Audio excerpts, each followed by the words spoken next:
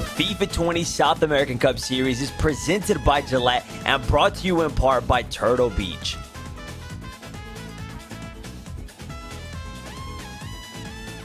Hello and welcome to day 3 of the FIFA 20 Summer Cup Series. My name is Kyle Walker. I'm joined by Alan, Avi, and Alan. What a day we have in store. Championship Sunday. Everything is on the line right now. It is finally here, and I'm so excited to witness this spectacle. These 4 competitors have made it to the final day. They topped their region. Now they're playing today for respect, prestige, and $10,000. Oh, they are. I love that. I love the way you put that. Respect, prestige, and the money as well. Now, there's been 3 days of, 2 days before this of action. So let's have a look back at what happened in day 1 and day 2 here at the FIFA 20 Summer Cup Series. Day 1. Wow, Alan, what a day. We had our competitors going head to head, and we kicked off with that 11-goal thriller. From there, I just knew this was going to be a good tournament, Alan. Yes, absolutely. These two guys, Zinho and Gabriel, they put on a show to get this tournament underway, the South American Summer Cup Series. Tons of goals left, right, and center. The game definitely did come to the wire. These guys definitely showed what they're capable of when it comes to scoring goals, attacking. And as we see there, we do see that Zinho, who was it that won?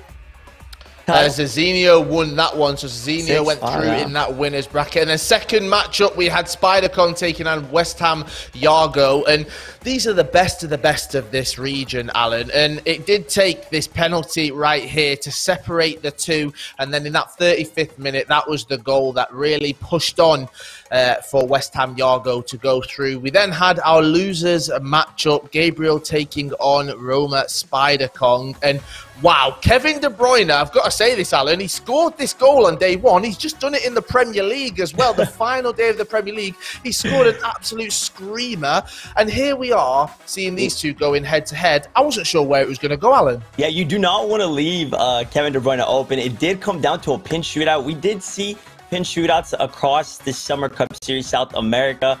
Pretty interesting stuff. We do see that Zinho does come up against Yargo as well. This game right here was amazing. We got number 2 versus Yargo. Zinho, he's been having such a great year, but Yargo, I don't know what it was. He honestly just turned up. He found his form at a very important time to do so. He scored the 4th goal right there, and it seemed to sort of fade away from Zinho at the end there. It did indeed, and that saw West Ham Yargo advance to the finals day. Yes, today he went straight through, but it is double elimination. So Zinho had another matchup against Gabriel, and this was the return, the rematch, Alan. And often in rematches, Mike LaBelle told me this, the person who lost the first game, they come out on top. Yes, because it's a mind game at the end of the day. As the winner, I myself have found myself in this situation, this mindset.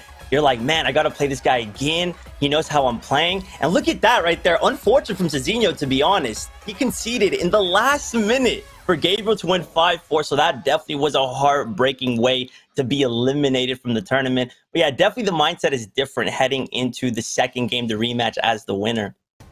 It really is. And as we can see right there, that bracket of day 1, what a matchup we had. Just that final one, Zinho and Gabriel. Wow, it was heartbreak, as you said. You could see it on Zinho's face. But Gabriel has gone through to day 3. And then we moved on to day 2. Now, we had 33 goals in day 1. And we predicted, well, we said there's going to be plenty of goals in day 2. And, Alan, that wasn't the case, was it? It wasn't the case. This day 2 definitely did start a little slower than day number 1. It just goes to show the different play styles that we can see across this region. Maybe the nerves got in the way as well. We do see it ended 1-1. Only 2 goals at the end of 120, right after 2 legs, compared to the 11 goals in day number 1. And Paulo Neto does take it there with another penalty kick shootout. He does indeed. Match number 2, so Wolf taking on NSE. Finish. This was our perfect matchup, as we said. We wanted to see this one, Alan. And I think that the fireworks, the drama, the tension, it was too much. It was here, yeah. As you guys can see, the 89th minute. What is Vinny's defender doing on the floor there? In the 90th minute, late into the game, literally the final play, Fulfilza does score to get the 2-1 victory. He did. Now, we had our losers matchup, Resende against Vinny. We didn't think that's what we'd be seeing right there. And it's one of these, Alan, where you just don't know where it's going to be. When you've got the best of the best, you don't know who's going to come out on top. And in this occasion, it was so close until those final few moments of that second game. It went to a penalty shootout once again, the second of the day. And you said that was just luck. It can go any way. Literally, yeah, it can go any way. It's basically like a rock, paper, scissors match, a penalty kick shootout. But this game right here, a big one, two powerhouses from the South American region. This game right here was very important for Paulo Neto. I feel like it gave him the confidence moving into day number 3. Look at the goals that he's scoring. This ball rolling across the goalkeeper, just tapping the ball in. Right here, Ronaldo, some skill moves, finishing it. I'm very excited to see Paulo Neto today, day 3, if he continues playing like the way he did in that game right there. Yes, definitely. So that left our decider matchup, the double elimination game. Whoever loses goes home. And Wolves for Filzer was taking on NSE Vinny. And what a way it was to end that second day right there of action at the FIFA 20 Summer Cup Series South America. Because, again, it goes to penalties, Alan. The third one of the day. Did you expect that? No, and the second penalty kick shootout for Vinny. Vinny, I don't know. Someone have an ambulance next to him because, my goodness, he's about to have a heart attack with all of these penalty kick shootouts. It's pretty insane. I definitely need to hit up Vinny for some penalty kick shootout advice, but he does end up advancing there with Paulo Neto. And those are the two competitors that we will be seeing today on Day 3 Championship Sunday. It is indeed. That was how the first day and the second day unfolded. We move into Championship Sunday, day number 3. And Alan, you said prestige, you said respect, but also there is money on the line. Let's talk about the prizes and the money that these players could win. Yeah, so the top 2 already guaranteed 5,000, West Ham Yago and Paulo Neto. The 4th place does get 2,500. Once you start winning and advancing today on day 3, you then can win $7,500 for 2nd place. And the grand champion at the end of today is going to take home a whopping 10,000 US dollars. Do you guys know what you can do with 10,000 US dollars? Oh, so much, and that is all on the line right here. And I want to talk about this because the 4 that are going head-to-head today, yes, the 4 competitors which we are going to see in Championship Sunday, let's have a look at those. Alan, out of these 4 right here, these are some of the biggest names in this region. They really are. West Ham Yago has been having a crazy, awesome, phenomenal season. Paulo Neto as well. He's shown what he can do not only in South America, but in the EMLS in North America. Gabriel, he has taken down Zizinho, 2nd in the world on his respected console. And then Vinny taking out fulfills a powerhouse on that console as well. These guys definitely are going to put on a show today. Yes, and as you can see, it looks a little bit weird on the bracket right there. You're thinking, why are they not all on the same line? Well, that is because it is a losers semi-finals that we've got right there. So there's still chance for someone to go home. Whoever's in the winners bracket, they've won all their games, so they've got another opportunity. They've got another chance. It is double elimination. So that makes it harder, Alan, in a way, for the losers because they've got to win that game, and then they've got to face the loser of the winners bracket, and then they've got to try and advance from that as well. They've got it all to do. So that money at the end of it, if they do manage to win, it's going to feel so much sweeter. It's going to feel definitely so much sweeter because you know that you had to climb your way through the snow, the rain, just everything, cross every obstacle known to man to get there. So the position that you want to be in is in the winners bracket. Obviously, you want to get yourself to the grand championship so you can have that cushion, sort of, so you can lose one game and then, you know, you can win the next one, you know, and you can still walk away as the champion.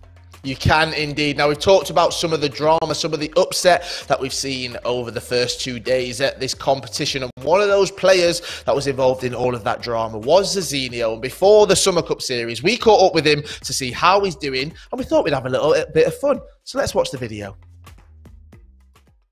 Oh, no! Zizinho! Look at this, look at this. Dude, look where it goes. Oh, no. Tell me, how has playing FIFA created opportunities and just so many different options for you in your life?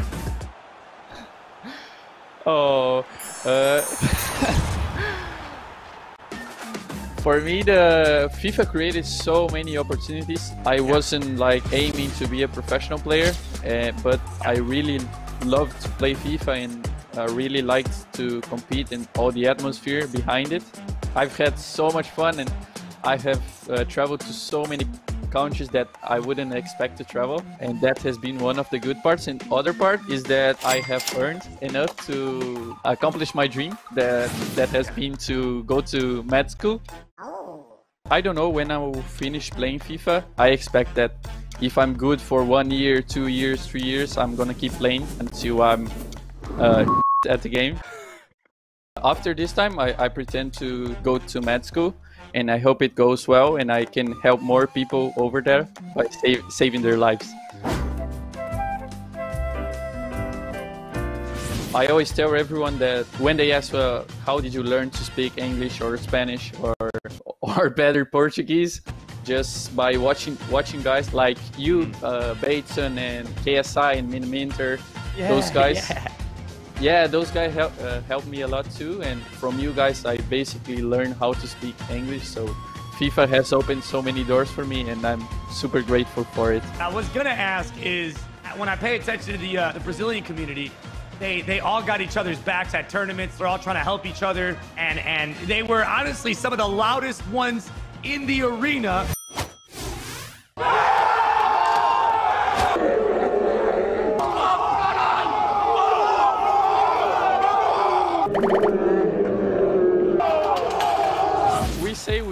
We are all brothers when we are in tournaments. It doesn't matter who is winning and who is losing. We always got each other's back. We here in South America, we don't have that rivalry that everyone talks about, like Brazil, Argentina. We are all friends here, and I think we're always supporting each other, and that's super important. You represent Brazil. You represent Benfica. What advice would you say for someone that's, younger and wants to be like Zezinho? What advice would you give them in trying to, master their craft and become the very best, FIFA player they can be? Just by playing video games, I learned so much, and just follow your dreams and do wherever you want to do, and always trust in your potential. Always trust yourself to do wherever you want, because I don't think we are here to set our limits. I think the world does it for us. So always believe in yourself. Well, there you guys have it. Zezinho wins 9-5, and it looks like he is the best a man can be. He defeats me, but that is why he is the #1 FIFA player on the PS4 in Brazil, the #2 FIFA player in the world. Zezinho, congratulations, oh man. How do you feel? It was a great game. I had a lot of fun and a great talk, and I hope you guys enjoyed as well.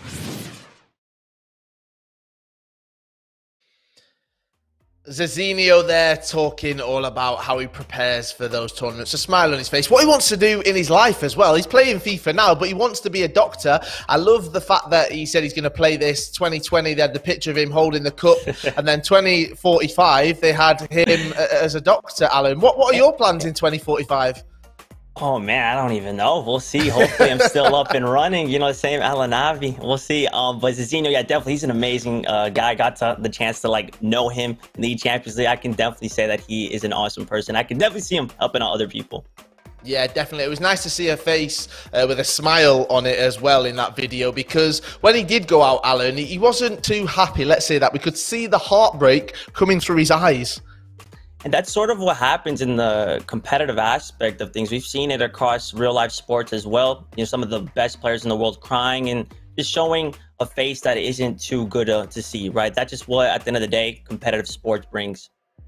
It definitely does. Right, let's talk about day 3 then. As we said, a huge day of action, of competition. We've got Gabriel, we've got West Ham Yago, we've got Paulo Neto, we've got Vinny as well. Those 4 are going head to head. And Alan, this is where I like to pick your brains. I like to get the expert analysis. That's why you're here, to teach everyone, to give your little nuggets of knowledge. So I'm going to ask you, Alan Avi, who is making it to the final today?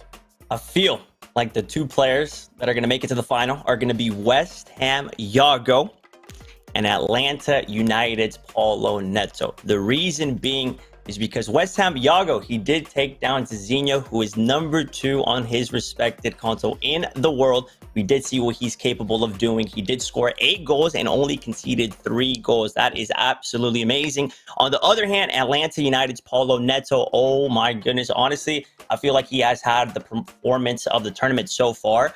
Seeing what he can do against a player like Fafilja. Both of them, they have won their games by clear margin. We did see that Paulo Neto scored 5 goals and only conceded 1 goal. So these guys definitely know what they're doing, and they're definitely in form. They are indeed. Right, I'm going to do this, Alan. I'm going to be mean. You have to choose one winner. I want to know who you think is going to win the FIFA 20 Summer Cup Series South America. Put your name and your reputation on the line right here. Who is it? The player that I think is going to take the $10,000 US, Buckaroos, is going to be West Ham Yago, the youngster. He's 20 years of age. Fun fact, he turned 20 this month. So lucky birthday month, Victor. You never know. A nice birthday present. He also is the only Argentinian player in the entire tournament. So he not only has himself to prove, he has his entire nation to prove, right? So I feel like he's going to have that motivation heading into the day number 3 Championship Sunday. Oh, okay. It's my turn then. I'm going to go for it. Who do I think will be in the finals today? Well, I've got to agree with those two. I've done it all of these 3 days. West Ham Yago and Atlanta's Paulo Neto. They will be reaching the finals, in my opinion. I've been speaking to Richard Buckley, Brandon Smith as well. I'm interested to hear who they thought. I want them to put it out as well. Don't come on here pretending, jumping on our bandwagons once again. Richard and Brandon, you have to put it out there. So these are the 2 that I think will reach the finals. And who do I think will win it? Well, Alan, we've agreed on so much over these 3 days, but we're going to have to disagree on this one. Atlanta's Paulo Neto, that is who I think will win this FIFA 20 Summer Cup Series South America. We saw his performances yesterday. We know what he's capable of, and I just think he's got it all, and he's ready to dominate and be crowned the winner. Yes, the winner of this region right here. Once again, Richard, Brandon, I know you're watching the Twitch stream right now. I want you to put who you think is going to win. Put your reputations on the line, just like they make me and Alan do. Right, let's talk about this then. Let's talk about this day. We've seen the bracket, Alan. I think we're in for an exciting day. 33 goals on the first day, 17 goals on the second day. Championship Sunday, what's going to happen? I feel like we're going to see a lot of goals. We'll see, because these players have just different play styles. Sometimes they do change their play style, be a little bit more secure instead of attacking, pressing, right? On Championship Sunday, everything's on the line, so you kind of just want to play the simplest, the best that you can. But knowing these competitors, they are not afraid. Like, they're really not afraid to show and demonstrate their skill when it comes to the attack. They're really good defenders as well. We've seen Yago score a lot of goals. He scored 5 goals against Zizinho. He wasn't intimidated that Zizinho is second in the world in the global series. The same thing with Paulo Neto. He was skilling, scoring goals left, right, and center. So we're just going to be in for a good day of FIFA today, and I just can't wait. I'm so excited. Yes, it is going to be an exciting day. We do kick off with that game that me and Alan have said is going to be the grand final. So whoever loses this one, they've got it all to do. They drop down into that losers bracket, and then they've got to fight their way to those grand finals. Yes, we've got West Ham Yago taking on Paulo Neto just after this short break. We'll see you soon. What a start. What a start. Alfonso, the man that everybody's been hyping about, will win tonight's tournament. Mel is just so good with Mbappe. Bosniano take a bow. King CJ. An absolute laser beam to that top left corner. Dembele to win it. And Agui snatches it at the death. It's more drama from the Italian.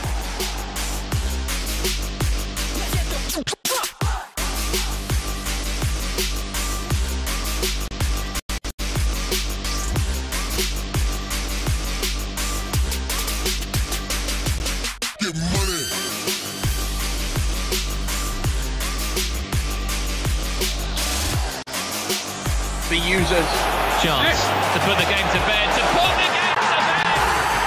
We could be looking at some more history.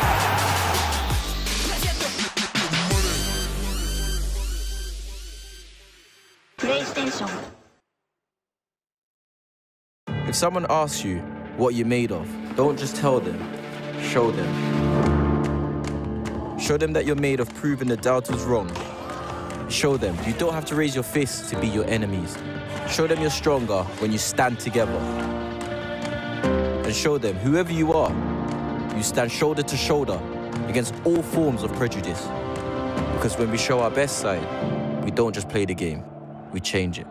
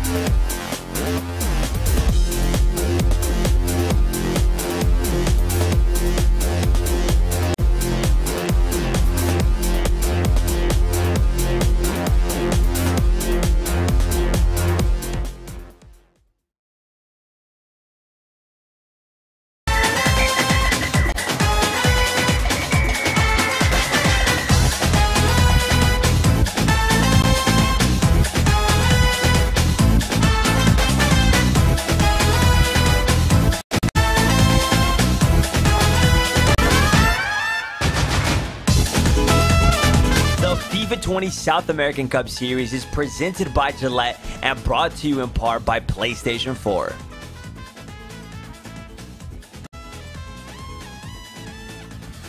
Welcome to Championship Sunday here at the EA Summer Cup Series South America. You're joined by myself, Richard Buckley, and Brandon Smith. Before we get into our first game, here's a quick reminder to link your EA and Twitch accounts if you haven't already done so.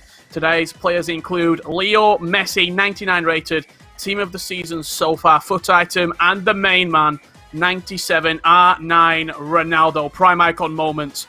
These items will be dropped to certain Twitch viewers with a linked EA and Twitch account. Drops will take up to 72 hours to appear in your account following the last day of the tournament. And you can link your accounts at www.ea.com/Twitch linking.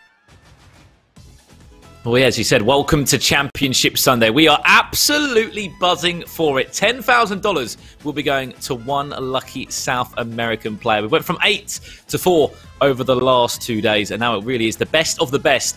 And who is going to be ending the FIFA 20 season in the best style possible? If you don't know who is in the Final Four, we'll have a look at the bracket to see how that is looking heading into today, Richard. But it's certainly been a couple of days that have brought surprises. We've lost big names in the tournament. We've lost Resende, we've lost Spider-Con, we've lost Cezinio. So many big names fell early in this tournament.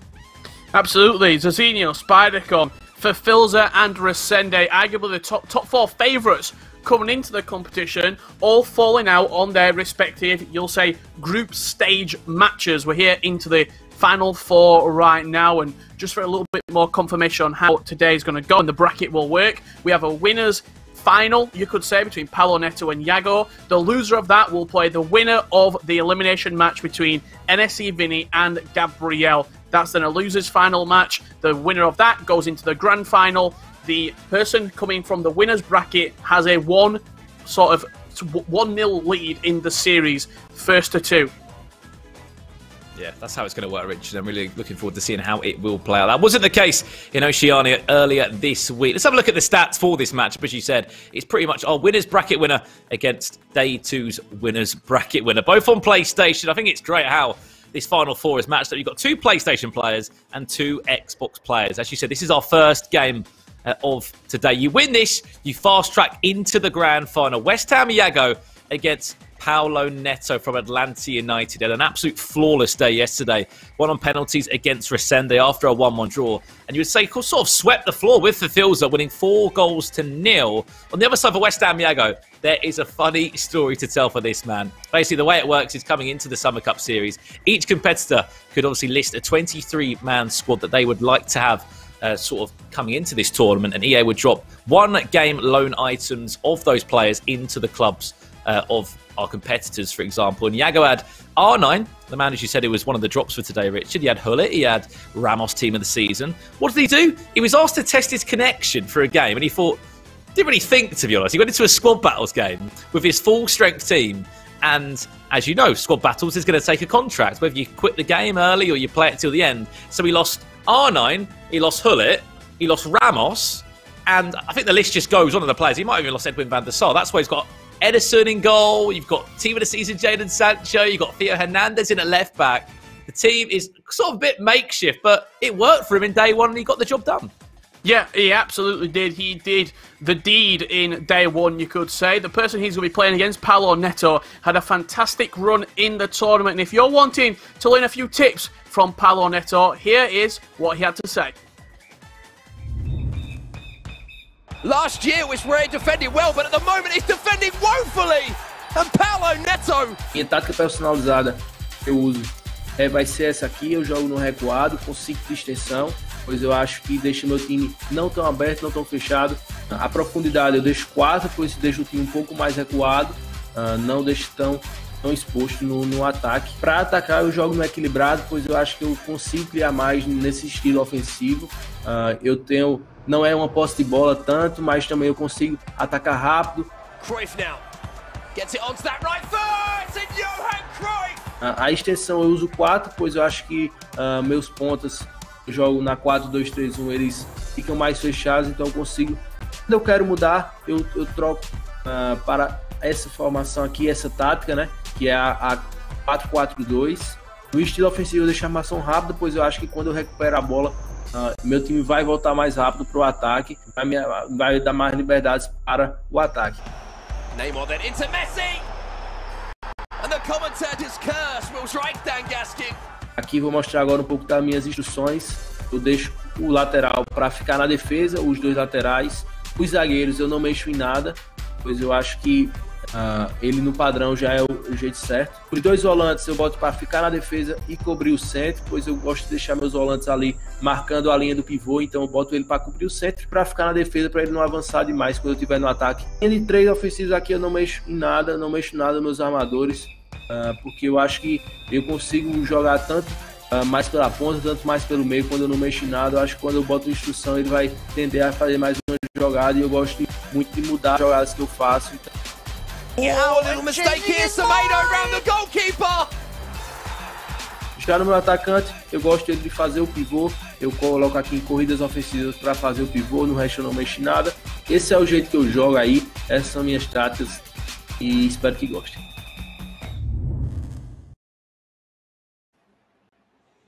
Well, those are some of the pro tips there from our grand finalist in Paolo Neto. He's saying how he enjoys a 4-2-3-1.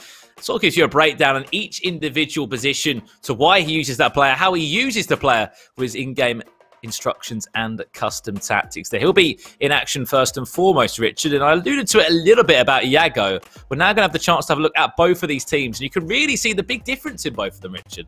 You can indeed with the... I mean, it's quite a funny story, really, that he used these players, but when you think about it, $10,000 on the line, and you took the best 2 players in the game out of your squad, arguably with R9 and Hullet. I'm sure he asked as well. I'm sure he asked people if he could get the players back, but it's a strict 1-game policy. It's your responsibility. If you waste that player, then it's all over. But we get the opportunity here in the Summer Cup Series to have a look at the 2 players as we're playing all online. There's a few changes, Brandon, and that team on the left, Jadon Sancho, Theo Hernandez, and Edison in goal. But I tell you what, in day 1, those players clutched up for him. Edison was fantastic. They were, and you sort of asked the questions. I said to him, so, you know, why Hernandez? Why Jadon Sancho? Why Edison? He just said, obviously, I needed to make something work. I like Team of the Season Jadon Sancho. I think he's a fantastic in-game play. He said, I need to play Edison to get De Bruyne on a little bit more chemistry. But other than that, as you said, you can see the players on the bench that are without a contract. Those are the big players he missed out on. On the other side of that for Paulo Neto, it's that standard team that is very, very strong. The only thing you could maybe mention is that he's gone for Trent Alexander-Arnold in at fullback compared to sort of the more natural Carlos Alberto that many pros have used over the last couple of days. You can see right at the bottom there's a little sort of voting poll. You guys in the chat can get involved in that. Hashtag Yago or hashtag Paulo. Who do you think is going to win this game? Let's hear from you in the chat. Hashtag one of those 2 names, and you'll be able to see the poll. And at the moment, 96% of the votes to Paulo is pretty ridiculous. Yeah, I think people's Y key might be broken in the chat. 97% Paulo Neto absolutely smashing Yago in terms of the Twitch poll. Both of these 2 players won their individual groups on their specific days, day 1 and day 2. So it's going to be all about who can come out on top here in day 3. 98%. 98% it's peaked at right there. Absolutely mental. I think the one thing that I look at coming into the Summer Cup Series, I've said before in commentary, the season's been sort of in 2 parts. You've had your LAN events, you've had your early events, which Paulo Neto played at, he placed well at. That is how we caught the attention of Atlanta United, because he did actually kick off the season as an SPQR player. If you don't know that organisation, heavily based in South America, heavily based with sort of picking up Brazilian names. You know, the likes of Tor, that now plays at Ajax. He once played for SPQR. Paulo Neto, another one of those names. They actually nearly had a player that played in the Summer Cup Series. That was Felipe. He finished 1 spot out of qualifying for this tournament over on the Xbox. Such narrow margins. That was next to Janos within the top 16. But it's one of those, like I said about the 2 part of the season. The second half of the season, he's played quite a lot of events at home as Paulo Neto. I'm talking at home in South America. One of those events was the EMLS that was broadcasted online. He had a top 4 finish there. He did lose to the hands of New York City Chris, but out of sort of the list of players that are involved in this tournament, he has had a lot of sort of experience of playing in big cash tournaments from the comfort of his own home. And 2 things just on the back of that, Brandon. The first being, he's played a lot of tournaments in terms of with Atlanta in the EMLS. Think of the distance, the connection. It wouldn't have been great from South America to North America trying to connect. What's that, 6,000-7,000 miles potentially? So that would have been tough for him, and he's even making good runs in those tournaments, so it just shows his real natural quality. The second thing, to touch back on SPQR, they have sort of got a reputation of getting this young emerging talent, 17, 18-year-old players, and just absolutely turn them into global superstars.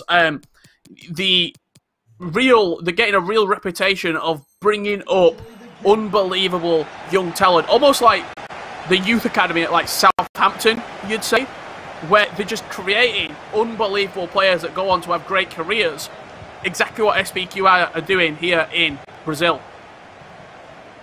Well, there's no more waiting now, Richard. Championship Sunday is officially underway here in South America. $10,000 will be awarded to 1 lucky player over the course of the next couple of hours. Remember, this is our winners matchup. Whoever wins this goes straight into the final. And why it's called a winners matchup, neither of these 2 have tasted a defeat in day 1 or day 2 of the tournament. We're only 4 minutes into the game, but the goals are flying in. And it's Paulo Neto. If anything, a wake-up call for Yago to say you're in a game, you're in a difficult game, and I'm up by a goal to 0. Paulo Neto starting Championship Sunday as he left yesterday. A 4-0 victory against Verfilza, and now he's 1-0 up inside 5 minutes here against Yago. I'm going to just throw my neck on the line here. I'm going to say we're going to see a high-scoring game here between these two. It's something we've not had since day one finished. But I feel like today's the day when we see goals flying in.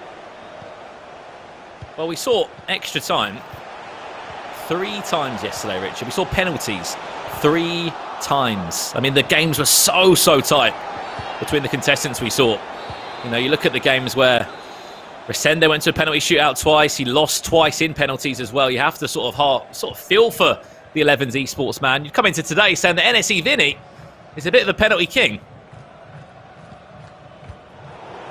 He played 2-1-2, hasn't he, Vinny, when you look at the games that he played in. And interesting enough, Brandon, both of those games against Resende and Verfilzer both finished before penalties were taken 2-2. So really sort of a duplicate performance for him in back-to-back matches.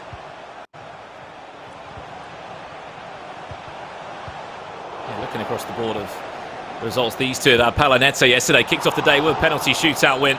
Chance now for Neymar, stings the hands of the goalkeeper, out for a corner, it shall go. Won that game against Resende, 1-1 draw over 2 legs on the penalty shootout, as I alluded to. Then played against Verfilzer, and I think across the 2 days, probably the most dominant performance we saw from any individual competitor from Paulo Neto. It goes with R9 off the bar. Paulo Neto coming out flying in this winners bracket final. Remarkable pace to the start of the game here.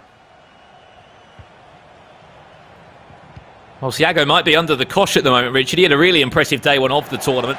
Beat Spider-Kong 3-1. I'm sure he would go into that winners match then. Played against Zezinho, won 5-2 with this squad, which, as we said, it's not perfect, but sort of been really perfect from Iago in terms of the performance he's been able to make. Let's talk about what we're alluding to. He's playing Edison in goal. Jadon Sancho on the right-hand side. Yes, he's a team of the season item, but he's not R9. He's not the likes of a player we'll see in 90% of pros teams. It was a wild card, especially Theo Hernandez, the AC Milan fullback. Also one of those other players that's in the team. Chance now for Paulo Neto. Back to Mbappe. It's 2-0 in 25 minutes. Richard said there was going to be goals, and the goals are flying in. I do not lie when it comes to my predictions, Brandon. Kylian Mbappe. The beautiful little reverse pass inside as well, creating the chance. And Ronaldo, not really known for his passing, but finding Mbappe, who, again, you're going to see this and you're going to hear us talk about it. If you're not shooting at the near post, try it. You will score more goals.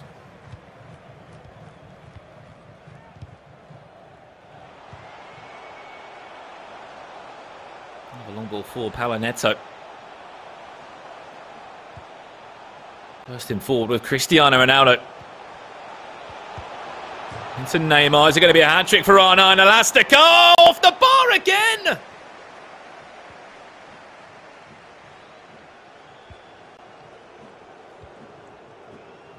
Paulo Neto is absolutely peppering the goal of Iago. That's 4 good chances, Richard. Another day, it's 4-0. Unbelievable start to the game, and a little bit of a look behind the curtain. I was streaming some FIFA earlier, Brandon, and believe it or not, Paulo Neto came into my stream. He said, I liked your prediction. I'm going to back it up. So, clearly confident, even before a ball has been kicked in Championship Sunday. Here's Neymar, looking to make it 3. There's options in the box, wins a corner. You can see a pause cued by Iago. Can't see the point of view of Iago. See what changes he will be making, but he's 2-0 down in 37 minutes. Looking to change something as soon as he can. I mean, talk about back against the wall performance. 2-0 down inside the first half of the first leg. Ronaldo into R9.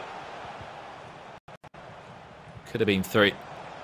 Wasn't for some superb defending at the back from Vieira. That's the first time he's been called up and actually been involved in making a good tackle.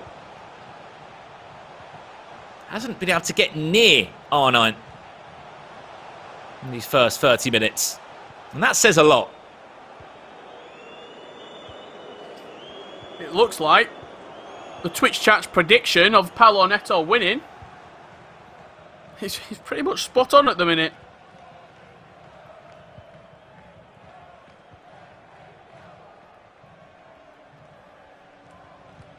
Just as we're talking about R9, Richard, he's one of those players that we know how good he is. We know he's one of the drops for today.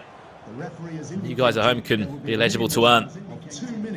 If you give him space, if you give him time, if he just even gets a couple of touches, Richard, all he needs is like 2 touches. Touch, shot.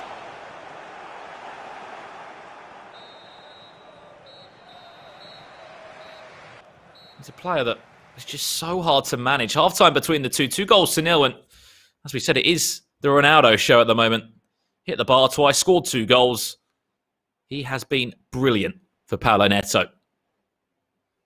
Truly fantastic start to the game here from Paulo Neto. And Iago looking down at the minute. Changes need to be made for West Ham Iago.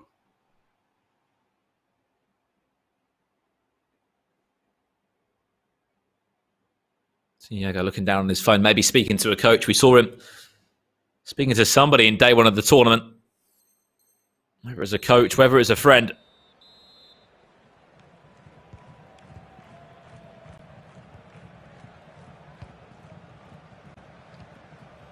We're back on the way in the second half. 2 goals down in our first game of today. You win this, you're guaranteed another $2,500 alongside a place in our final. Can Iago hit the ground running in the second half? Eusebio is better from the West Ham man. First shot of the game he's been able to register. It was a great save from Edwin van der Sar.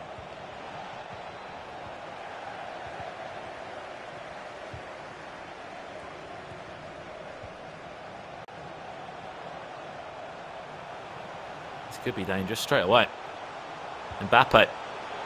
A lot of space to drive into. Watch that back post. Neymar's there. Teed up the shot, powered up the shot. Fortunate enough, there was also a defender there. Just to sort of just snatch the ball off the player. That was Theo Hernandez. A very interesting match that we've got here. It's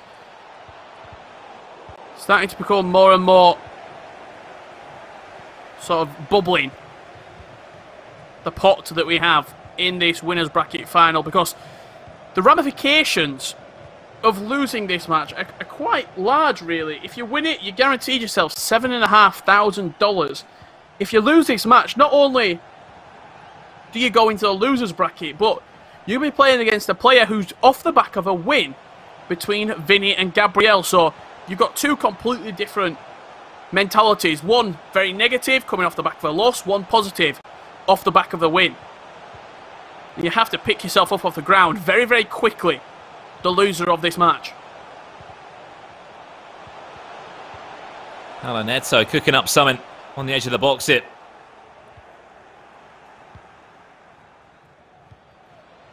Just feel like if you do lose this game as well, Richard, you're going in as sort of a negative mindset into that loser game against a player that's just fought for their life. In an elimination game, as we said, that will be between NSE Vin and Gabriel from Team R10. You lose that, you go home. You win it, you're guaranteed 3rd place in the tournament and potentially the run towards a grand final. Another long ball forward. Is he onside? Yes, he is. Here's Mbappe, option towards that back post. It was just no lifting the ball. You can see Paulo Neto frustrated there because that's a guaranteed goal, you'd think.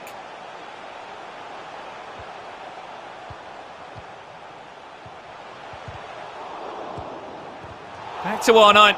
It's another chance, another loose ball, and another chance wasted.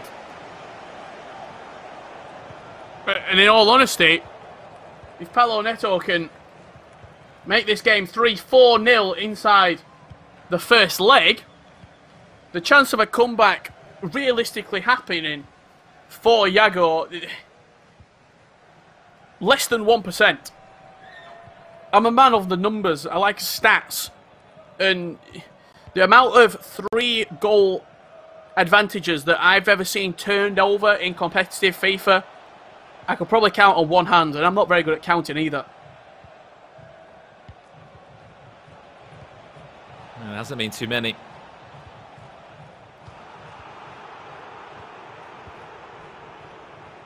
In this game.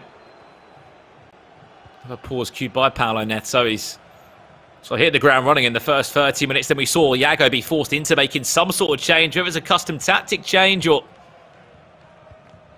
a couple of instructions.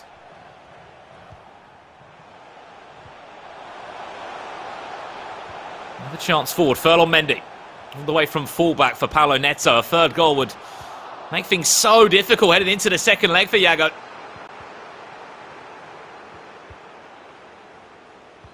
Second half, Iago has played much better. He's defended better. It was that early goal, that real sucker punch, that put him in a real uncomfortable position early doors, but a chance to make up for it. Kylian Mbappe, absolutely shattered. Look at the stamina. Mbappe, Eusebio, they've just got nothing left to give.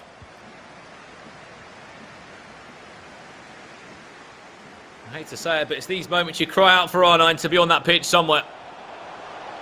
Because Iago will think, all I need is one good chance, one opportunity to get the ball into that striker. No goodies, this is fantastic dribbling from Mbappe, by the way. I tell you what, might have been fortunate to get the bounce back, but you can see Iago there just frustrated to say, how is that happening? How am I letting that happen? Extremely animated Iago there. Couple of changes coming onto the pitch for Paulo Neto. Mbappe, that was his last contribution, with Eusebio entering the field alongside Sadio Mane. And right there, Brandon, is a perfect example of why Foot Birthday Mbappe needs to be on the pitch. I think that was an Mbappe left-footed shot. If that's Foot Birthday Mbappe, he scores. Because it's regular, the 4-star weak foot Mbappe, it went wide. Oh no, it could get a lot worse for Iago. Chance, ball around the goalkeeper, and Iago's frustrations, unfortunately, just keep on building. Such a simple mistake, such a simple thing in the game that so many pros once were penalised for, and months on, years on, it still happens to those that just aren't on the ball. I just don't get why you're trying to play out of the back there. I don't understand what... 10 minutes left to go. Why is Iago trying to pass out of the back there? It's bewildering. I mean, if you remember it, what was it? FIFA 18, I think it was, more than FIFA 19. The throws. The throws, wasn't it? Yeah. It was a simple goalkeeper throw that always used to fall to like the cam area in a 4-2-3-1. And we always used to talk about it on commentary. So many pros used to do it. And when you're frustrated in a game and things aren't going your way, we saw that from Iago. He'd turn around to a family member, a friend, or someone on a video call, just very animated, very frustrated. Made that simple mistake. Now he's 3-0 down, and as you said, Rich, it's just a mistake that doesn't need to happen. And every single ball that goes awry for Iago here, you can see frustrated vocally, and his blood is probably boiling right now.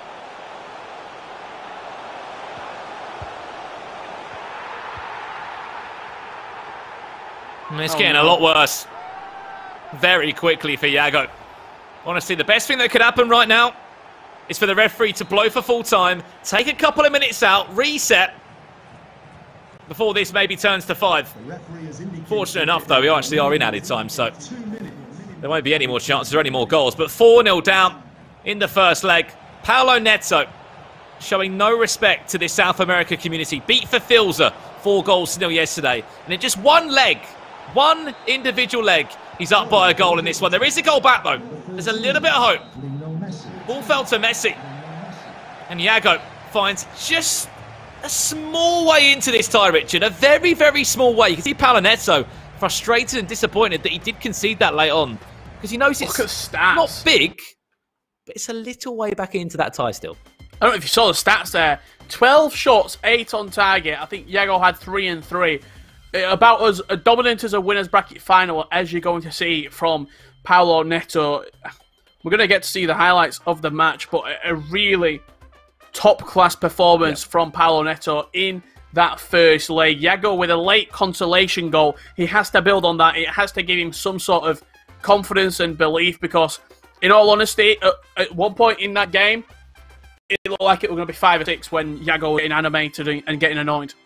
100%. I think when you're just frustrated, any FIFA player will know that. The worst thing that can happen is you just keep conceding goals because you're going to make mistakes, you're going to get frustrated. Next thing you know, players are coming off the pitch with straight red cards. But if you didn't know already, there's a handful of sponsors that have helped put together this incredible event over 23 days called the Summer Cup Series. And we may as well talk about one of those in particular, and that's Turtle Beach, because you guys at home can potentially win yourselves a headset like myself and Richard have been wearing over the last couple of days. Of course, if you didn't know, the Turtle Beach is a huge sponsor within our tournament here. And the FIFA 20 Summer Cup Series is brought to you in part by Turtle Beach. Be sure to follow at Turtle Beach on Twitter and stay tuned for a unique hashtag that you guys can tweet for your chance to win an Elite Pro 2 headset. As we said, make sure you follow Turtle Beach on Twitter and stay tuned because in about an hour's time, or maybe a little bit longer than that, or shorter, we will be revealing a unique hashtag that you guys need to potentially win a headset at home. Yeah, great work there. You can get involved with Turtle Beach. Brandon told you all the details. And speaking of details, let's have a look at the details of that first leg performance where it was won and lost for Paulo Neto in our winners bracket final. You look back and it was the early start, 4 minutes in. R9 Ronaldo smashing it in at the near post, 25 minutes eclipse. Look at this little reverse pass. Beautiful back heel into Mbappe to make it 2-0 inside the first 30. I mean, yeah, you're 2-0 down. It's getting difficult. It was Mbappe got the second, and then the goal just kept on going, and you saw Paulo Neto. A little celebration there. This was 78 minutes into the tie. There was a couple of chances, a lovely little bit of passenger play. Yes, maybe fortunate to get that bounce back, but Mbappe was just teasing with the back four.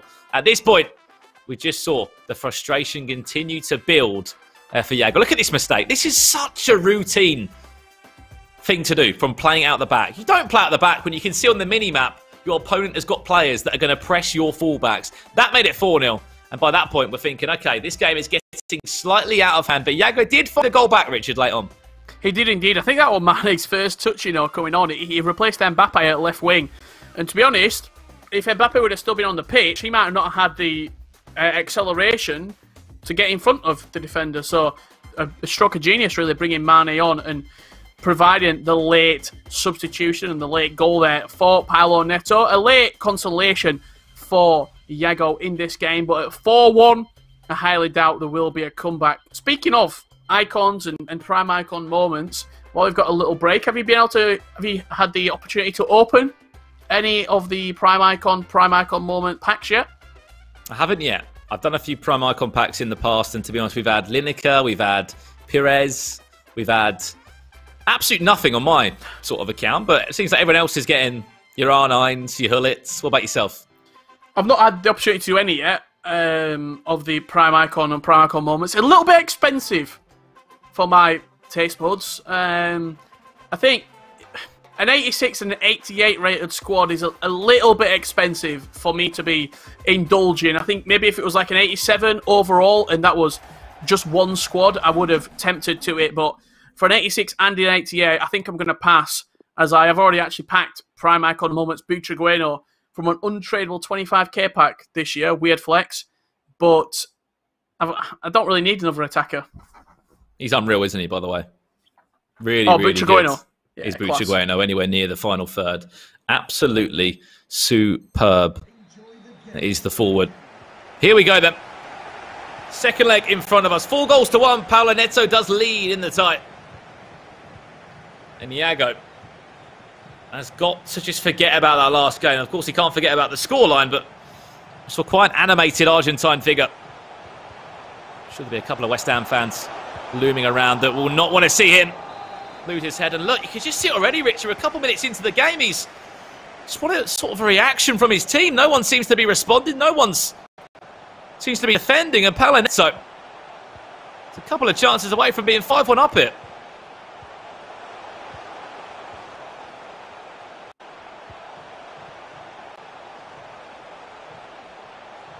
Vieira back to De Bruyne. Pull it. Into Neymar, patient. Build up in and around the box for Paulo Neto. Back to Neymar again, into 1-9. You've got to game. That's game, set, a match. Absolutely. He took the words right out of my mouth. R9 Ronaldo with the finish. And just as the Premier League is coming to a close in real life, Yago will be moving down to the losers bracket, and Paulo Neto will be guaranteeing himself $7,500, 5-1 up. Looking in great stead here in this tournament. The favourite and the one to watch. No, Yago just has to have a mental reset here, Richard. Heading into the second half, he will be able to get a chance on goal. A massive save from Van der Sar. I thought it was into the back of the net, hence the initial reaction from myself. Ronaldo turned his man. Van der Sar delivered the goods. With a huge save, just pouring that one away. Now for a corner. Another corner to come in now for Yago. Plays it long this time. All the way across the box. It's bouncing. Back to Ronaldo. Vieira initially wins the first header. So many Atlanta United shirts just in the way. You don't know too much about Paulo Neto, a player that's had a great FIFA 20 year.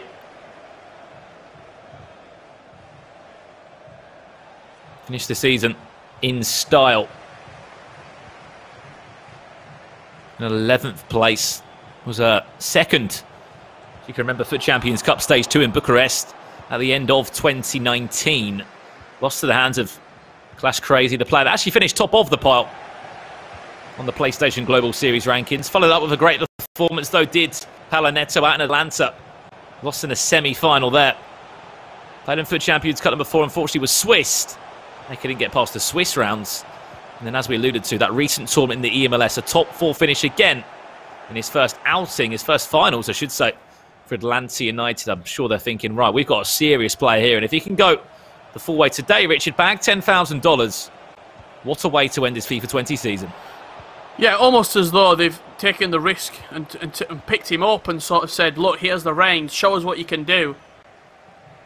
And sometimes you need that confidence of a team or of an esports organisation or a football club to back you and to make you feel special and to go, you're our player. Go and show us what you're capable of. Go and win us an event.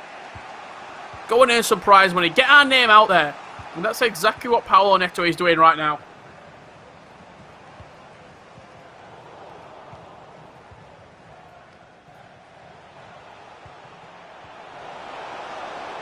Here's Paulo Neto again. Look at the Atlanta United shirts in the box. There's also an option of R9 there. Lovely into Neymar. He's offside, it won't count, but what a goal that could have been if the run was timed slightly better from the forward.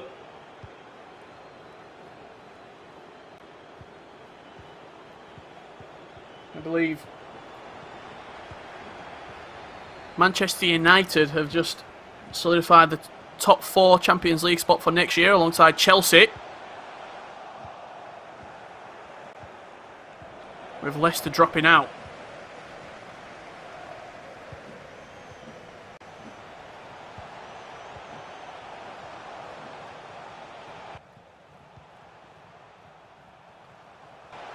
Lots of changes happening in the real world of football as well. We'll do our best to keep you up to date with any big stories that are being created alongside that with the Summer Cup Series. Remember, the Summer Cup Series also does continue next week with Asia kicking off.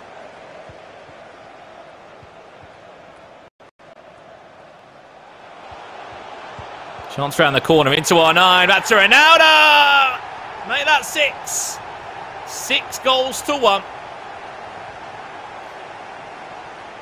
And as unfortunate as a result this is for Yago, you sort of just have to have a short-term memory right now and erase this from your head. Don't let it get ugly. Don't let it turn into 10.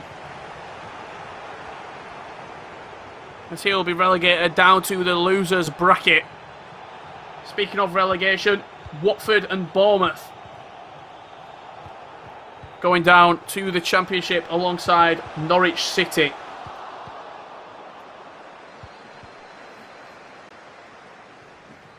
Although he's losing 6 goals to 1, he will have a second chance. Iago, he has experienced a lot so far.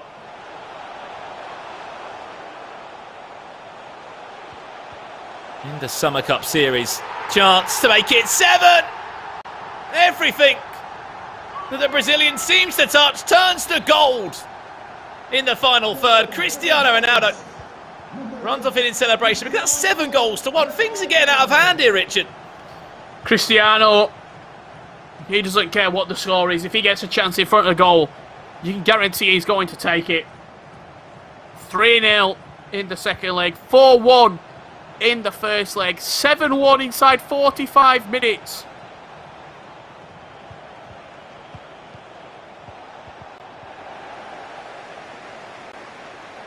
And if you're a West Ham Iago fan, it's quite hard to watch right now.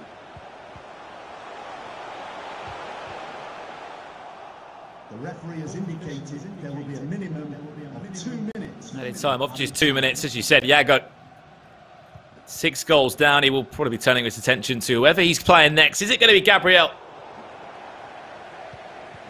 Will he be up against NSC Vinny? Half-time in this second leg, and Paulo Neto. You can see a sort of half smile come out from the Brazilian. He's happy with how he's playing so far, and so he should be. Well, I did say there was going to be goals. I didn't expect them to be all in one player's favour, though, did I? I thought we might have seen like a 5-3 or maybe a 5-4, but nope. How wrong could I be? 7-1 right now. Paulo Neto leads against Iago. In his last 2 games of FIFA, if you talk about the double legs included, Paulo Neto is 11-1 against Verfilza and Iago combined.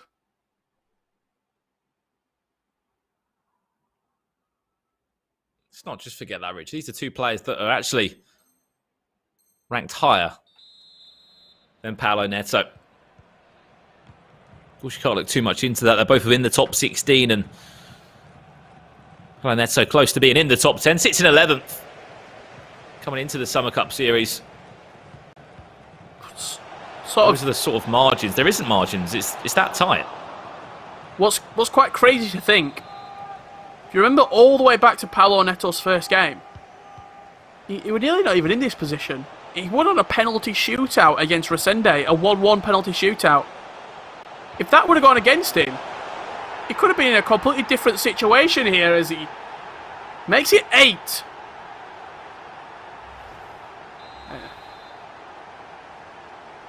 Yeah. 8-1. I would 8 to beat Iago right now.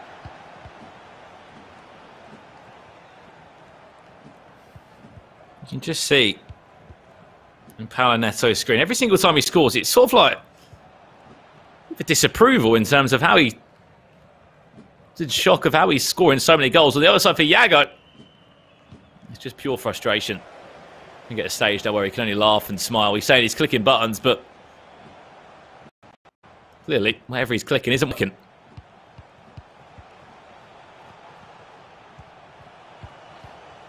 Thank you.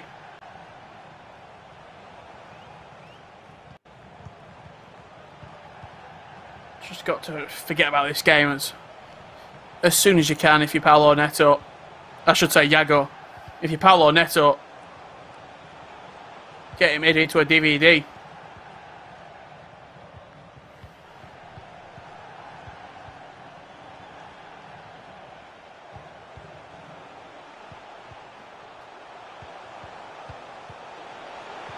Oh, no. That's the De Bruyne.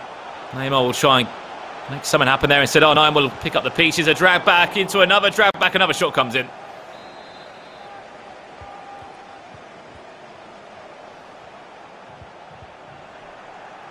And as we said,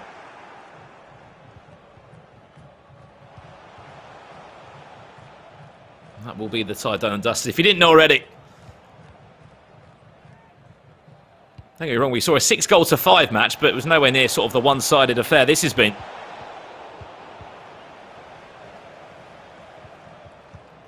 Eight goals to 1. Crazy start to Championship Sunday. A scoreline that no one would have been able to predict. Talk about domination.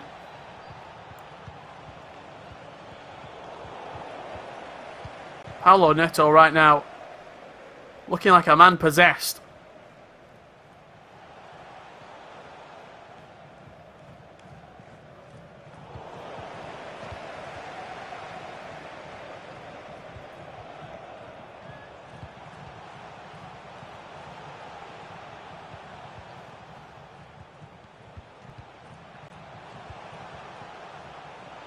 He'll be wanting to play his grand final now, Richard.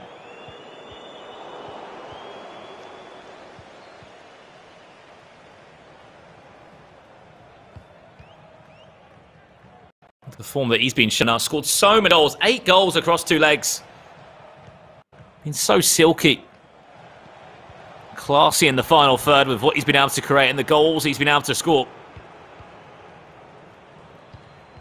Full array of top-class finishes. Could it be another one? Fancy number 9? Obviously, I don't think the result would have differed whatsoever if these two players would have been on the pitch, but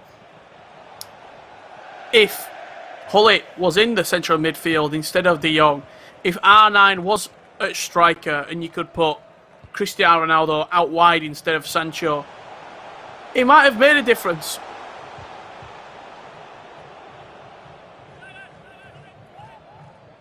Maybe not 7 goals worth of difference, but could have sort of softened the blow, shall I say. One of those now, though, Richard, where you can't just sit there and say what ifs and buts in terms of Iago's team.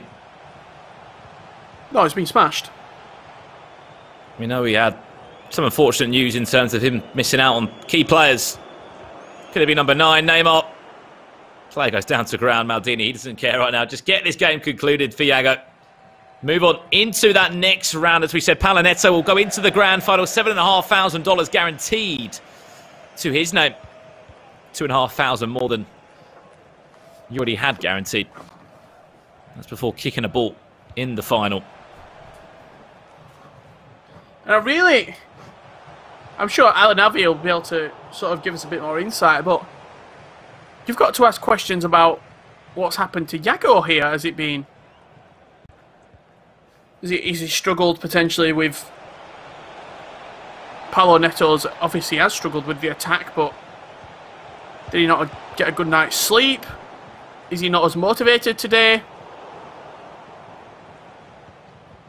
Potentially is he playing on a high latency to players from different countries?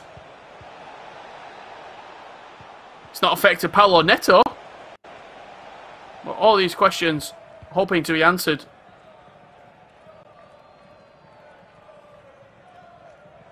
Tell you one thing, Rich, I don't think I've seen Iago not stop reacting and, and actually moaning at things in the game since the first whistle's been kicked in his second leg. Clearly.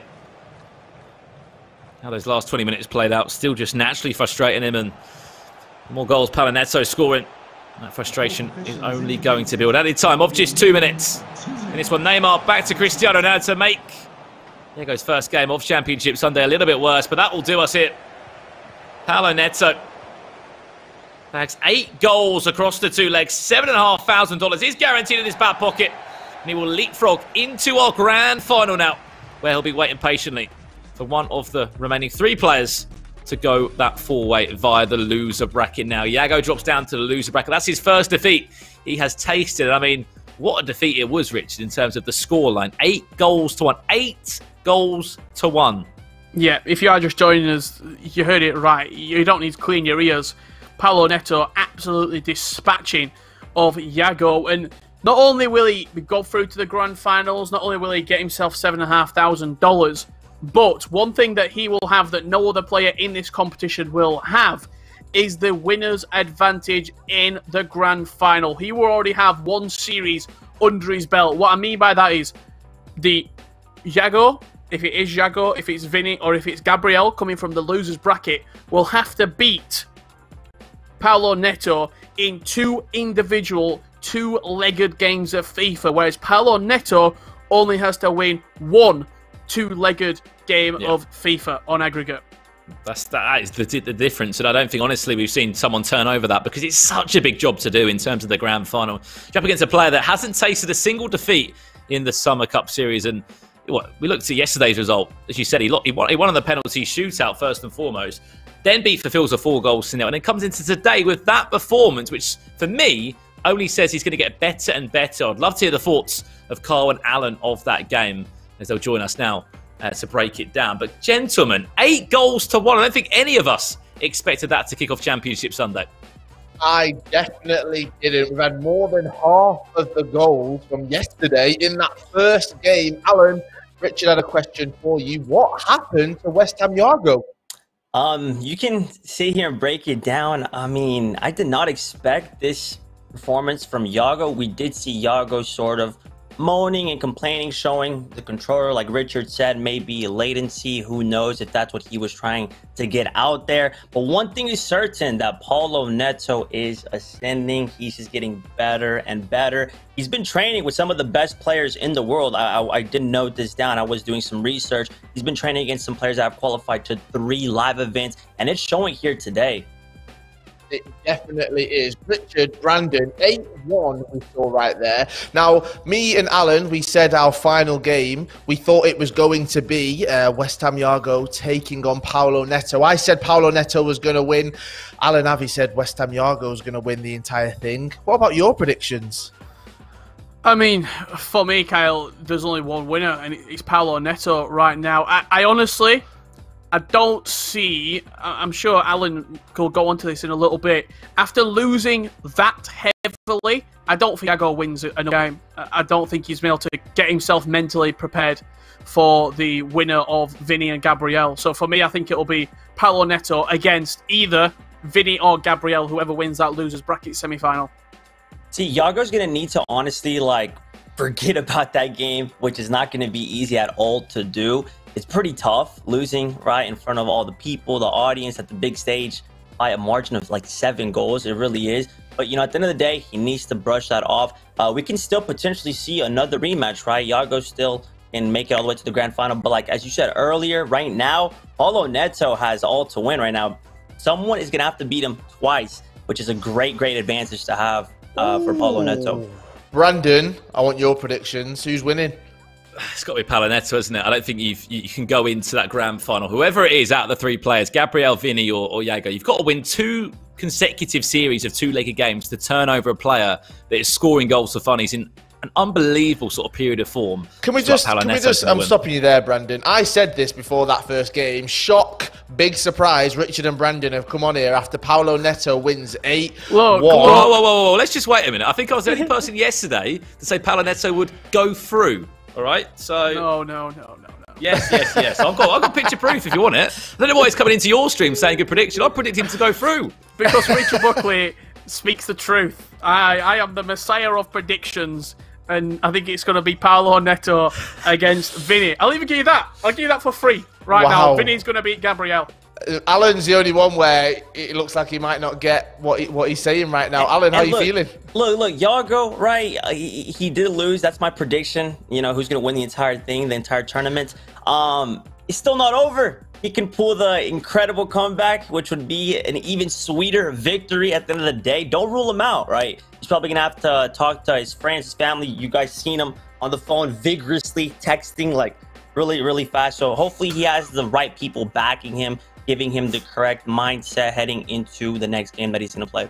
that would be a bigger comeback than Liverpool, Barcelona, Tottenham, Ajax, Liverpool against AC Milan 2005. Richard, if West Ham Yargo can manage to pull this back and win the entire tournament, he deserves every single dollar he'd win.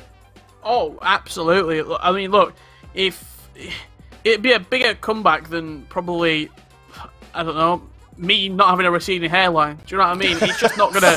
I just don't see it happening. Like when you look at the opportunities that have come up, I just don't see it happening. Wow. Well, on that bombshell right there, let's have a quick look at our bracket for Championship Sunday, day 3 right here. And as we saw, yes, it looks. Well, as we've seen, West Ham Yargo's dropped down because we've had that winners matchup. Paulo Neto came out on top. He goes through to our grand final. He's 1-0 up on aggregate already in games, and that means it's all to play for. We've got Gabriel taking on NSE Vinny for a place in that losers final right there against West Ham Yargo.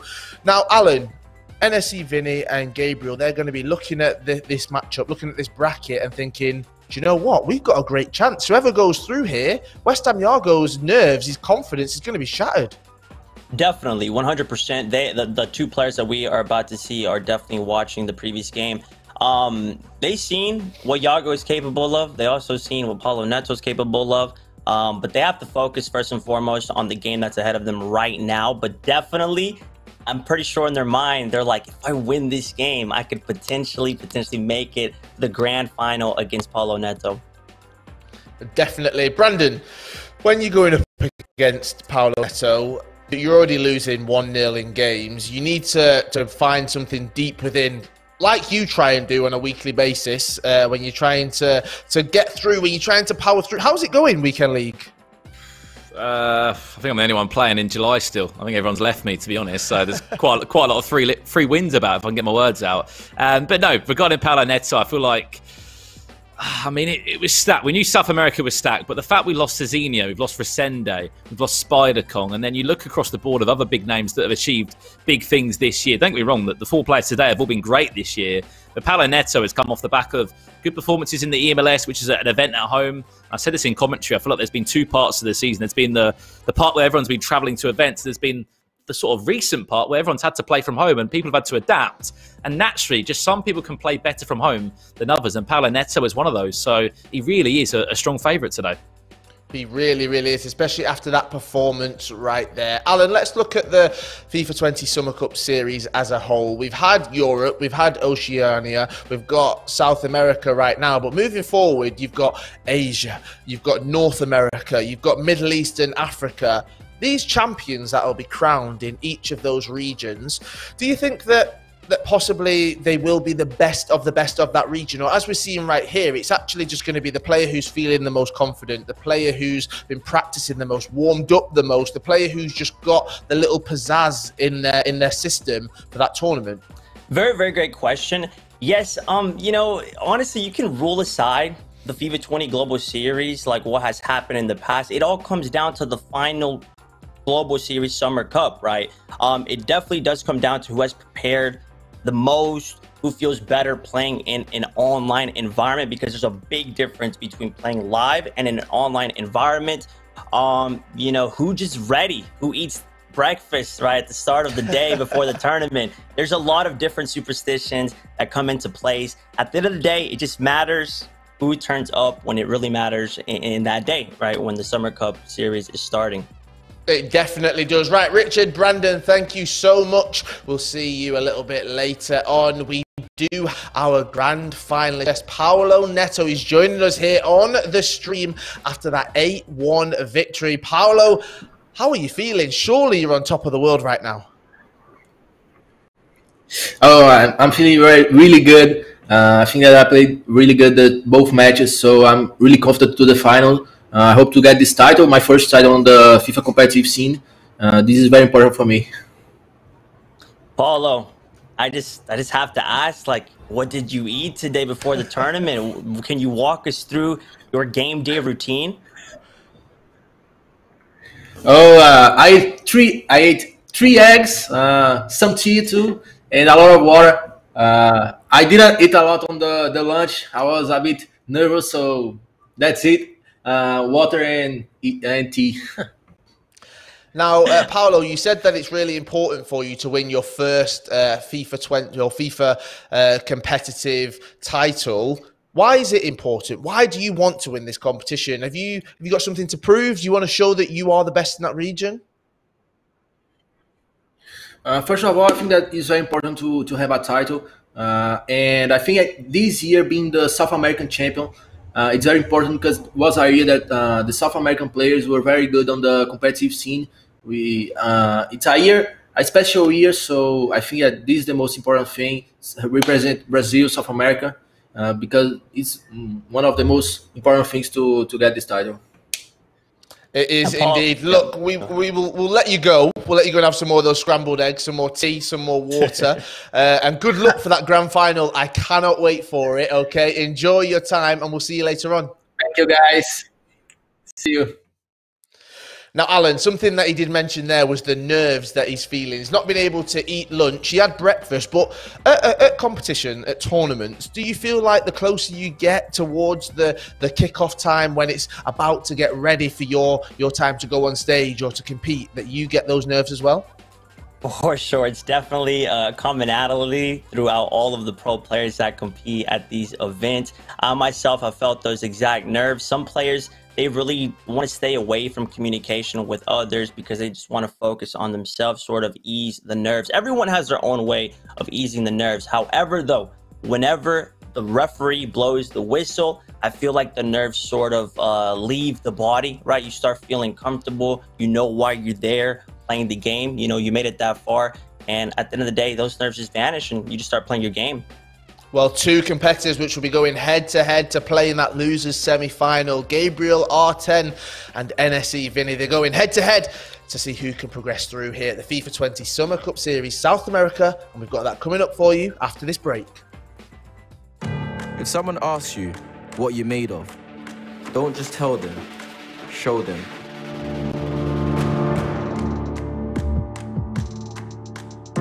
Show them that you're made of proving the doubters wrong. All the doubters, every single one of them. Show them, whatever happens, you don't have to raise your fists to beat your enemies.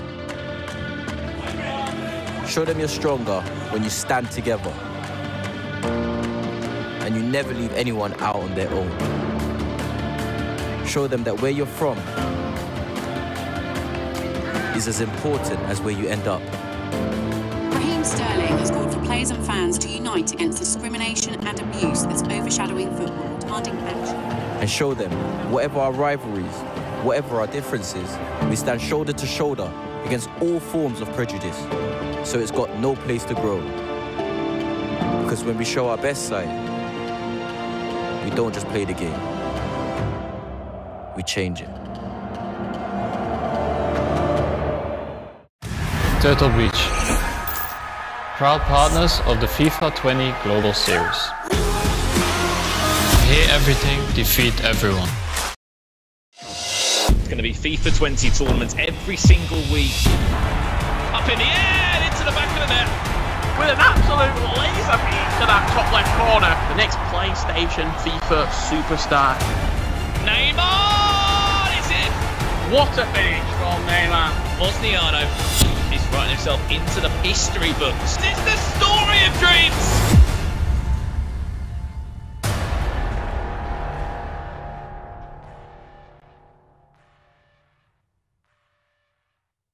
PlayStation.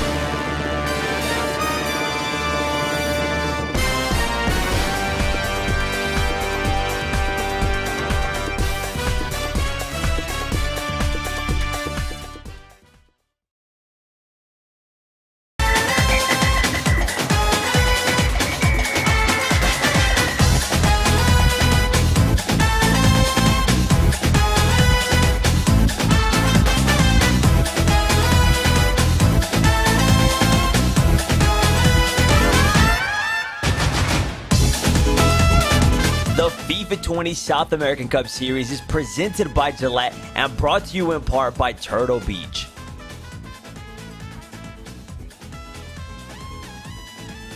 Yes, it's Championship Sunday here at the FIFA 20 Summer Cup Series South America, and we have some viewership rewards for you. As you can see, you can get your hands on a team of the season so far, 99 rated Lionel Messi, and you can also get a Prime Icon Moments R9 Ronaldo right there. Make sure you link your EA and Twitch accounts if you haven't done so already. Now, these items will be dropped to certain Twitch viewers with a linked EA and Twitch account, and they'll take up to 72 hours to appear in your account following the last day of the tournament today. So head to ea.com/Twitch linking. Now, as we said, it is Championship Sunday here at the FIFA 20 Summer Cup Series South America. My name is Kyle Walker. I'm joined by Alan, Avi, and Alan, this is it now, the losers semi-final. Everything is on the line. If you lose, you go home, you turn your PlayStation off, your FIFA 20 competitive season is done. And if you win, you've still got that mountain to climb. We're just at base camp right now. You need to try and get towards the middle before trying to get to the summit as well. What a day we've got. Definitely, 100%. These two competitors that we're about to witness, they have a long road ahead of them. It can definitely get very bumpy. But these two guys, right, they did take out some top names in the tournament, right? Fafilja was eliminated by Vinny. Dezinho was eliminated by Gabriel. Both of these guys, though, they have had to make like major comebacks, right? So you can call them sort of like comeback kings. Vinny, 2 pin shootouts. We also did see that Gabriel had last-minute comebacks, pin shootouts. So at the end of the day, I feel like today, between these two guys, it's going to come down to who takes advantage of their chances first, who can hold the lead, and who can defend well. Now let's have a look at our bracket for Championship Sunday. These two going head-to-head. Gabriel taking on NSE Vinny right there for a spot in that matchup against West Ham Yargo, whose ego, whose confidence might be a little bruised. So this is their opportunity.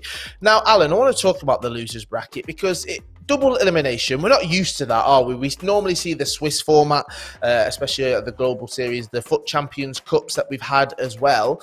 But here we have a double elimination. So if you lose, you've got one extra chance, and that's your little lifeline. You do have a lifeline, yes. It's definitely a different feel and sort of in tournament structure. You know that if you lose the first game, right, you have another chance, right? It's not always a good thing, though, because your mentality, you know that you're going to have to battle your way to the very, very top if you do want to win the game. However, though, we have seen some cases where the players in the losers bracket, they sort of start building a fire. They start winning and progressing through the losers bracket and all the way until the very end. And that right there gives them the confidence against the winner that's waiting for them. And they ended up taking it. So definitely it's possible. It's possible to win the entire thing coming from the losers bracket.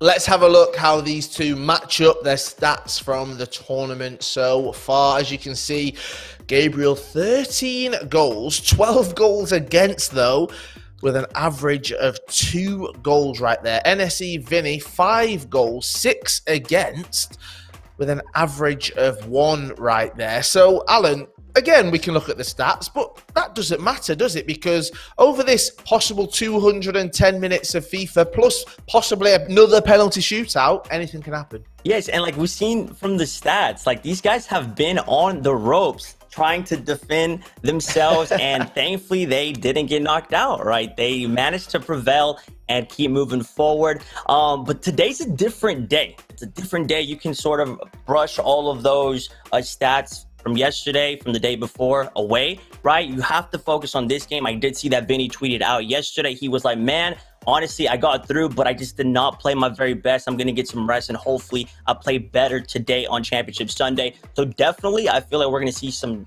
different competitors today. They're going to be playing with different energy, sort of say. Now, we've seen them both on the ropes throughout this tournament, but it's time to see who will win this match with a knockout. Richard and Brandon, take it away.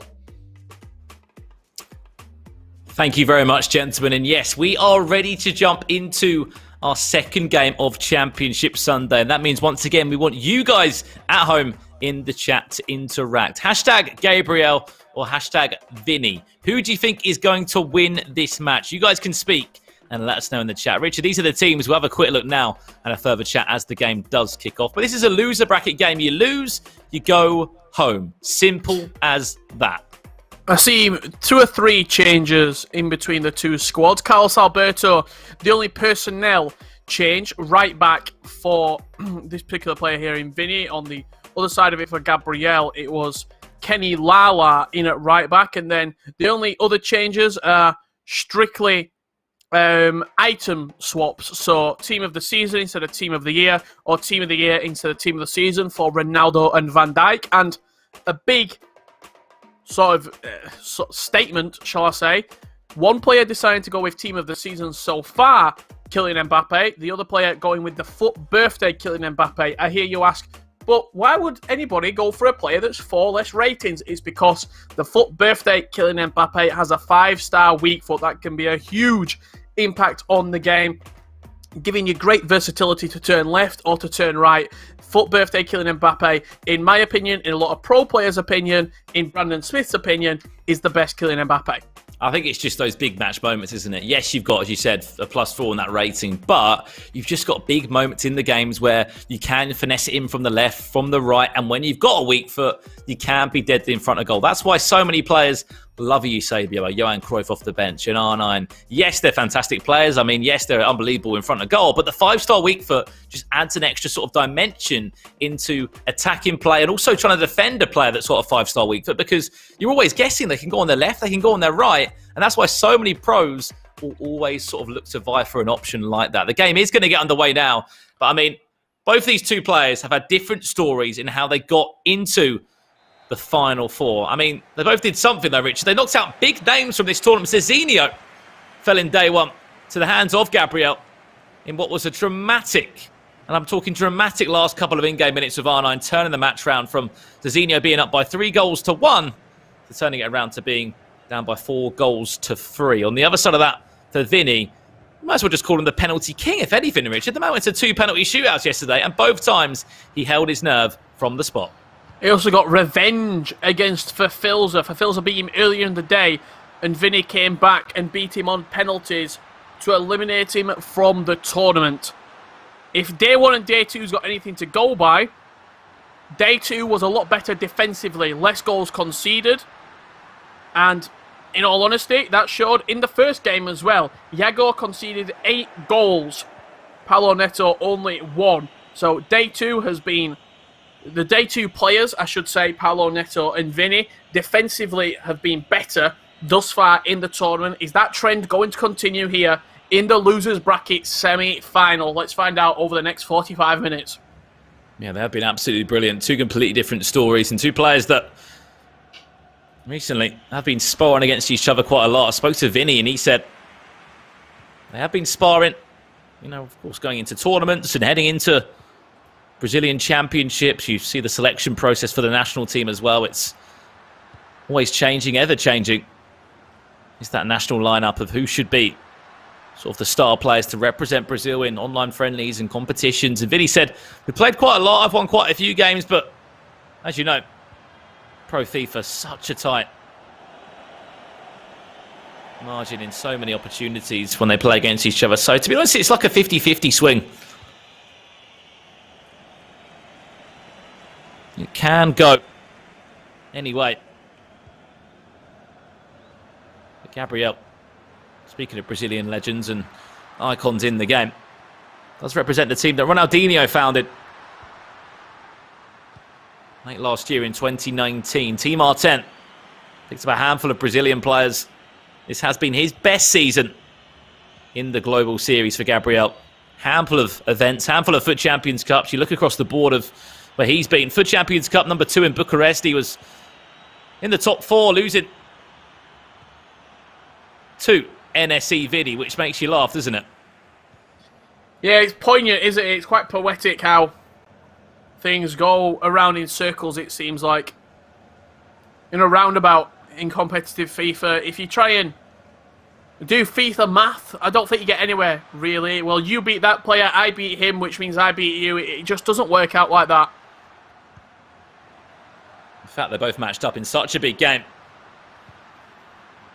Can't write stories like that. I would also go on a limb and say, I think one thing, we often talk about playing from home, it can be an advantage for some players, but for a player like Yago, I genuinely think it's quite a big disadvantage. Who's one of the most vocal players in expressing his sort of outcry when he scores a goal at FUT Champions Cup? It's Yago. He's always there. He's always giving it a big celebration, a big vamos. That mentally to your opponent can play a 5-10% sort of negative impact on their mindset. When you've got an opponent that's getting up and getting in your, not even in your face, but getting up and getting loud after every goal, that can play a big impact. At home, you don't even have to deal with that. Here is a chance now for Gabriel. A couple of step-overs from R9, but one thing we've come to learn, if you haven't yourself, is do not give that man any time. And that's exactly what happened there from Vieira. A big, strong tackle to push R9 away from his goal, and as far as he could away from his goal. Quite rare as well that you see a player actually pressing circle. It was a lunging tackle as well, the hard tackle, I believe it's called, when you hold circle. The player goes in with more velocity and 9 times out of 10 walks away with the ball. That's R9 Ronaldo, the man of the moment over the last 3 days. Once again, firing Vinny into a 1-goal lead. That's absolutely massive because we didn't see all the goals in the world from Vinny yesterday. Not to the same level as a Paulo Neto, for example, who scored 4+ across 2 legs. We only saw 2 goals at max. Vinny breaking the deadlock would certainly settle a few nerves after some real tense penalty shootouts yesterday. The biggest one to knock out for Filza after a 2-2 scoreline. It's the last game in day 2. I'm sure it would have ensured that he came into this tournament with huge belief. We know he's out of contract at the end of the FIFA 20 season with his current esports organisation in NSE. He was doing everything he can to put on a performance and hopefully catch an eye of that next sponsor, that next team that could pick him up for the FIFA 21 season. But NSE Vinny leads by a goal to nil just after the 30th minute mark here. He's doing everything he can as well. He's creating content. He's got good social media numbers as well, does Vinny. There's a reason he's winning every single Twitch poll that's getting put up here on the broadcast over the last couple of days. It's because he's got a lot of fans that want him to succeed, that want to see Vinny doing well. And for esports organisations, for football clubs, having fans behind you and having numbers to back up not only social media numbers but prize earnings and performance placings goes a very long way. It really does. It's something we always talk about. You're a player that's a free agent, and if there is any free agents listening out right now who's a verified pro or a player that's looking to make a statement, it's all about being the full package now in competitive FIFA, and I'd say any esports title. You've got to be more than just a FIFA player. Streaming on Twitch, creating content across a number of social media platforms. It's only going to help you in the long run.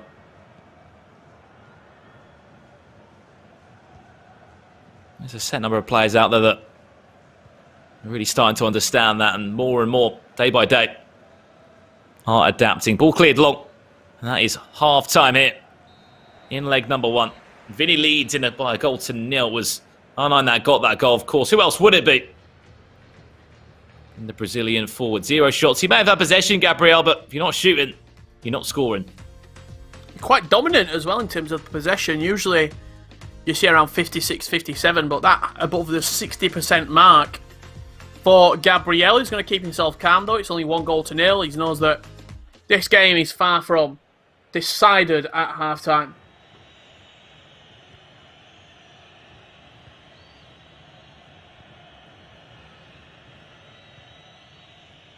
It certainly hasn't been the 9-goal thriller as of yet that we saw in that winners' game, our first game of the day against Paulo Neto.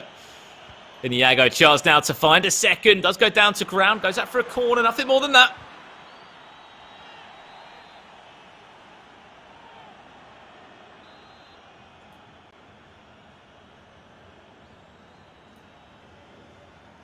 Some interesting corners we've recently seen over the weekend, Richard.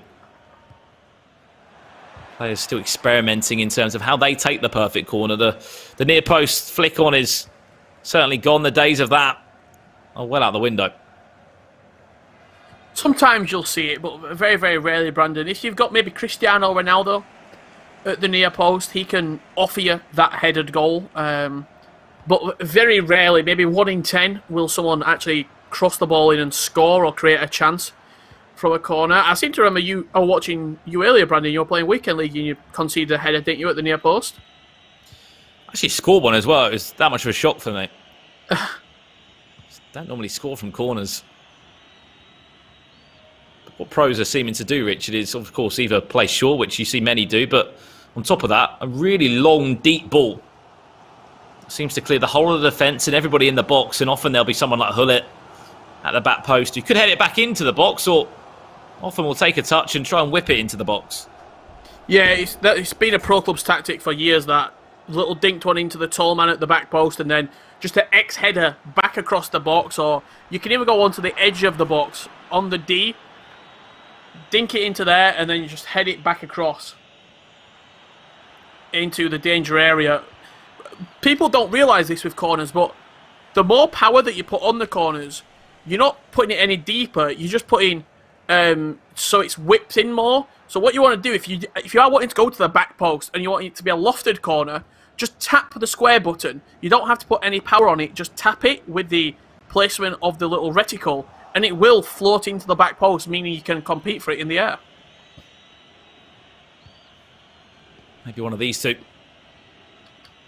are watching this stream and can listen into a few tips from our very own Richard Buckley on how to whip that ball into the box. We haven't seen any sort of danger from a corner across this weekend in the Summer Cup series.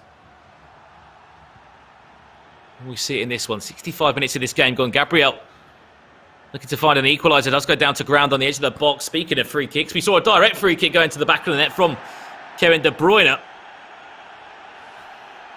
over the weekend. What a free kick it was. We did see. Of course, if your gameplay is a little bit choppy, bear in mind this is a fully remote broadcast. Everybody provided the action from home. Chance back to goal, and Gabriel finds a way back into the tie. Eusebio with it. Another one of those players that's part of the 5-Star Week Foot Club. Yeah, Eusebio there with the goal to tie us up at 1 apiece. As you said, Brandon, it's a complete remote broadcast. We're getting the players' feeds from South America, and then they're coming all the way over to us in England. So I do apologise on behalf of everybody here if the gameplay is a little bit choppy. We'll try and get that sorted as soon as we can, but we can still make out what is happening. I can tell you, we've got 20 minutes left to play and the game is tied at 1 apiece.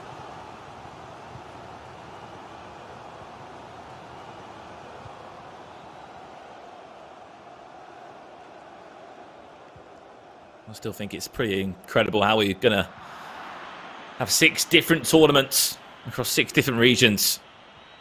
They're all going to be broadcasted remotely. As you said, Asia's up next, early next week. North America over the weekend. 7 days' time, we'll be crowning our North American champion. And then the following weekend after that, it will be Middle East and Africa taken to the stage in the Summer Cup Series. Long ball forward, it will be cleared out of the air. Van der Sar just bundled over by R9. Referee will pull that one back for a free kick. Way too aggressive was Ronaldo Nazario on that occasion. Nice run. Ooh, Mendy's done well. Do you know, I know Ferland Mendy, I mean, he's absolutely outstanding at left back, but for there to be such a widespread agreement on this is the best player in this position, everybody use him, is very rare. Very rarely will you get that. Maybe centre backs, Van Dijk has that sort of accolade. Left back, you've got Ferland Mendy. CDM, you've got one of Hullet. But in terms of like attacking players, Ronaldo flashes it wide somehow. In terms of the attacking players, most of the time, even some players won't like R9. They feel like he's a little bit clunky and is a little bit... can't really pass the ball, not very creative. It's very rare that you see an agreement of all pro players on one position. I think you said it perfectly, Richard. You said it a couple of times about how good statistically Ferland Mendy is as a fullback. He wins the vote for many pros because of just how good he is in game.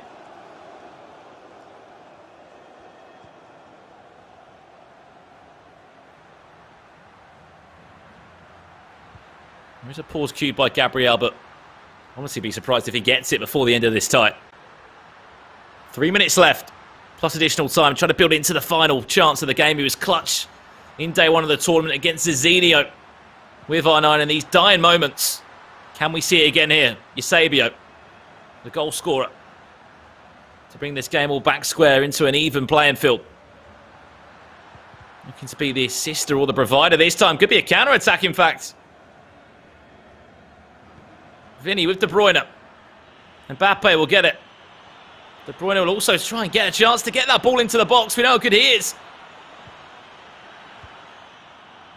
It's a little too short on the pass. And you'd think that will do us for leg one between these two. Added time of 2 minutes has been played. And that's leg one concluded. It's an even playing field heading into that second leg in our loser bracket game. Whoever loses in 19 game minutes time will be leaving the Summer Cup Series. The other will move on into the tournament, will guarantee themselves at least $5,000 whatever happens in that next matchup. But Richard, yeah, quite a cagey game in all honesty. We had 2 chances and 2 goals. Gabriel may have had the better of the possession, but possession doesn't really win you games. Absolutely, that was the goal that put Vinny into the lead here with that prime icon moments. Ronaldo at the near post and a big celebration from Vinny as well there, but it wasn't to last for the remainder of the match because in the 68th minute here, Ferland Mendy playing into Ruud Gullit around the corner to Eusebio, who smashed in to the bottom left corner to make it 1 apiece. Just going back to the point on Ferland Mendy and the sort of the players that have taken a position by storm, I want to talk about Kevin De Bruyne for a little bit.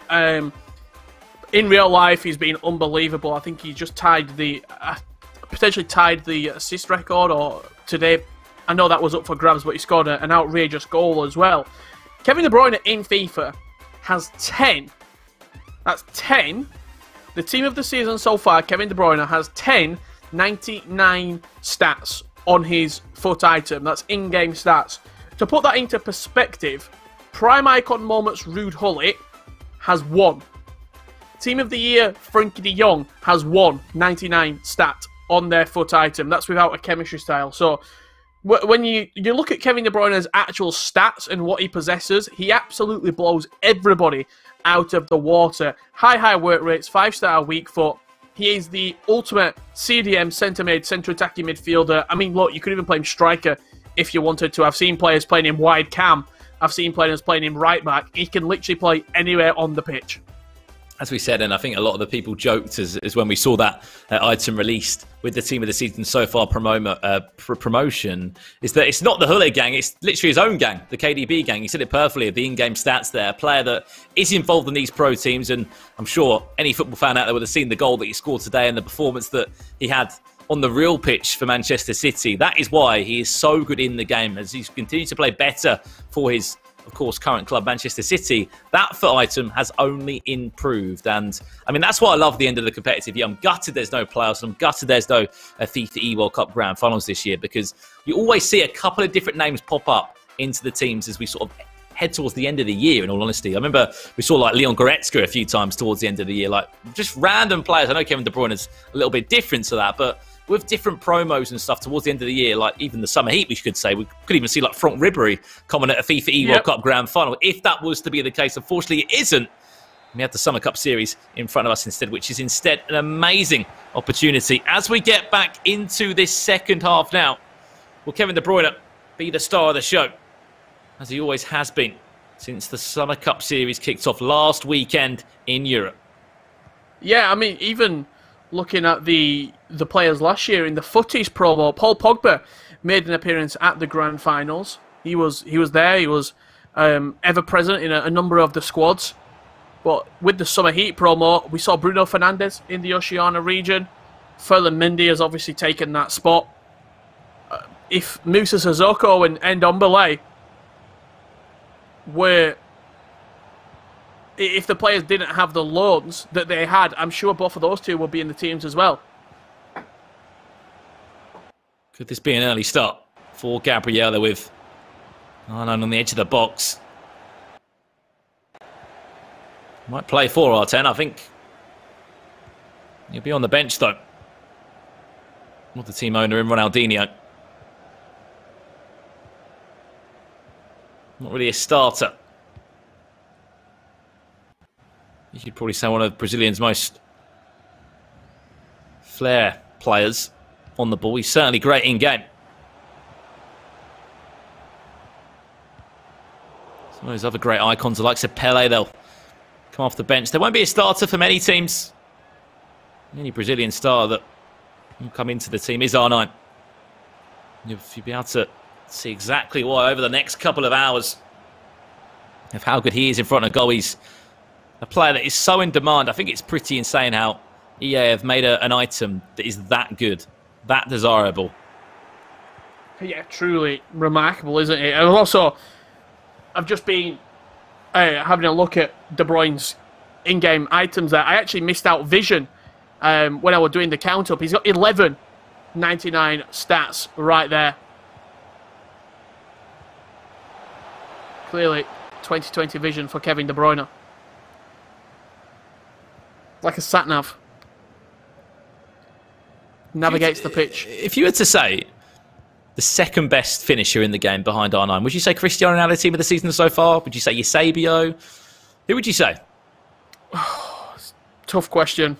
Oh, no. That's class. Oh, wow. Oh, I mean, Eusebio. There you go. He's the man. Absolutely fantastic from Eusebio there. The roulette to turn away from space, and it's that unpredictability factor that you need in big matches, in big moments.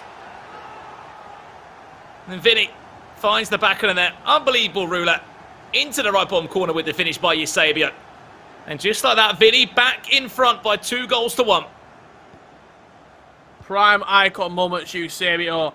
That roulette right there is so clutch. An insane sort of just risk to take, really. It's not a skill move that you often see used a lot, the roulette.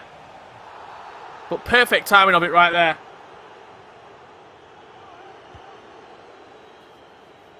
Chance. Drag back. Equaliser. No!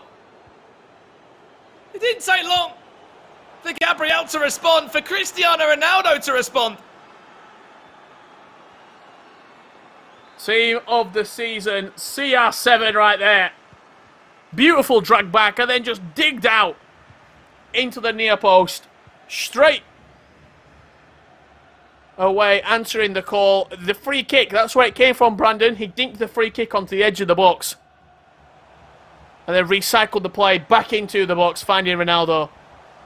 2-2, what a game we've got. This is Vinny's favourite scoreline, 2-2. We haven't seen him score more than 2 goals in a single match, Richard, and we saw him in action 3 times yesterday. Lost to Verfilza 2-1, one on penalties against Resende after a 2-2 scoreline. As we know, finished the day again with a 2-2 scoreline and a penalty shootout win against Verfilza, where he was able to get his revenge. Could be in for an opportunity to see the first time him score more than 2 goals of the time that is left in front of us. 16 game minutes. Such a narrow game between the two.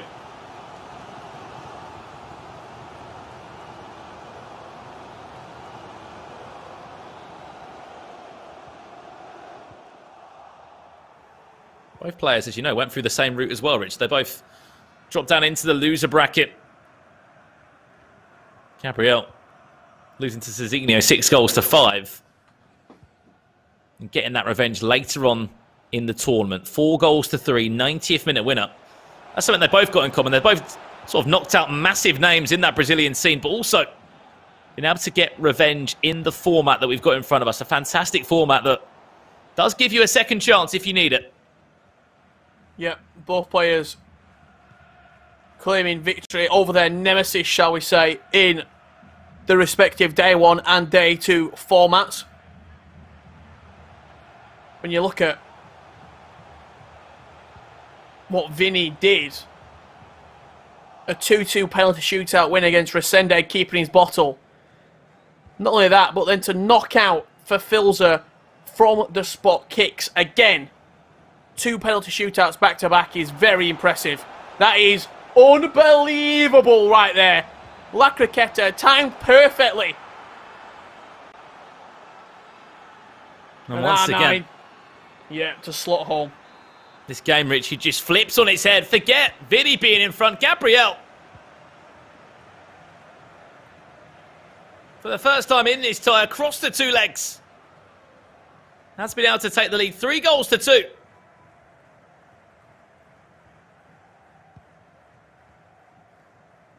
For the Xbox representative that, as we know, ranked in at a very, very impressive 14th this year in the Global Series ranking. Is there going to be a response from Vinny? Went for that reverse elastico from R9. Unfortunately, nothing more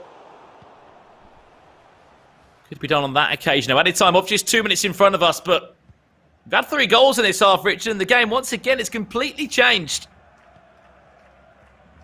I'd love to see a stat of, over the year, how many goals R9 scored outside the box. Because I guarantee it's maybe 1. Most of the goals come inside the 6-yard box or just inside the box where it's a drag-back finish, a first-time shot. He very rarely will score outside the box, R9 Ronaldo. Well, right there, just right place, right time, wasn't it? Half-time whistle, Richard, is, she said perfectly. 2 goals for Ronaldo. That's all you need to see. 2 chances, 2 goals. Look at the chances. These guys only create chances that they know are going to be goals, and that is what the best of the best will do. Yes, it hasn't been full of chances or sort of relentless attacking football with the goals that we saw maybe from a Paulo Neto. But when these guys have got forward, they have been clinical, and that is the biggest thing, and that's what you're going to see in the Summer Cup Series. The best of the best competing for huge sums of money. As we said, $10,000 on the line for today. Someone will be picking up that just a couple of hours' time. Here we go, back underway for the second half. Gabriel leads by 3-2 on aggregate. Here's Vinny. He had to find that 3rd goal for the first time in the Summer Cup Series. Just like this game has got extra time written all over it. Of course, for that to happen, Vinny would need to get back into the tie, but it's just such a tightly contested one. Vinny's got penalties all over it, but in terms of the attacking play, Gabriel certainly more adventurous. Scored 10 goals. Should say 12 goals in his individual matchup on day 1.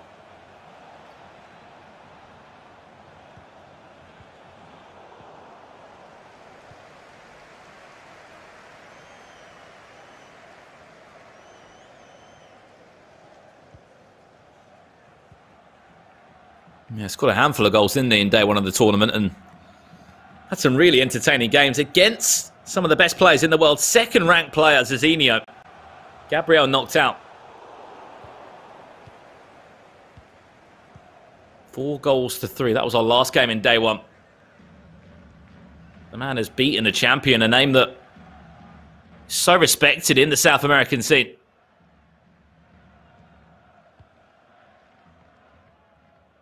I think the one natural difference we're seeing here, Richard, is when they go to Foot Champions Cups. You heard it in that interview that Zizinho did with Gillette. Lovely ball around the corner. Chance now for Gabriel to get the shot away with R9. Virgil van Dijk just about does enough. When they go to events, it's a case of we don't care who's playing. As long as they're from our region, South America, they could be Colombian, Brazilian, from Argentina. We're going to support them. You know, we want them to do well. We want them to compete. But in this sort of Summer Cup Series where everyone's against each other, all the friendships completely left to the side as soon as that whistle was blown.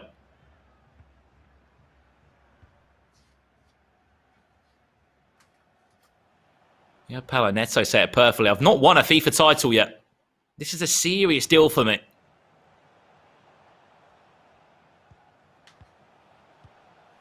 In all honesty, I'll be straight up. I don't think you're going to get a better opportunity to win a a FIFA title in terms of, would you sort of an EA major, an event with a lot of prize money up for grabs, a Summer Cup Series, it's the final event of FIFA 20. You're in pole position, you're in a grand final with a winner's advantage after just coming off the back of an 8-1 victory.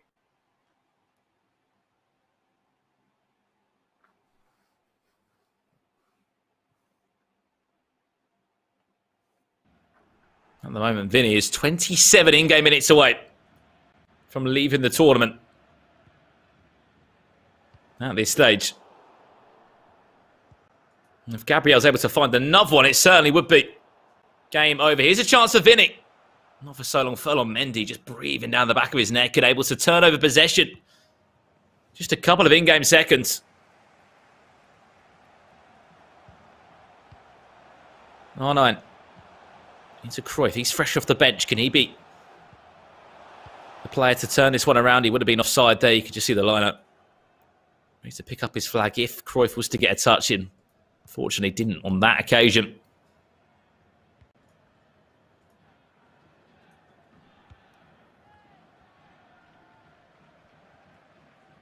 Such small margins between these two in a game that means so much. You win this, you're guaranteed $5,000, whatever happens. And when do you throw the kitchen sink at it? If you are Vinny right now, when do you just... Oh, no. He's gave it! That's harsh. Well, he's the penalty king, Rich. It is Ronaldo for a lifeline. Game on. It may have been a lifeline. It may have been fortunate, but you want someone that's clinical from the spot. Clinical on penalties. It's got to be NSE Vinny. The man's had 2 of them. 2 penalty shootout wins in the last 24 hours. He's pretty confident from the spot. And Cristiano Ronaldo, Richard, will make this game all square again. You could just see Gabriel. That reaction tells you everything you need to see. Head down. Looking anywhere away from the screen. It looked very harsh, in all honesty. Virgil van Dijk just bundling him over inside the box. I highly doubt there was a button press there, just a coming together between the two players.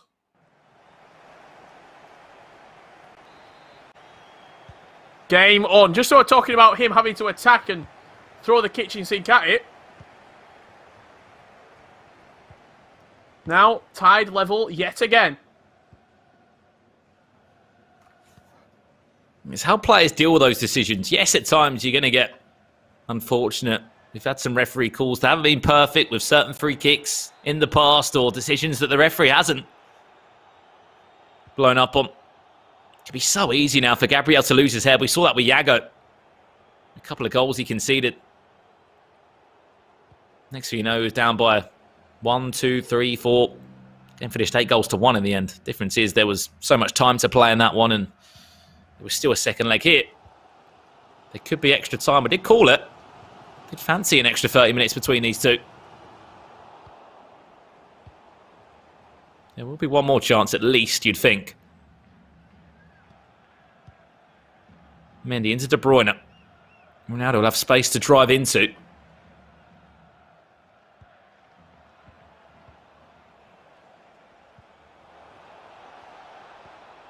Here is Gabriel.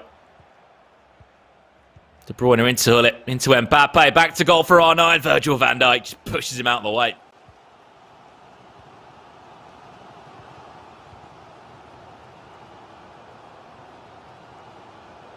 Possession changes hands. Vinny.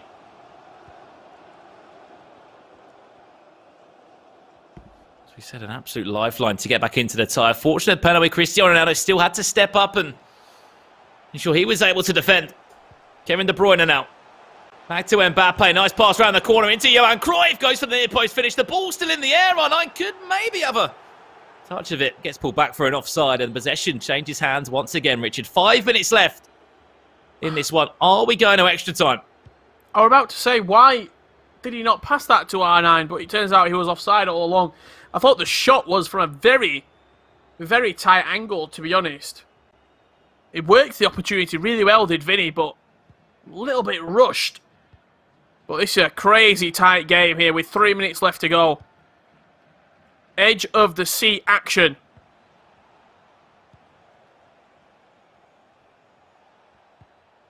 Well, such an opportunity as well to grab a winner, to earn yourself an extra $2,500. Last chance of the game will fall to Gabriel. It was late drama in day one of the tournament where he knocked out Zizinho, one of the tournament favourites. Can you do it here in the dire moments? R9. Trying to get it into Eusebio. And who else, of course, was in the way? And then Virgil van Dijk, a long ball forward. Fortunately, too long for Cristiano Ronaldo. Just 3 in-game seconds left. 2 seconds, 1 second. We're pretty much done as soon as this throw-in comes in. Looks like extra time. He goes forward.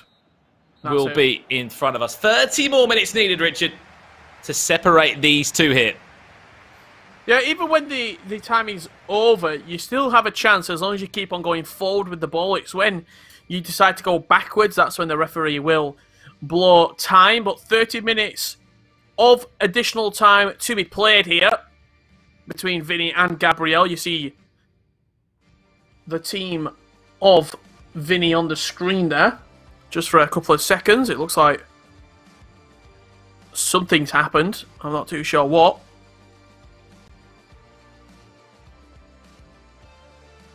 We'll get confirmation of what the procedure is going to be here. I'm just having a look. We should have gone into extra time by now. I was going to say, our Portuguese isn't the great, but we can imagine the game will be restarted in just the next couple of seconds as we talk about how that game has played out. But such a narrow scoreline. The first time that Vinny has actually been able to score more than 2 goals in a single 2-legged series in the Summer Cup series. It's a fortunate penalty, but credit to Gabriel, where he could have easily lost his head and next thing you know, could have conceded late on into the tie. But he's up against someone that, as we called him, the penalty king. Fingers crossed it won't need to be another penalty shootout in this one for Vinny, because if so, it would be 3 penalty shootouts across 2 days for that man. Yeah, ridiculous stats in terms of the penalties from both of these two players, in terms of Vinny especially, but Gabriel won on penalties as well. Let's not forget that. He beat Spider-Kong on penalties in day 1, so they've both been successful from 12 yards out. Vinny with the slight advantage, but I feel like there's going to be a goal in extra time, in all honesty. I don't think we're going to go to penalties. I feel like we are going to get a winning player in extra time. As you said, the winner will go up against West Ham's Iago in that next matchup. Then the winner of that will then go into the grand final to rejoin Paulo Neto, if you are, of course, Iago, a player that's already played against the Atlanta United man. And as you said, you can just see a couple of the chances now, seeing how the game did play out. There was the chance from Eusebio. They found the back of the net to make it 2-1. There was sort of a goal apiece. He led. I scored, you scored. The list goes on of the chances that were created in that game. 3-3 the scoreline, though, heading into extra time here. As we said, 30 minutes will be needed to decide that name that goes into the tournament and who leaves the tournament. They don't go home empty-handed, of course. They will pick up at least $2,500. But if you book a place in that last 3, you are guaranteed 3rd place and $5,000. So a lot on the line here, especially for players we've alluded to a couple of times, such as NSE Vinny, who is out of contract pretty much as soon as this tournament finishes and as soon as the game cycle of FIFA 20 comes to an end. So you'd probably think for him there's a lot more on the line. Yeah, you would say so. I just want to talk about those highlights for a second, because a number of those sort of goals were real good individual pieces of skill. You had the roulette, you had the La Croqueta, and also the drag back inside the box, showing great creativity and great sort of ingenuity in the attacking third. There's a number of skill moves available in FIFA 20 to use, but some have got better success rates than others. The drag back, the La Croqueta after the dead stop, the Elastico, reverse Elastico are some of the better skill moves to use, but the roulette coming out right there, you very rarely see that, but time to perfection on the execution. Yeah, really impressive finish there. And I mean, we spoke about it a little bit in in-game commentary. We can see the Twitch chat. We'll try and interact with it as best as we can in this small pause that we've got. But I came to you in that game, Richard. I know Eusebio scored and sort of took the words out of your mouth. The second best finisher in the game of FIFA 20 behind R9. Is it still Eusebio? You sure on that one? Ronaldo's up there, but Eusebio probably gets the nod because he's got 5-star weak foot. Maybe foot birthday Mbappe, but he lacks in... He doesn't have the shooting stats that Eusebio has, the prime icon moments Eusebio. I'm trying to think of other finishers. I've used Team of the Season Son. The blue Team of the Season so far, Son, a lot in FIFA 20, and he is unbelievable, I have to say. So maybe Son will be up there as well, for me personally. I think, as you said, it's got to be those first two that we said, Eusebio or Cristiano Ronaldo in front of goal. They're also so clinical. But Mbappe certainly deserves to be within that conversation. That foot birthday, Mbappe. 5-star weak foot. Sort of brings you straight into the conversation in front of goal of how good they are. Well, extra time is needed here. 2 legs of FIFA couldn't separate them, as the score did finish by 3-3. Now we have 30 minutes in front of us to decide who will be moving into that game against West Ham Iago. Who is it going to be? How will extra time be played? As you said, both of these two experience of playing in extra time. It was Gabriel that won on penalties against Spider Kong in day one, and Vinny went to penalties twice. He went to extra time twice, Richard, into 2-2 matches. Really, really sort of edgy, I think the word to describe it, Vinny's performances. He wasn't outstanding, he wasn't scoring a lot of goals, but he was just keeping tabs with his players and his opponent. What I mean by that is, he was never letting them get out of sight. They were always at arm's length. When it went down to the penalties, a couple of them were very, very close, but he got the job done in the end. That's all that matters. He's on 9-0 to Will into the finish. An unbelievable goal from Gabriel. A little piece of trickery to create the chance. And the rest was history there. On the score sheet once again, 4-3. Gabriel leads. Another skill move that's very, very effective and efficient in FIFA 20. The heel-to-heel flick inside the box, down the byline. If executed at the right time, you can create just an inch of space, as you saw right there. Perfectly executed heel-to-heel, and then smashed into that near post.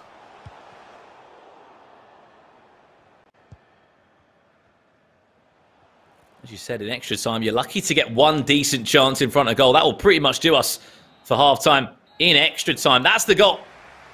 Now, Vinny's got 15 minutes to find something if he wants to ensure this goal, I should say this game, can go into a penalty shootout. A couple of changes now. We can really see those small changes that are being made for Vinny in this one. Sure, the depth will go higher. There'll be more players trying to get forward, Richard. Yeah, the depth pushed up to 7, I should say, there for Vinny. And also, as we did have to restart the game, all the stamina bars are full again, but it's Johan Cruyff making an entrance here with 15 minutes left to play. Can he be the saviour?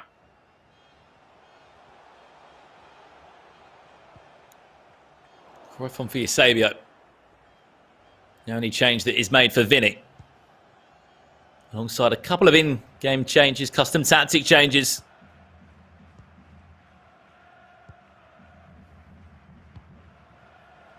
Will Vinny get the ball back? That's the first question you've got to ask, because Gabriel's going to be holding on to this. Oh, it's rushed. This is his chance.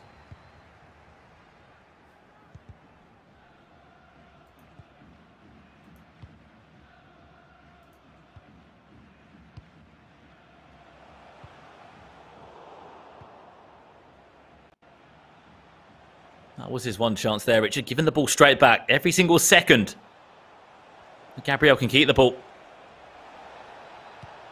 It's going to be even tougher for Vinny. One more goal would certainly conclude it. Back to Eusebio. One more round the corner. I don't know how he's picked that pass out. I don't know how the goalkeeper has not got a hand onto that, but it's an open goal. Killing Mbappe. I think a bronze player could have scored that one. 2-0 in extra time and an aggregate. That's 5-3. Gabriel looks like he'll be booking a place in a match against Iago. And that right there is the perfect example of the 4-2-3-1 formation being one of the best formations on the game. He's dinked it onto the edge of the box. He's then played the pass into the striker, not back to the cam, into the wide cam. It's come from the left cam. All 4 attacking players getting involved. Perfect use of the one more pass. And a fantastic goal to put Gabriel into a loser's bracket final. Yeah, of course, there is time left, but there's not enough time to find 2 goals. A player that's been to extra time 3 times across this Summer Cup series. He won twice on penalties, did Vinny, but the 3rd time, unfortunately, isn't a lucky one. And he will be crashing out of the Summer Cup series. Another pause cue.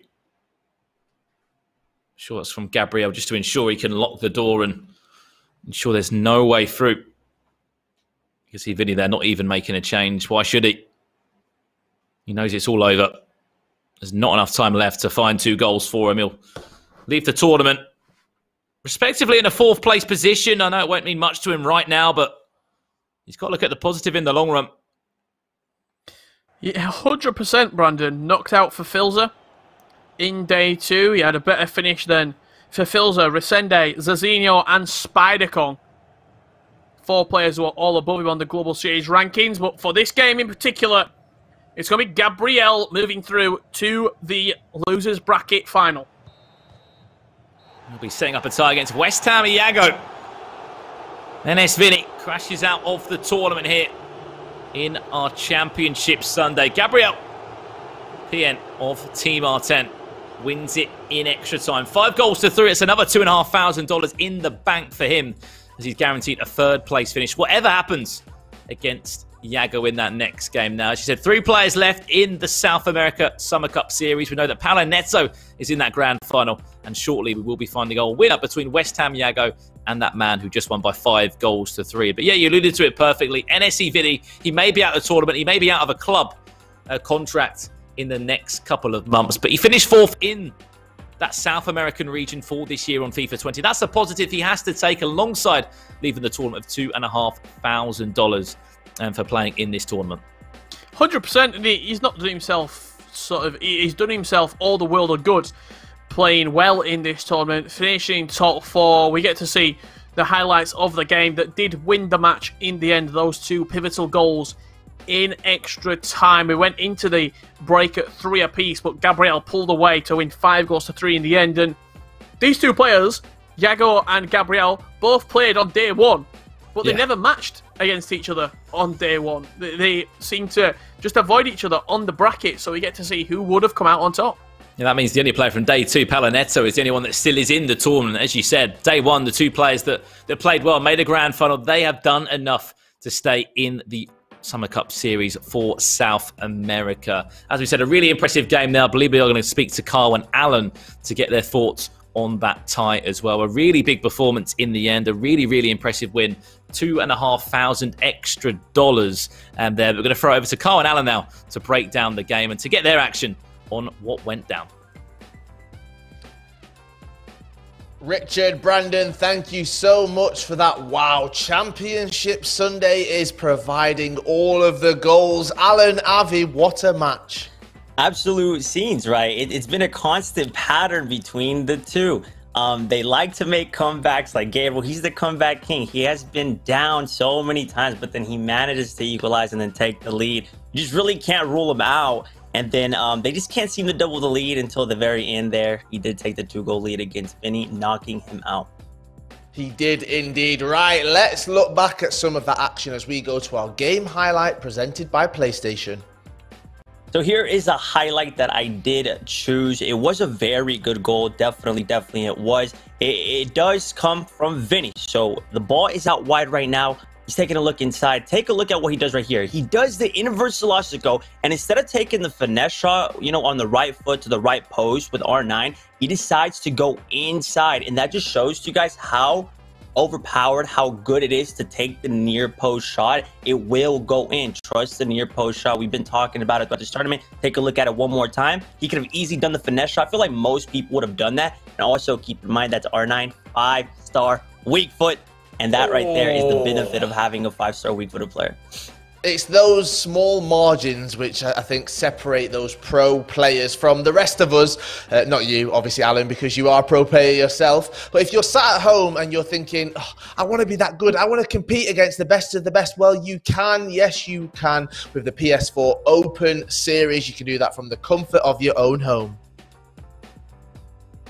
Now, that runs from March 30th to December 31st. Yes, the PS4 Open Series does. The tournaments are weekly competitions for all skill levels, competing against your friends and rivals for unique rewards. You can compete online for prizes ranging from unique game-specific dynamic themes and avatars to in-game currency and cash prizes, I should say.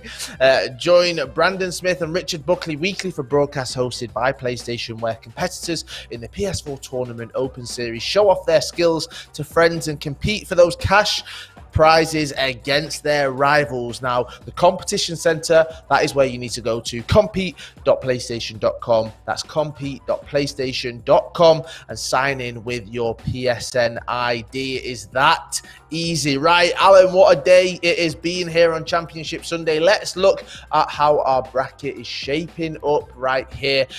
We've got more competition to go. Yes, we have our losers semi-final right there. We have West Ham Yargo taking on Gabriel R10 for that spot in the grand final. Double elimination. This is it right here. This is the point, Alan. As I said, we've made it from base camp. We're kind of in the middle now of the mountain. We still need to get all the way to the summit, and there's one more game to go before our grand final.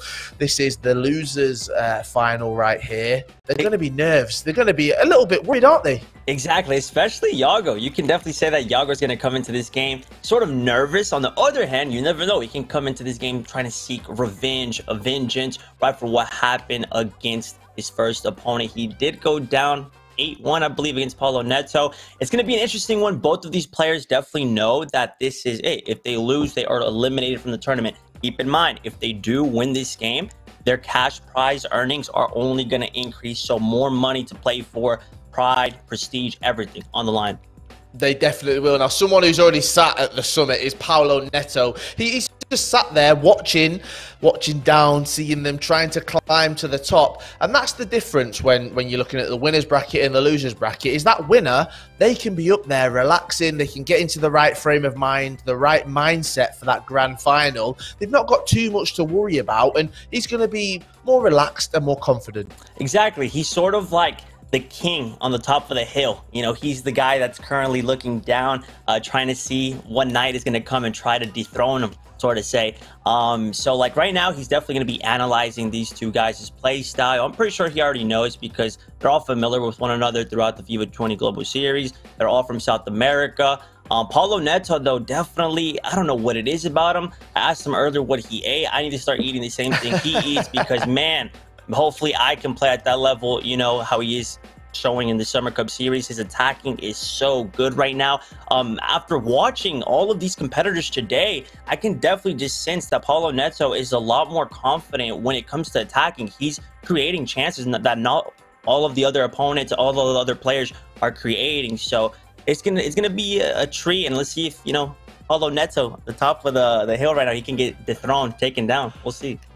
We'll see what happens. There is 9 goals in our first game of the day, 8 goals in our second goal of the day, and we have our third match coming right up. Yes, West Ham Yargo taking on Gabriel R10, and that's coming up after this short break. Guys do whatever it takes to deal with shave irritation. So we reimagined the razor with the new Gillette Skin Guard. It has a unique guard between the blades that's designed to reduce irritation during a shave. Because we believe all men deserve a razor just for them. The best a man can get. Gillette.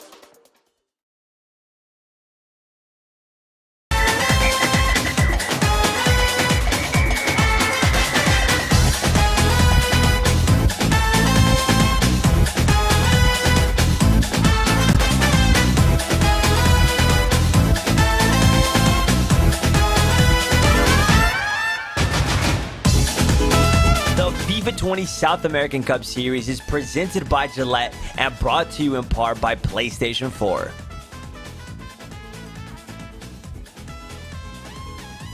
Welcome back to the FIFA 20 Summer Cup Series South America. My name is Kyle Walker. I'm joined by Alan Avi, and what a game we have got coming up for you. Our losers bracket final. Yes, West Ham Yago taking on Gabriel R10.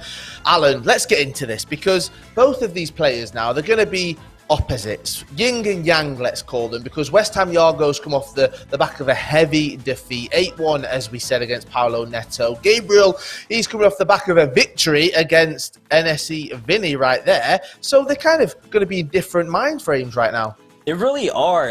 It's do or die. Keep in mind, if you lose, you're eliminated. Yago, I want to know sort of what he did after the game against Paulo Neto, losing 8-1.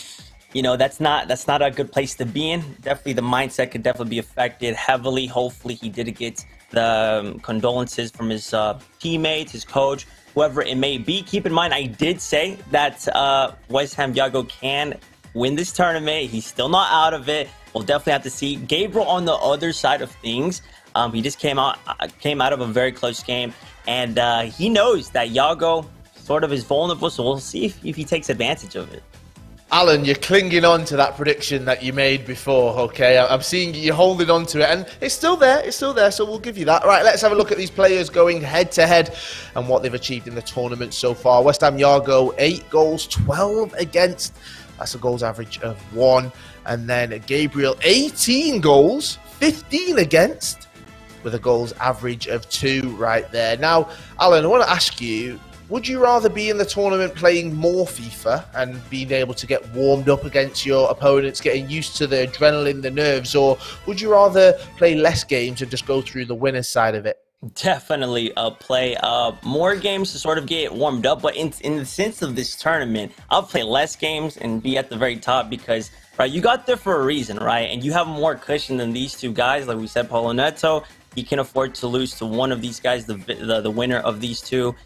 He can afford to lose to them one time and he'll still have a chance to win. Definitely, though, these guys, they have played a lot of games already. They should definitely have taken something from each of the games, and we'll see the final result. We will. Oh, I cannot wait for this one. Alan, your prediction, it's on the line right here. As we see this losers final, they're going head-to-head. West Ham Yago taking on Gabriel R10. Richard and Brandon, it's over to you guys for this losers bracket final. Yes, thank you, Carl and Alan. This is a big one now. So this is our loser bracket final. Whoever loses this is out of the tournament. Whoever wins goes into that grand final for $10,000 up against Paulo Neto. Once again, we want to hear from you guys in the chat. Hashtag Yago or hashtag Gabriel. Do you think we'll come out on top on this one? And I mean, we said it before, Richard, we'll continue to talk about it. This team from Yago isn't perfect, but he has to deal with it. Sorry, Brandon. I can see Rude Hullet on the bench. He's not got a little contract over his player icon. Has he gone out and bought Primark on Moments Rude Hullet? Because he wouldn't even be able to play him on the bench, I don't think. That's going to be very intriguing. In terms of the team that Gabriel is using, very similar to what we've seen in the entire tournament. The only change really for him is Kenny Lala in at right back instead of the usual Carlos Alberto or Trent Alexander-Arnold. But you talked about the team of Yago, no Hullet, no R9, but I can see Hullet just there on the bench, so I'm intrigued, to say the least. Unless it's an old screenshot that was taken before.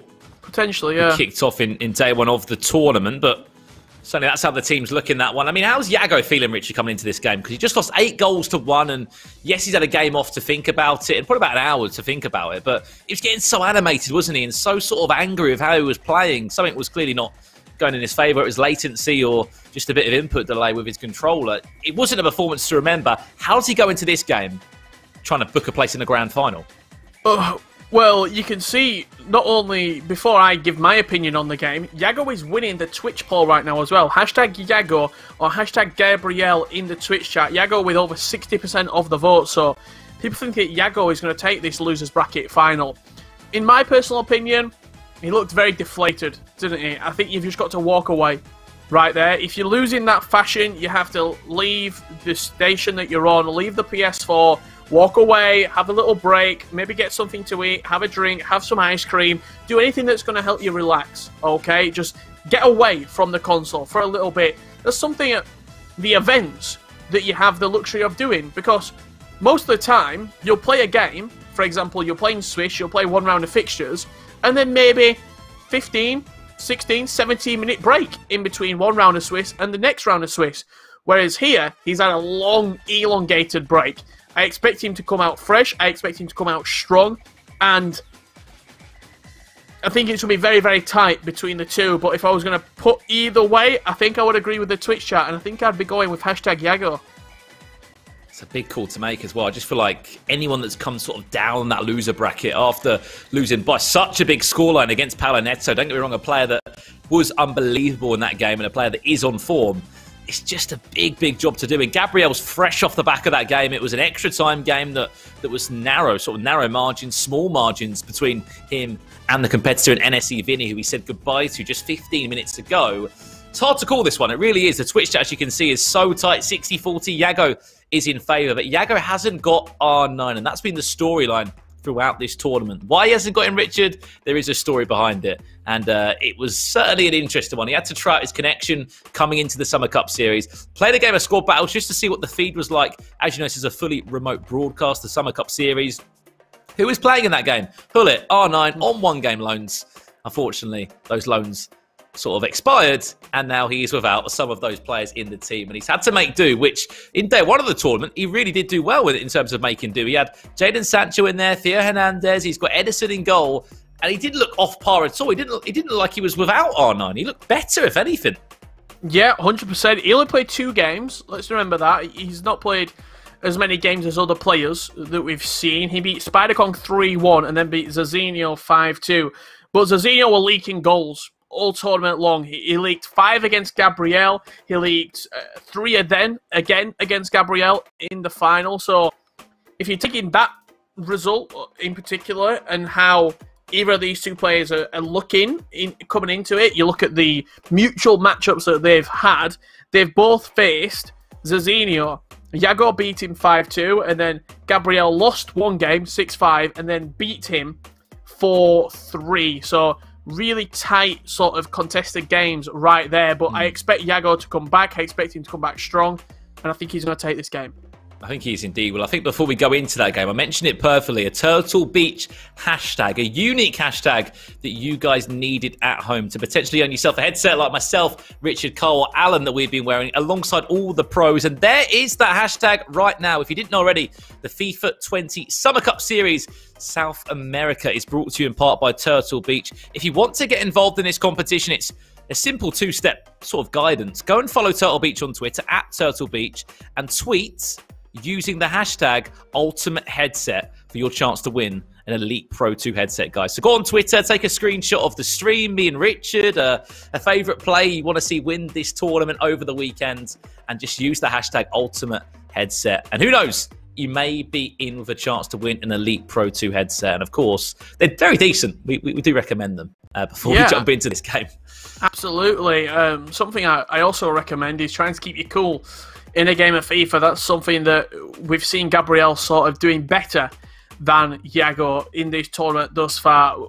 I've mentioned it before. Yago, a very animated player. He's a very loud player. I've even seen him crying after winning before, after getting victories. He's that emotional and he gets that invested in the game. But when it's going against him, that can be a real bad element to have in your game. You often see maybe rash tackles or rash sort of in real life when a player's too emotionally invested in the game. Look at Gaza, for example. Rash tackles and bad decision making. I think that's something that Yago really affected his game in that match against Paolo Neto. Mistakes that usually he wouldn't take on, an un-Yago-esque mistakes, shall I say. Well, we're going to have a little bit of fun here now, Richard. I think we've got some time before jumping into this one. We said it yesterday. What angle do you want to go into this on? We'll do a poll. We'll do another Twitch poll for you guys to get involved in at home. It's going to be me against Richard. Who's got the better backdrop? And Richard's got Neymar. Richard's got a few players in the background, a Manchester City shirt. I've got a few scarves from Foot Champions Cups events. the Gold 2 logo there. Hashtag Richard, hashtag Brandon. I'll just give you a little bit of... Watch me get dominated here. You see Mbappe. You've got 5 seconds. Sell your backdrop right now. Unbelievable. It's got a couple of events here. You've got a foot 20 jersey that's got Smith on the back. A really bad foot item there. Let's not talk about that. 1. See, look, I'm getting absolutely dominated. 73% of the votes.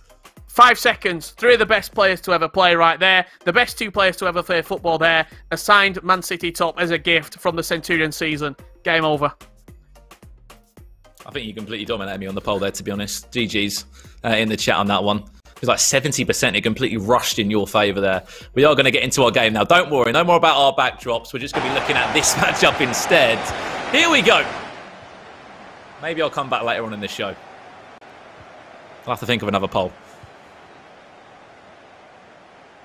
Just to clarify as well, I see I'm getting a lot of stick in the Twitch chat straight away for the Man City top. I am a Barnsley fan.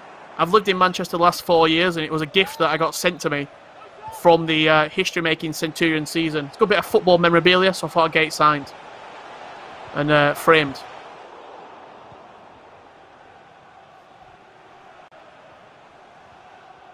Well then, Richard, here we go. 2 legs of FIFA in front of us. Winner books a place into our final here on Championship Sunday. Mbappe trying to do what he can down this byline. Nothing comes to it in the end. Remember, Yago suffered an 8-1 defeat in our first game of today. Really frustrating game for the only Argentine in the tournament.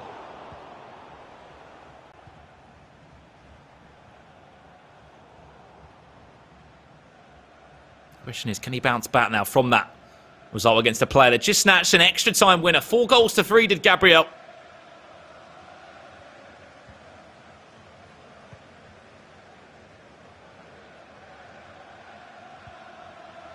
And who is going to get the first blow in this losers bracket final? Who's going to draw first blood?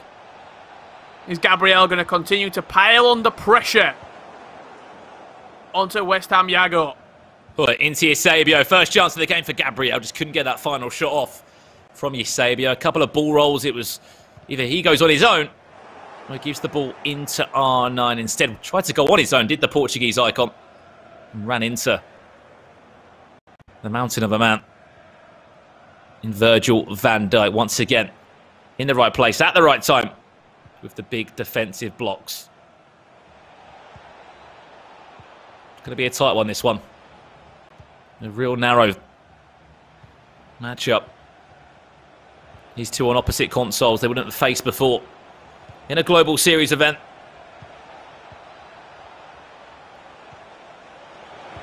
There's a first for everything in FIFA esports, and that's one of these matches now.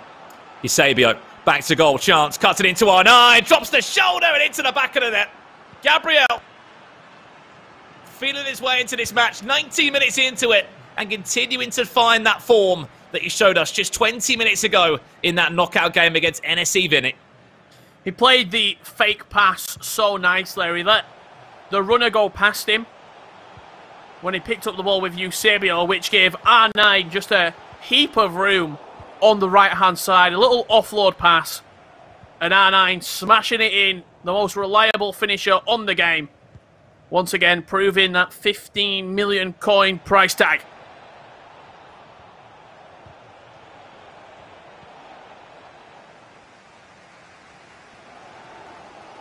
Mbappe.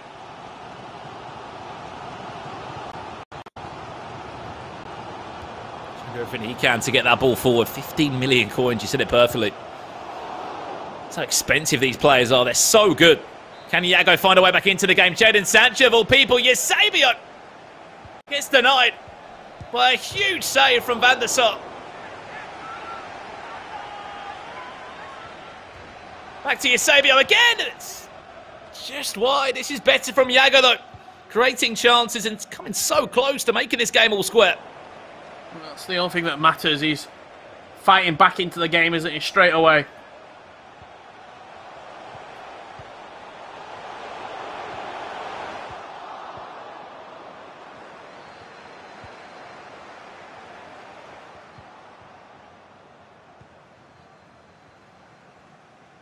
has to get the next goal, Iago, or he's, in my personal opinion, his head will drop.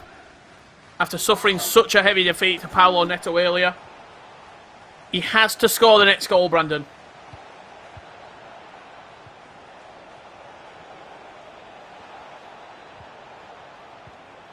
De Bruyne into R9. Still a chance for Gabriel to work something here. Plays it into R9. He's dancing in the box and doing everything he can to sort of pivot on the shot. But a routine day in the end, though, for Ederson. You keep forgetting that it's not Edwin van der Sar in goal for Iago. It's Ederson. Although he's quite a few ratings lower, he's faster off the line, and at times he has been really big and influential for Iago in terms of the saves he's been able to make. I've been very, very impressed, Brandon, with Ederson in goal. If anything, sort of proving why he could be one of a viable goalkeeper. And I believe he won the Golden Glove today, so potentially could get an SBC down the line, could get an award-winning SBC, maybe a 94, 95 rated Ederson on its way. Eusebio back to De Bruyne, could be 2-0. La Croqueta back to Eusebio. Just wide.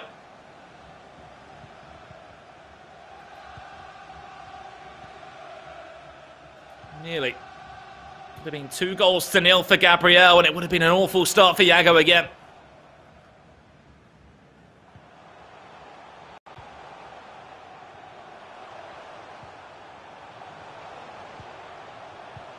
The referee has indicated there will be a minimum of 2 minutes of added time. The official has indicated there will be a minimum of 2 minutes of added time. Just added time of 2 minutes, nothing more. KG first half. Iago has curated, he has had some great chances.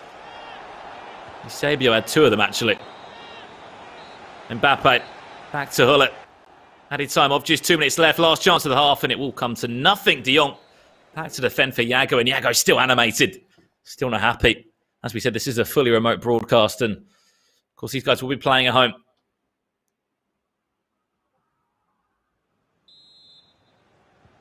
All matches are online, of course.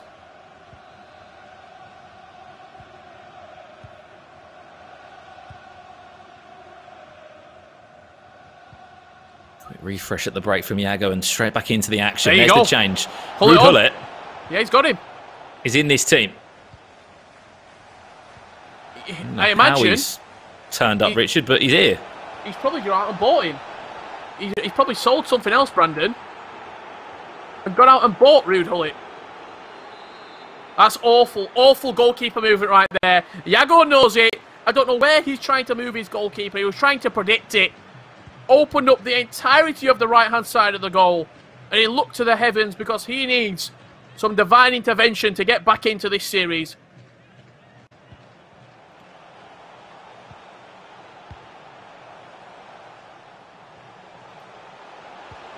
It's gone from bad to worse for Iago. 1-0 down, 2-0 down, as you said. The goalkeeper movement was the biggest difference there. Then the goal was gaping. And Gabriel was able to find a second in this tie.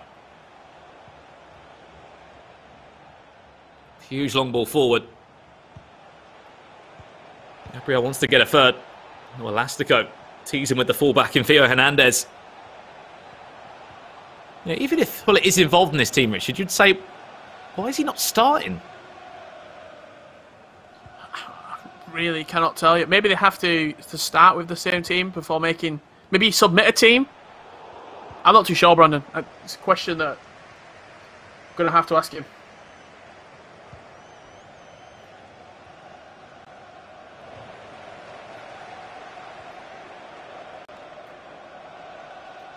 Certainly we'll do our best to get an understanding on what has changed in Iago's team.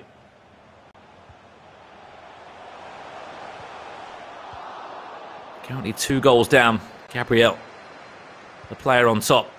Here's De Bruyne. Can't get that ball into Eusebio. What a chance. Again, it was for Yago. Right place, right area. It's just that final pass. It's not strong enough or good enough in some ways.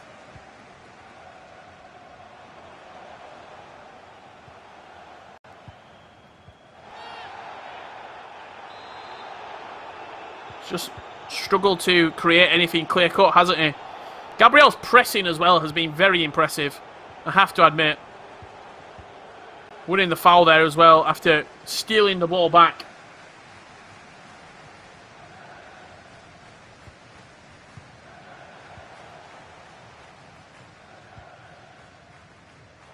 It's one of those for Diego as well. He knows that he's out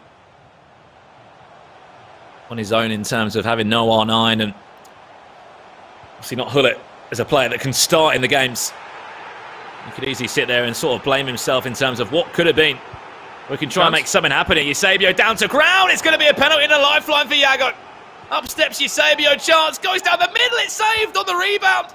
He goes over the bar, and then that's when you have to question yourself and say, if my luck's not in, maybe it's not my day. What else can I do? I put it down the middle.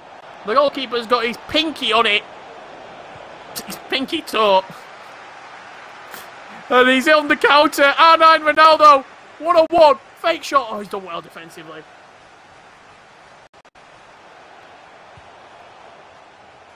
I mean, I have no idea how the keeper saved that with probably his lace. Maybe even a stud on the boot. To tip it over the bar. Yago again with Ronaldo. Another shot comes in. It's another block at the back from Virgil van Dijk. Clutch defended from Gabriel, but could have easily been down to 10 men if the referee wanted to send a player off. Seen it happen before, and I'm sure we'll see it happen again.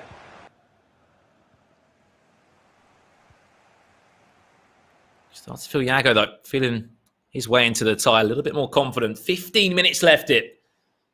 Into the pause will go again. This is the POV of Gabriel. 4-2-3-1, still that formation in hand. He's got Ben Yedder on the bench, if you can cast your mind back earlier this week to Oceania. Do you remember D.W. Dillon and his combinations with Ben Yedder? Unbelievable scenes, that 97 team of the season so far. With Sam Ben Yedder in front of goal. He was timing him green. Yeah. Green timing. The shots was Dillon. We'll see if Yago can answer back here. Messi introduced onto the pitch.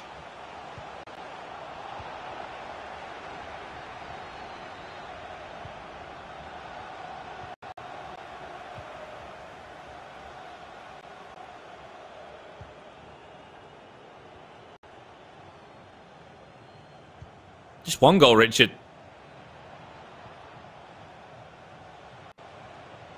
Be massive for Yago to take into that second leg.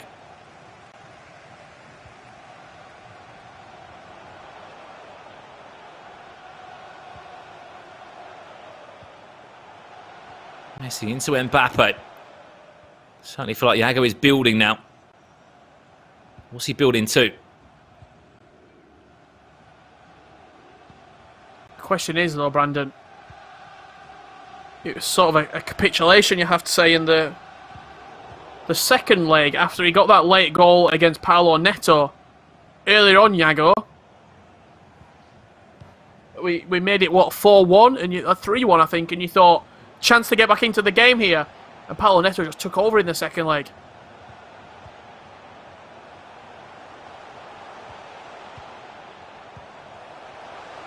He's got 4 minutes to find a goal. Could this be that chance? Cristiano Ronaldo now into Hullet.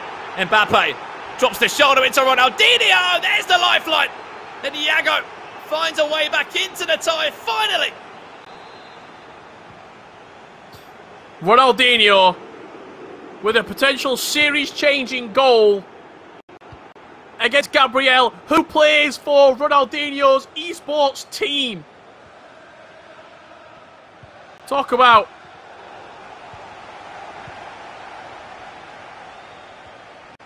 poetic FIFA right there, and Yago looks up for this right now. He's looking to snatch a Another goal and take us into a completely level tie.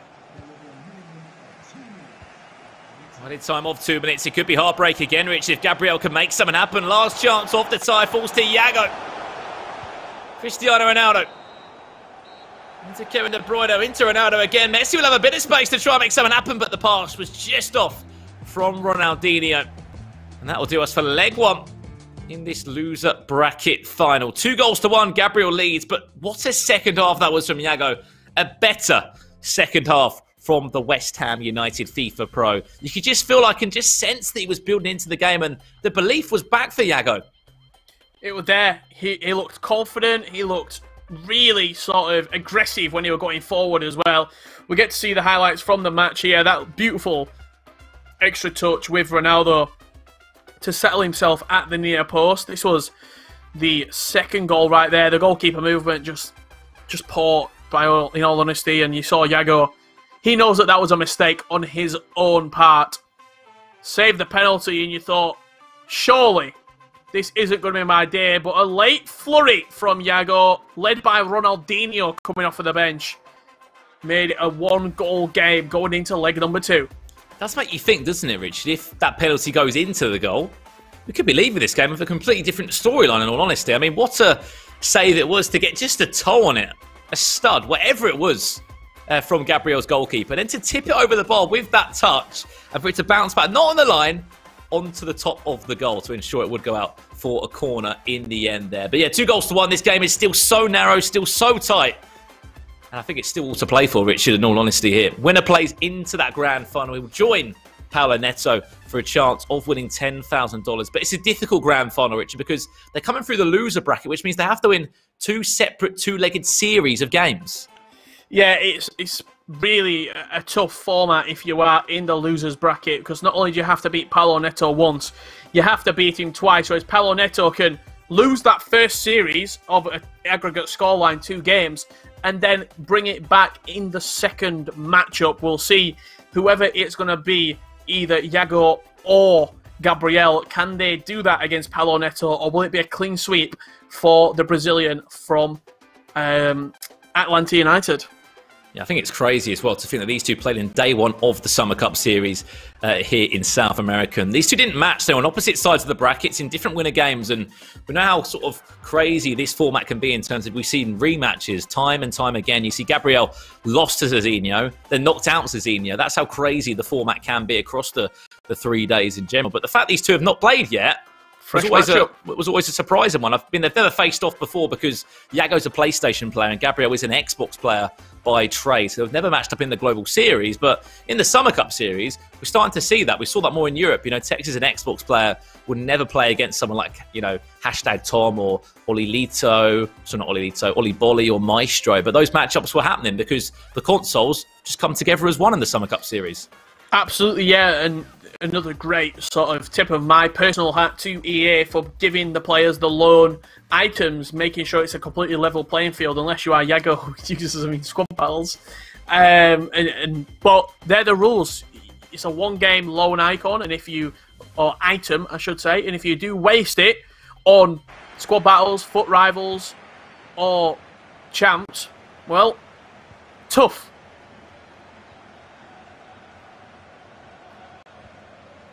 That's a situation that Iago had to deal with, Richard. It's either sulk about it or say, right, this is what I've got in front of me. And this is what I've got to make work. And day 1, it did work for him.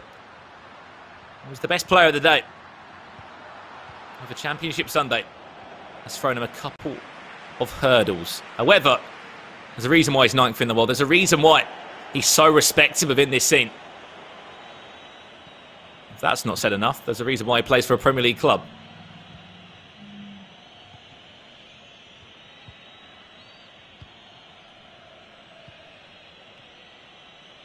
Two goals to 1. Gabriel leads. As you could say. Can't write some stories in competitive FIFA. The fact that Ronaldinho scored against Gabriel. That's for Iago of Eusebio. Stings the left-hand glove out for a corner. It shall go. Good opening warning signs from Iago, an early chance. There's that corner. We spoke about corners being a little bit all over the place. The long ball out.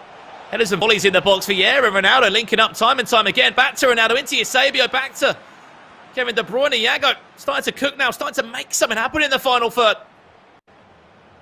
On that occasion, Gabriel able to defend. And you saw as soon as it got quicker, as soon as he made it to one-touch passing, it's really hard to defend against. That's what Iago needs to do.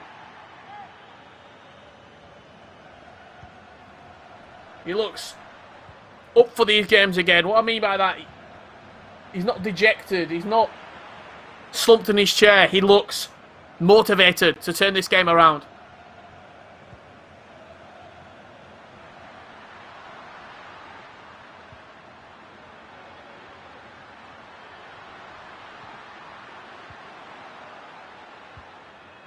Here's Eusebio for Gabriel, player that has been involved in a handful of goals in the Summer Cup Series. Gabriel came into today knowing he was in an elimination game, and I think when you know you're in an elimination game, Rich, it just adds the extra 10-15% into how you play, because you know every single chance is so much more important. There's no second chances. Here's Eusebio into Kevin De Bruyne off the ball. What a chance for Iago. Wow. Look how quick that was. Look how snappy that was. One-touch passing in the final third and rattles off the crossbar. That's a mistake. That's a mistake out the back. Oh, no! Oh, he's done well. Van der Sar atoning for his error. Unbelievable chance. And what does it come from again? The goal kicks. Don't pass it out from the back. Play the ball long. It's twice that's happened today. Not on day one, on day two. Championship Sunday, these mistakes have been happening. You can't make those mistakes in games with this sort of prize money on the line.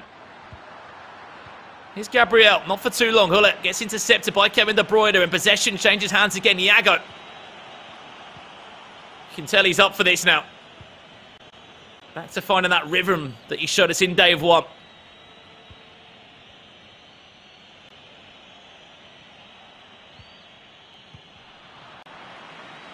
Chance to counter though.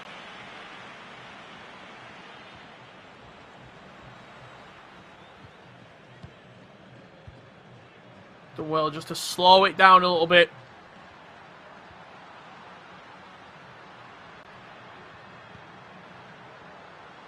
Once again, try and just stop that 1-2 touch football that Iago's been playing. See that player switch on the edge of the box there, the jockeying from team of the season, Frankie de Jong. Has it come to too much though? Mbappe towards the back post, fake shot into the shot, the near post. And anything that Gabriel has worked on has finally paid off, and that goal margin back extended to a 2-goal cushion. Iago's hard work completely undone. The chances he had, the opportunities he had to get himself back into the tie, they've now vanished, Richard. He's down by 2 goals. 2 chances. The ball roll, when he was given the ball on the edge of the box, and the one that hit the crossbar. Both of those agonisingly close for Iago. Gabriel takes his chance when it came for him.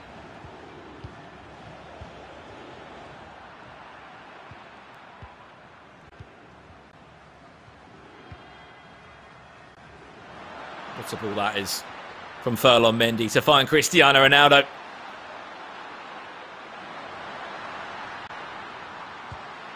That's Eusebio! And Iago finds himself with an even bigger problem in front of him. Head in hands moment. He doesn't know where to look. There's nowhere to hide. After 30 minutes of great pressure, of praise, of one-touch football, he's being undone and unpicked in 7 minutes of clinical finishing by Gabriel.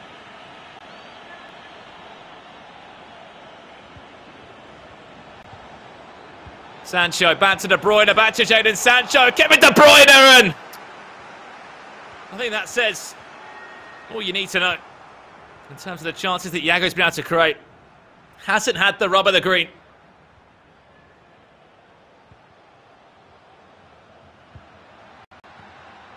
Slumped back in his chair there, Yago. As soon as it hit the post, he knew. I don't think this is going to be my day. So unlucky for Yago.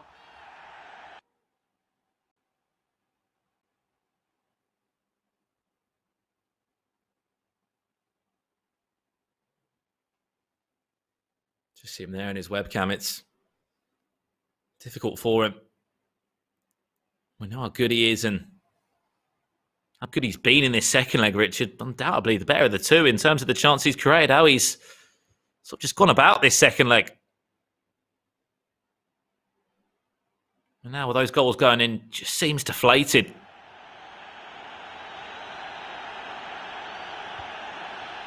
You can understand why. There's Hullet on now. It looks like Messi on for De Jong.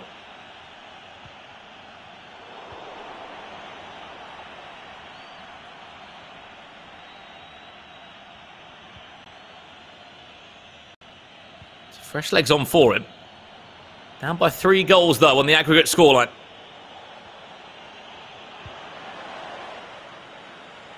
Let's go out for a corner. Last chance of the first half. It's in nice ball towards the back post, but headed away out of danger, Richard. That's more than 2 minutes of additional time played. Clear out for a throw-in. Clear out for the half-time interval. As you said, Yago here now, Richard. 3 goals down. What does he do? How does he respond? Can he respond? Think of the chances. He's hit the post twice. He went to ball roll past the goalkeeper. It's been agonisingly close. We're going to get into the second half very, very shortly indeed between these two. But Yago needs something special right now.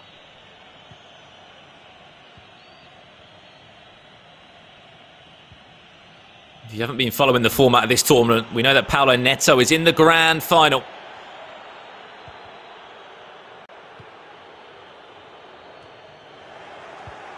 Unbelievable performance from him. Beat Yago 8-1 earlier today. And then Yago would have to go down to the loser bracket final where Gabriel kicked off today with a win against NSC Vinny. To ensure this would be the matchup. So whoever can win, whoever can come out on top after these next 45 minutes. If another goal goes in for Eusebio, it certainly knows which way the game is going to go. Great save eventually by Edison. Still the chances looming. Down to ground he goes, referee. Thought about it, but didn't blow for a pen. That looked like a very dangerous tackle in the box. Absolutely. Those are the decisions that will go against you. Let's give a free kick there, the referee, just on the edge of the box.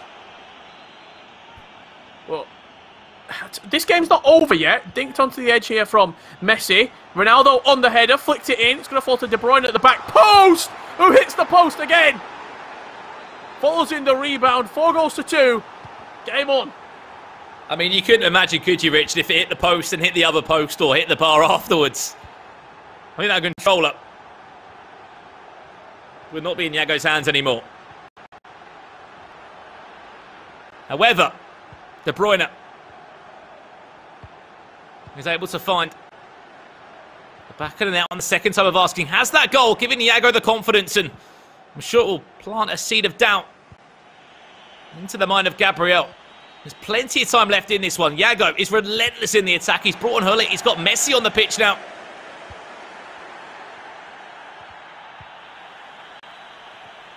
Also on the other side for Gabriel. Just score another goal. It will be job done. Without doubt. Get R9 on the ball. That's one thing that you have that Yago doesn't. Kenny Lala. Can't find R9. Chance again to get the ball forward now for Yago, and Lala's out of position. It's not going to matter. Possession changes hands again straight away. To be honest, I'd expect to see a pause in the next 5-10 in-game minutes from Yago. He's got one more change available if he wants to bring somebody on. And also, the opportunity to change into a different game plan. Jadon Sancho. Whips it into the box towards Mbappe. Plays back inside. And... Oh. How has that gone wide? You see the formation change here as well. From Iago into the 4-4-2. Ronaldinho entering the pitch alongside Zidane, but he has no more substitutions left. So, how much does he want Zidane on the pitch? Zidane coming on for Kevin De Bruyne. He's keeping Mbappe on the pitch. Ronaldinho not going to be involved here in this match.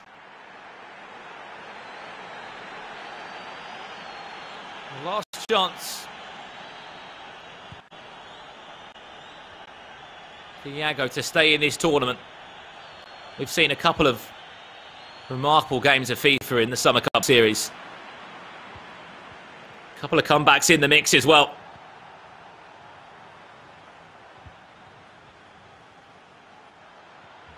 Final change of the game, as you can see. Ronaldinho.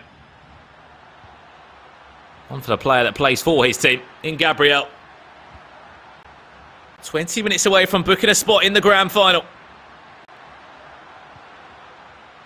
Also guaranteeing $7,500 whatever happens against Paulo Neto.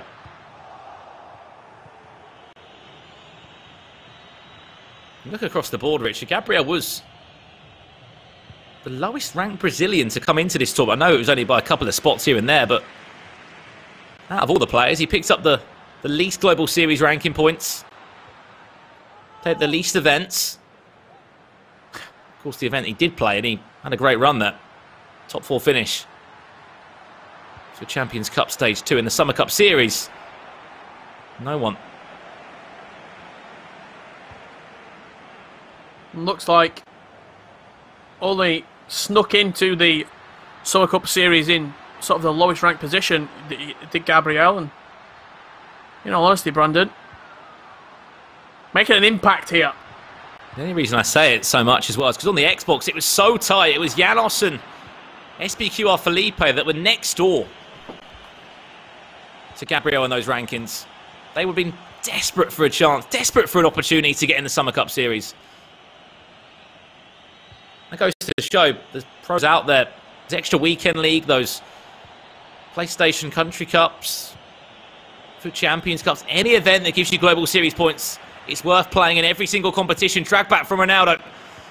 Just not good enough again from Iago. Really sort of puzzled in the final third. He's got 10 minutes left for 2 goals. Time's ticking away. Even just grinding to the 27 wins on weekend league, Brandon. Making sure you get that guaranteed points. Playing in qualifiers and making deep runs in qualifiers to make sure that you are getting the guaranteed knockout points from the qualifiers. It all makes a difference.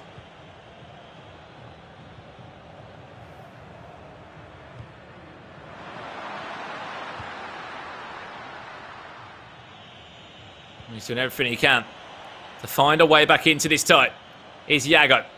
A late goal now would certainly do that. Messi. Back to Hullet. Chance now late on into Cristiano Ronaldo! We've got a game on our hands into the pause. Iago will go. 4 in-game minutes left. Could there be late drama here in finals day for South America? What an unbelievable finish from Cristiano Ronaldo. He's going to have one more roll of the dice.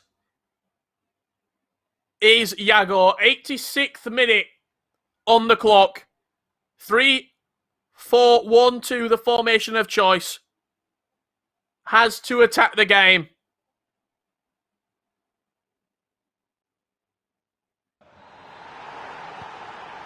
Here we go. Is there one more chance? Is there belief? Now being restored for Iago. See the reactions coming off him. It's a reaction from his players. He wants players to push up the field. It's a huge long ball from Gabriel. Zidane, the last man to come on for Kevin De Bruyne. This is in Gabriel's hands to throw away, Richard. Adding time to follow in just a second. Arnon into Neymar. Surely to finish it. Elastico into the shot. Goes for a corner. It is a corner. Think he might have just done enough, Brandon. See it from Iago's reaction there. he just deflates back into his chair. He knows it's game over, and unfortunately, it is the end of the road in the Summer Cup Series. He will finish third, which will be respectable, but Yago was desperate to get into that grand final. On the other side, for Gabriel PN from Team R10, wowee, congratulations to that man. He books a final date in the next 20 minutes against Paulo Neto of Atlanta United. An unbelievable storyline we got here, Richard. And I think if you look back at it, it's just been a day to forget for Yago. He won his group on day one. He's coming to the finals day here on Sunday, and he got beat 8-1 by Paulo Neto. It was a resilient, valiant effort for Yago in the closing stages here, but it just left it too little too late in the end, and Gabriel will go through to our grand final. What a game, though, from Yago. Commiserations. I mean, if you look back on some of those big chances, Richard, the penalty miss, when he hit the post of Kevin De Bruyne, there was a handful of chances that I'm sure Yago will look back on after this game is finished and look back on the stream saying, if I scored that, and ifs and buts, but you know, that result is final now, and unfortunately he will leave the competition not empty-handed. $5,000 will be in his back pocket. I think it's without any further ado, we bring in the force of Carl and Alan for that matchup. Heading into our grand finals now. We know our final two, Paulo Neto, as we said, will be going up against Gabriel. A really impressive performance there. And just from winning that game, Richard, Gabriel, $7,500 is guaranteed. Yeah, absolutely. A fantastic performance from Gabriel right there. Kyle, Alan, what do we make of that? What a game.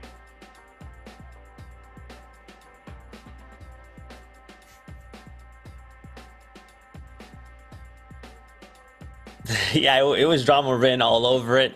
Yago, also known as Mr. Postman. You got to feel for Yago. You just, at the end of the day, you just have to feel for him. He had so many chances. We did notice as the game progressed, he just started attacking Gabriel a lot more and a lot more. Do you guys know by any chance how many posts he's hit? Like, I mean, it was a lot. Too many to count. Yeah, way too many to count. But props and credit to Gabriel, though. He did take advantage of the chances that he did get whenever Yago gave him some.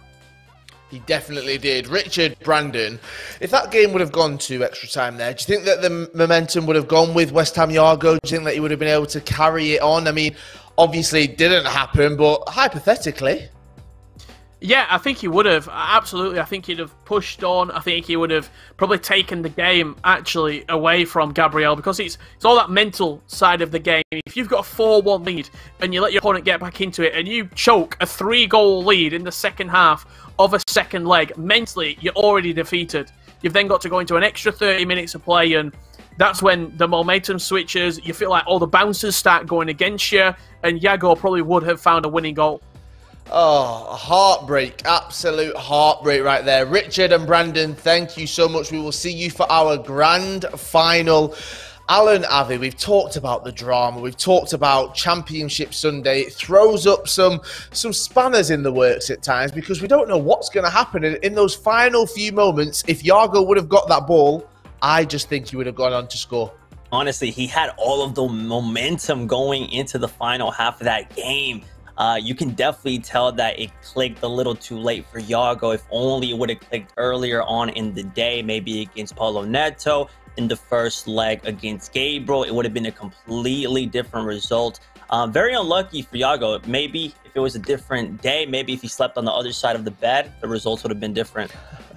It might have been. Now, we've talked about this mountain that the players are trying to climb, in particular Gabriel R10, and he's there. He's at the summit. He's met Paulo Neto, and we have got an excellent, let's say, grand final on our hands. Let's have a look at this bracket from today as Gabriel has climbed his way through. As we said, the bracket, that is the mountain. Gabriel, he took on NSE Vinny. He beat him. And then he took on West Ham Yago, as we've seen. And he's now in the grand final, yes, meeting Paulo Neto, who we saw what happened. He won 8-1 against West Ham Yago. So now, Alan, this sets up our grand final. There was 9 goals in the first game, 8 goals in the second game, 7 goals in the sixth game. Alan, you predicted there was going to be goals today. You were right. I was right about it. Let me tell you, it's not going to end there. Both of these guys that we're about to witness, they have scored a lot of goals. We've seen with Gabriel, he put on a show with Zizinho, 11 goals in total. Paulo Neto, he scored 8 goals today in his first game against Iago. It's crazy. It shows that they are on form right now. So it's gonna get intense for $10,000.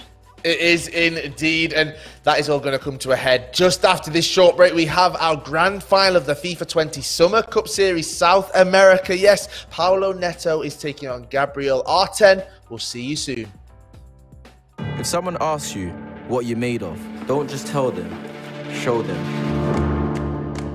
Show them that you're made of proving the doubters wrong. Show them you don't have to raise your fist to beat your enemies. Show them you're stronger when you stand together. And show them, whoever you are, you stand shoulder to shoulder against all forms of prejudice. Because when we show our best side, we don't just play the game, we change it.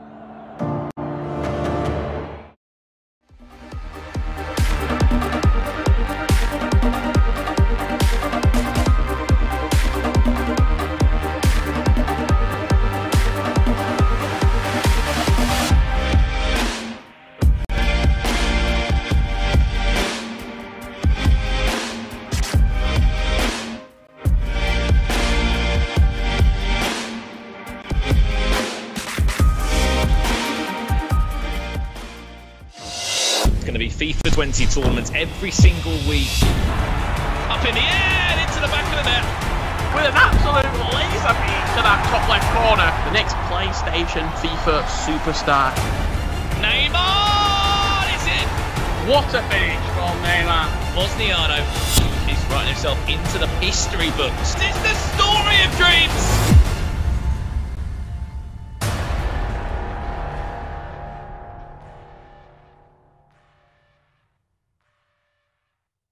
PlayStation.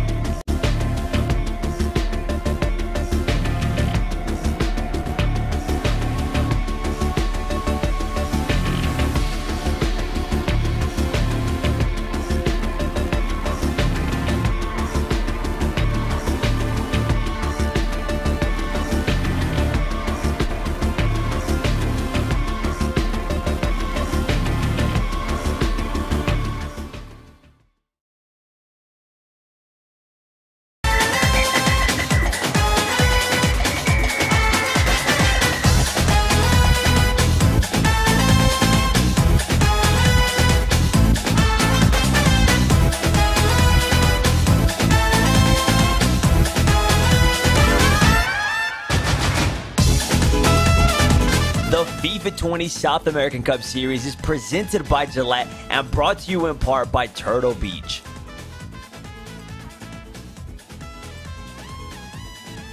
Welcome back to the FIFA 20 Summer Cup Series South America. We have the final chance to get your Twitch drops. Yes, we have these viewership rewards for you, so make sure you link your EA and Twitch accounts. Get it done now. As you can see, we have that team of the season so far, Lionel Messi, plus the prime icon moments, Ronaldo. Yes, R9 could be yours, so make sure that you link those EA and Twitch accounts. These drops will take up to 72 hours to appear in your account following today, the last day of the tournament. So go to ea.com/Twitch, linking for more information.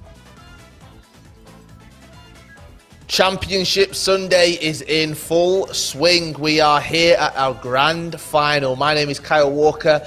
Joining me is Alan Avi. And Alan, wow, what a day it's been so far. Paulo Neto, he's been able to relax a little bit, let's say, from that first game where he won 8-1. He's had a 2-hour break. How do you prepare for a grand final in those 2 hours? What would you do, Alan? What I would do, so I'd be at the comfort of my own house, right? This is how the tournament is structured to be different than a live event. But I personally would definitely have the live stream on, watching my other competitors play, seeing what they're doing. Meantime, I'll probably go into a FUT Champions game because that's a lot of time, right? Those 2 games that he had to sit out, that's a lot of time, more like than an hour.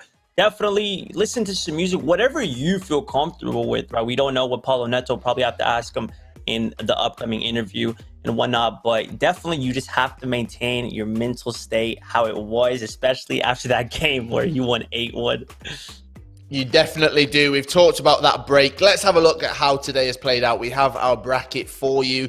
That first matchup, Paulo Neto took on West Ham Yargo. He won 8-1, which set him up nicely in this grand final, taking on Gabriel, who has climbed that bracket mountain to reach the summit that is the grand final. However, he has it all to do because Paulo Neto is going through on the winning side of that bracket. It means he has a 1-0 advantage. Yes, a 1-game series advantage going into this best of 3 competition right here in the FIFA 20 Summer Cup Series. Alan, you've got a 2-hour break. You've had your scrambled eggs. You're relaxing a little bit. And you're 1-0 up in this series. He must be on top of the world. And after this performance right here as well, he's going to be feeling great. For sure. He knows that he just needs to win 1 more game. And it's all said and done. And he still has that thought of having a lifeline, a cushion. If he loses, right, the first series against Gabriel, he still has another chance to beat him and be crowned the champion. So Paulo Neto, honestly, right now, he's feeling comfortable. He just got to play the way he's been playing. As you guys can see from the highlights, it's just him scoring, taking advantage of his opponent's mistakes. And he's just been a threat in the attacking field. So Gabriel has to be ready for it.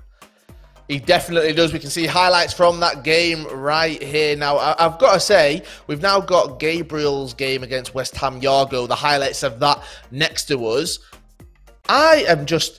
I can't believe the drama we've had throughout the day, and we've got to enjoy this together, Alan. And I've got to say, if Gabriel manages to pull this back, if he wins that first game and then wins a second one, what a result that would be. It really would. It definitely would be an amazing result, a great way to end the FIFA 20 series. Keep in mind, though, towards the end of this game, West Ham United Yargo did start, attacking better, scoring a lot more goals, taking a lot of chances. He probably got unlucky. So he has to honestly improve his defense heading into this upcoming game against Paulo Neto, because Paulo Neto has scored a lot of goals. He's shown it. Not only that, Paulo Neto has only conceded 1 goal in this day, 2 goals against in total, as you guys can see the results right there. So he's just going to have to quite literally play a perfect game against Paulo Neto if he does want to be crowned the champion. He definitely does have to play that perfect game, and I'm not sure that we didn't get the prediction right because we said Paulo Neto West Ham Yargo, but what I will say is I said Paulo Neto to win this. So Alan, your predictions are out the window. my prediction, it's still up there. It's still ready. I mean, you could say I got unlucky. Yago, he hit the post so many times. My prediction, I mean, he had a lot of chances. That's all I'm going to say. You know, it just wasn't meant to be. Alan, you're better than that. I'm sorry, you're better than that. Don't try and blame the post for your predictions going out the window. Anyway, right, let's get on with this because Richard and Brandon are waiting to kick off our grand final. Yes, Paolo Neto takes on Gabriel R10. Lads, take it away. Well, here we go then. It is the big one now. The one that we've all been waiting for all weekend long. $10,000 on the line in this one. And once again, we come to you, the Twitch chat. We want you to tell us who you think will come out on top in this game. Will it be Gabriel or will it be Paolo? Hashtag with one of those two names and let us know in the Twitch chat. I mean, coming into this game, I think anyone would be saying Paolo to win, Richard, from what he showed us across the last 2 days. Really impressive performance yesterday. And he won 8 goals to 1 in his first game in Championship Sunday. Absolutely. The biggest victory we have seen up to date here in the Summer Cup Series. 8 goals to 1. Paolo Neto absolutely dispatched Yago. You see the two teams on the screen here. This is what they will be lining up with. It's going to be slight changes in formation. Obviously, 4-2-3-1 will be the formation of choice for both of the two players. Virgil van Dijk in at centre-back. Both players going with the team of the season so far, Mbappe. And it's just Eusebio for Gabriel. And for Paolo Neto, he's decided to go with Neymar.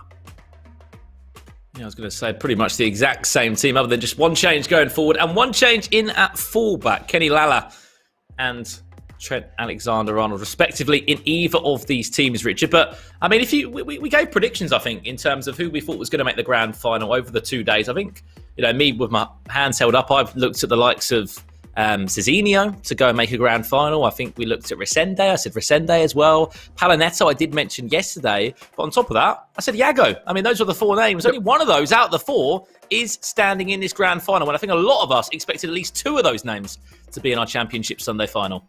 Absolutely, yeah. I think that Paolo Neto, you look at him coming into the tournament, he was on form. And his performances, if we just look at it through a microscope, in this particular Summer Cup Series have been outstanding compared to the rest of the players, and I think that's why he's seeing such a dominant vote as well in the chat right now. Over 85% of the players in the Twitch chat, of the viewers, thinking that Paolo Neto will win this final.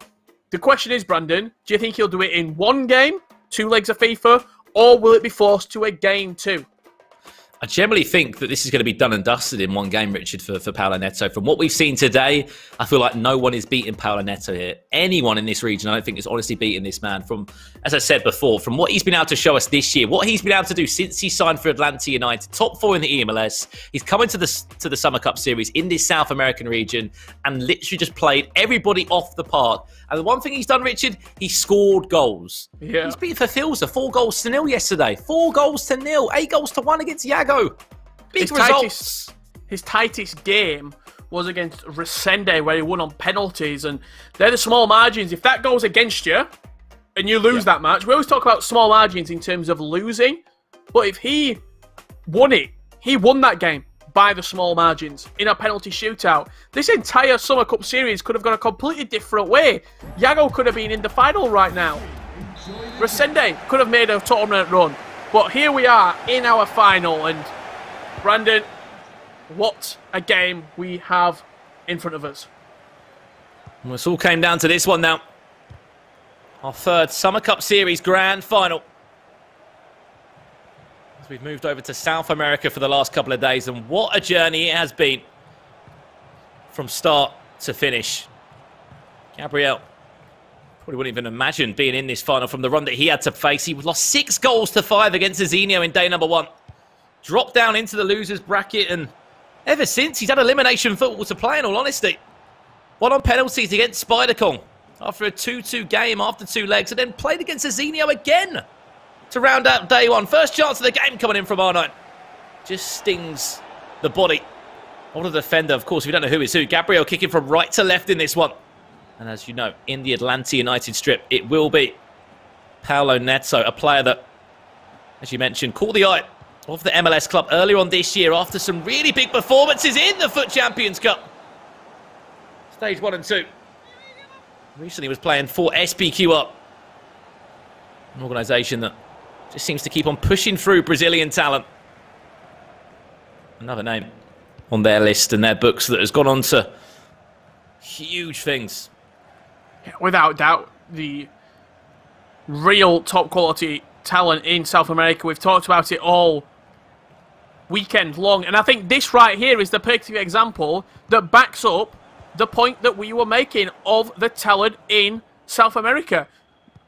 If you ask the regular punter, if you ask the regular viewer of a competitive Global Series event, who's going to be the top two South American players in the Summer Cup Series, I can guarantee you wouldn't have said Paulo Neto and Gabriel from R10. You just wouldn't have.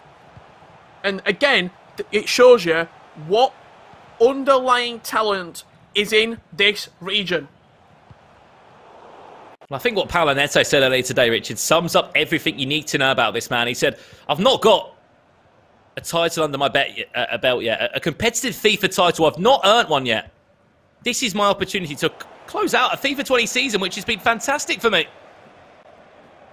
I may have finished 11th in the Global Series rankings, but I want to leave this year being crowned as a champion, and there's no better way to do it than in your own region. I think what's even more mental, Richard, is if you go back to FIFA 19, Paulo Neto was in and around the competitive scene, but nowhere near the level that he is this year. It makes you think, 24 months' time, what other Brazilian names are going to be popping out from South America?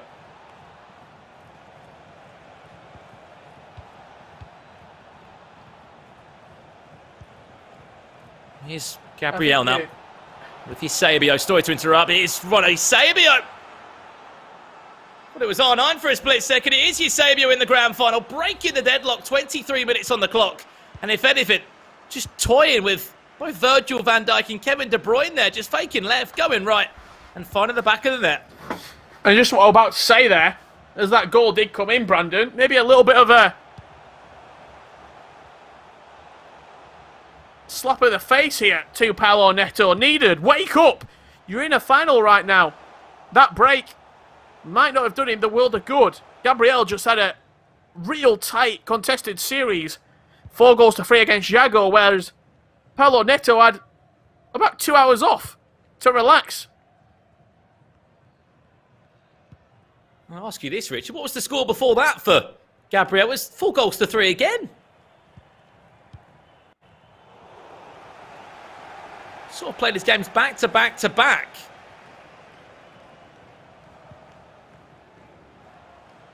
Some really tight games. Knocking out NSE Vinny, the player that knocked him out in FUT Champions Cup.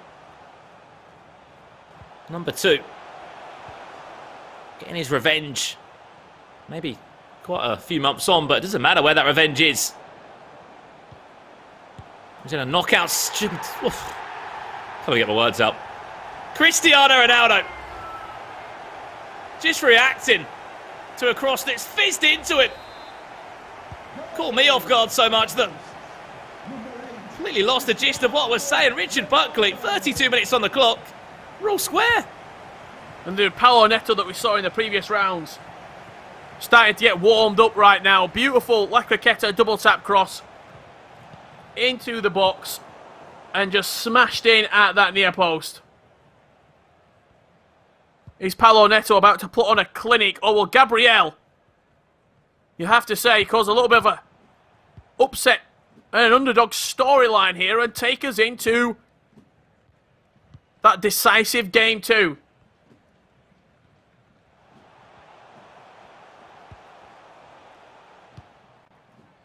Say the words out of your mouth again, Richard. You said, wake up, Paulo Neto. 5 minutes later, Cristiano Ronaldo scores. Game on. Expect to see goals. Expect to see a real tight game of FIFA here. We know that Gabriel has to win 2 consecutive series of 2-legged matches. That is the advantage that Paulo Neto has coming through that winner's bracket and not losing a 2-legged match. He can afford a defeat You won't want to have one because I just feel like if you do lose a game, it will really start to ask questions of you. Talk about pressure, don't you? It builds if you do go into that second series. And to be honest, it probably favours Gabriel, you would say. I generally believe that. I feel like that person that comes back, that they know they've got a huge job on their hands, are winning two separate two-legged matches. They go and win one of them. They're only going to be full of confidence that they've beaten you once. Why can't they do it again? Added time of just 2 minutes, a long ball forward, which will probably just do us for half-time. It's hoofed out into the crowd, and half-time here. 1-1 the scoreline. Paulo Neto only created one chance, and as you can see from the possession stats there, hasn't had as much as the ball I'm sure he would have wanted. One chance, but he took it, didn't he? It's going to be a tightly contested match, this. I mean, to quote one of Brandon's favourite music artists, Ronan Keaton, when the going gets tough, the tough get going. Who's going to be the victor in this final?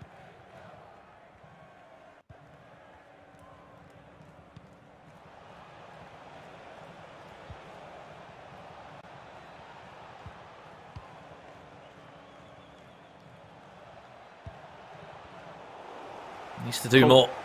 Paulo Neto, especially as you said, he created so many chances. No one else across these couple of days has scored as many goals that Paulo Neto has. In the least games that he's played, he's had to taste no loser bracket. He's not had to drop down. He's stayed on that sort of top lane, that winner's lane.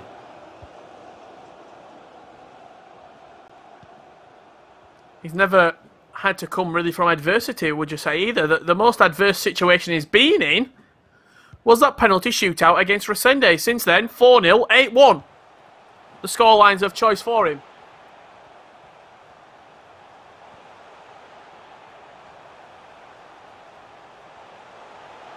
Oh, this is beautiful from Paulo Neto.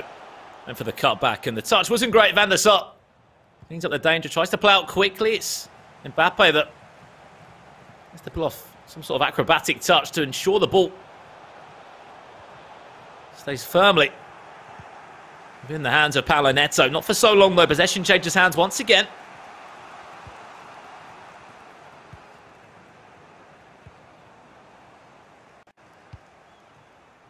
As we alluded to before, Gabriel must win the first two-legged game if there's any hope.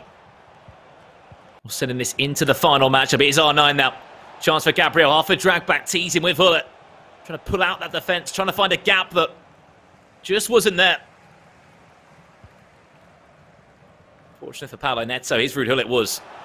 That's a great ball forward. Is he onside? No, he's not. Just inches offside there was Paulo Neto. Look at that though, instinctive. As soon as you play the little short free kick from the offside, you go back to front, one through ball down the line, and you're creating chances already.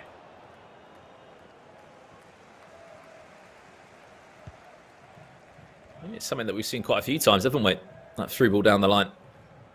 Often can catch the fullback out of position, especially if they have just bombed them forward. Depending on your custom tactics as well, player instructions. It depends how wide your wingers are in the 4-2-3-1. Some of them will, of course, stay wide or drift wide.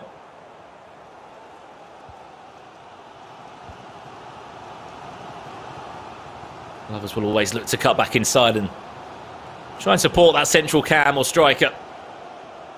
That's why you've got the likes of Mbappe in that conversation of a player that has got a 5-star weak foot. He can cut in, he can finesse on the edge of the box. He can score goals.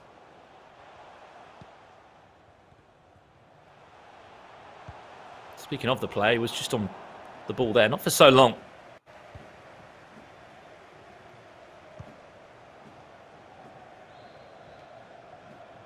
Let's play a long ball forward. Chance to drive now, Gabriel. Lovely accelerated fake shot from Cristiano Ronaldo to get past Trent Alexander-Arnold. After he did, he just had no options. Into Hullet. Gabriel still with it, finds a pocket of space for R9, who For a split second, I thought was going to get a second bite of the cherry. Class tackle again from Virgil van Dijk. Virgil at the back. Right place, right time. You thought that maybe he wasn't going to walk away with the ball, but 9 times out of 10, when he goes into a tackle, you can guarantee he's walking away with it.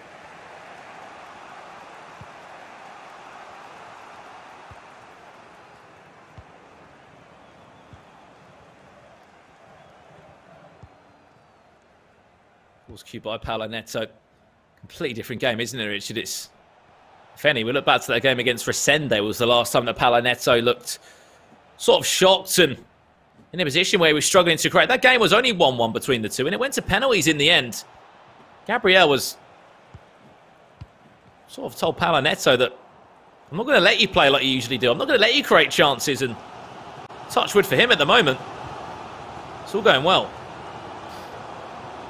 I do also feel like it's a feeling out process. These two different console players, sort of their preference on the Global Series rankings. So there will be a feeling out process. There'll be a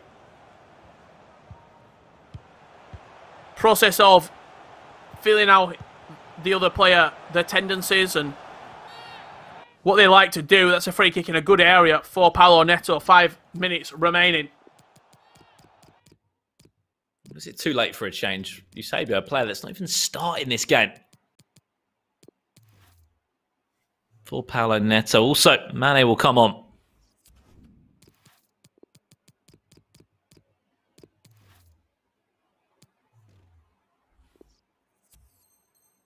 Is it too late to make those substitutions? Clearly, he was happy to leave it until now. 85 minutes on the clock. Free kick on the edge of the box for Paulo Neto. Direct shot. Someone off the training ground, maybe? He's going direct. Surely not.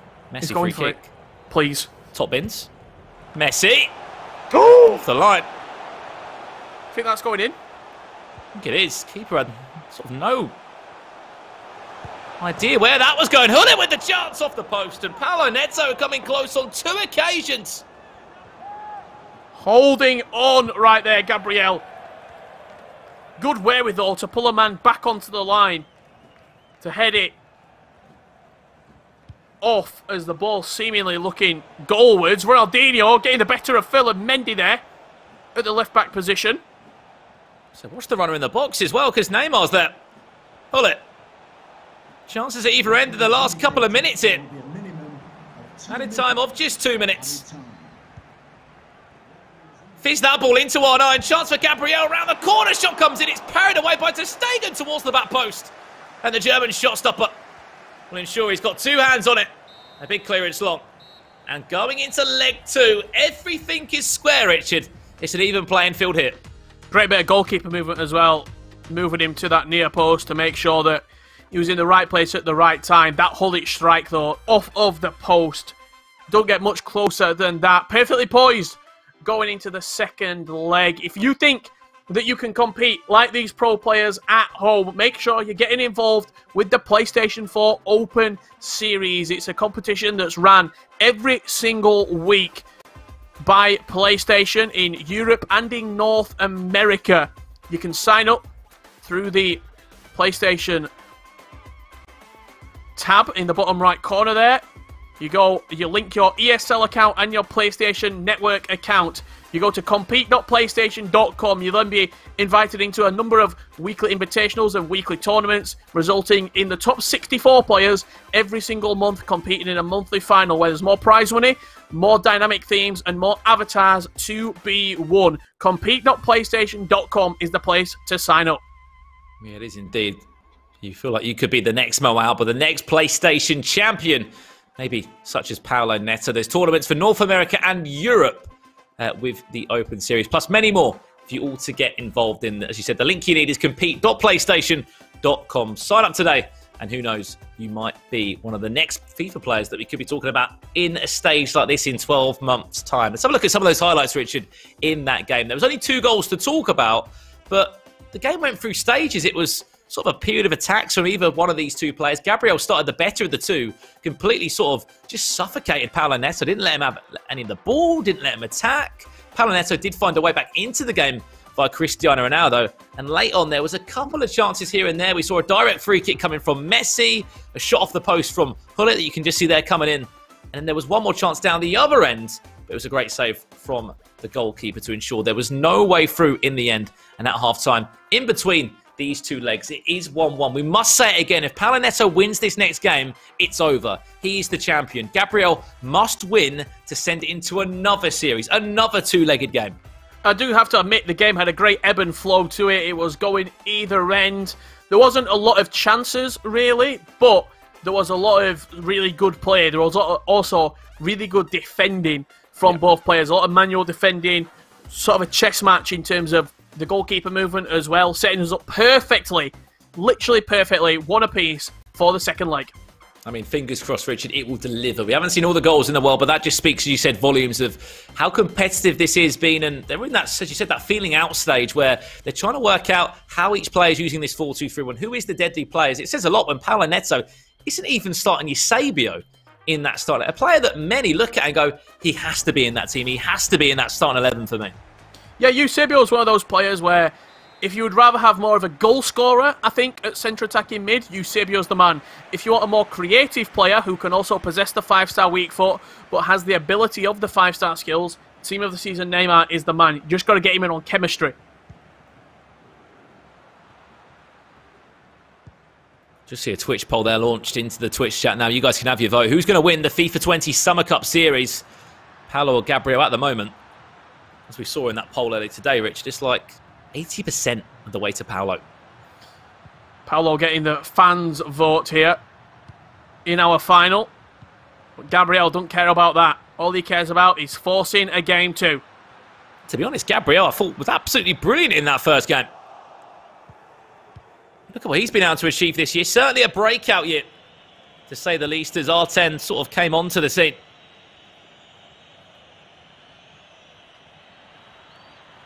Signing a handful of Brazilian players. As you said, he caps off the year in 14th in the Global Series rankings as he has to defend his first chance of the game up against Paulo Neto's Neymar. Does really well to defend it. But yeah, as I said, about a couple of his achievements. Top 4 in for Champions Cup Stage 2 in Bucharest.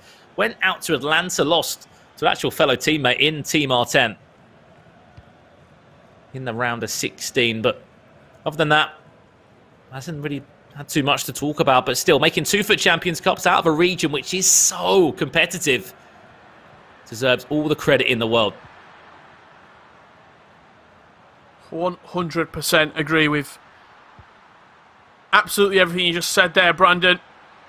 Deserving the credit, and he's looking to start this second leg as he did the first with a goal.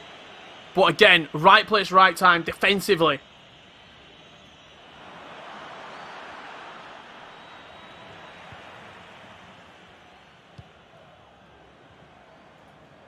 I've literally just had a little look at the Twitch poll as well here. Over 800 votes for Paulo Neto. Under 200 for Gabriel.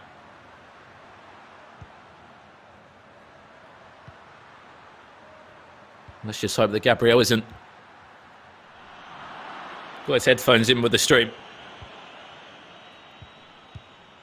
It's clear to see who the favourite is, and I think if anyone was looking at this and looking at what's been achieved in the Summer Cup Series with the performances that have happened, we look at Paulo Neto as stronger of the two, but Gabriel, for me, Richard, I thought won that first leg overall in terms of what he was able to do, control the game, create a handful of chances.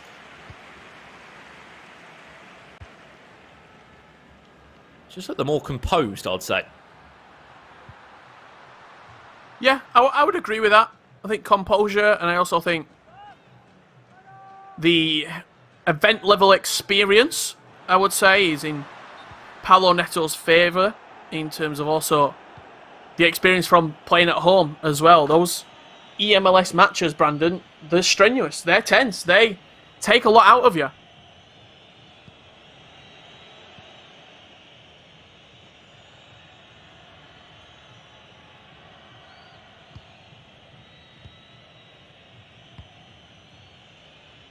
He's a player that just pipped a spot in the Summer Cup Series, as I said a couple of times. Just in front of Felipe And a face that I think everybody knows from the South America scene in Llanos. Two names that came so close to scrape it in to the Summer Cup Series. But it was what Gabriel was able to achieve, those extra points, that higher place finish at FUT Champions Cups, was the key difference. Here's Mbappe now. Well defended by Virgil van Dijk. Paulo Neto trying to do everything he can find the breakthrough in this second leg. Scoreline is 1-1. As we said, Paulo Neto wins this leg. He wins the Summer Cup Series. If Gabriel does it, we go into another two-legged game.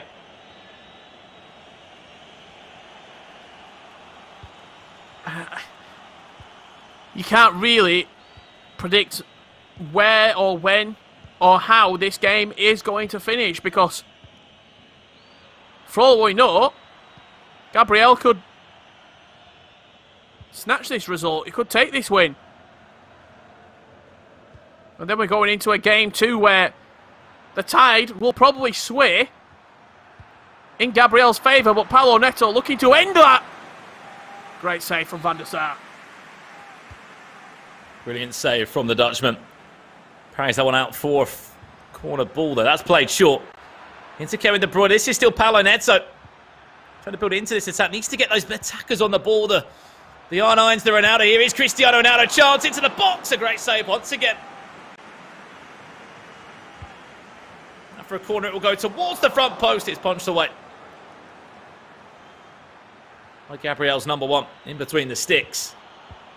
Having to deal with a wave of pressure from Paulo Neto. Don't give the ball to R9 because he'll punish you. Again, where has the ball ended up? You have chances with Neymar, you have chances with Ronaldo, Cristiano, and Van der Sar saves them. R9 does not miss. R9 shots do not get saved.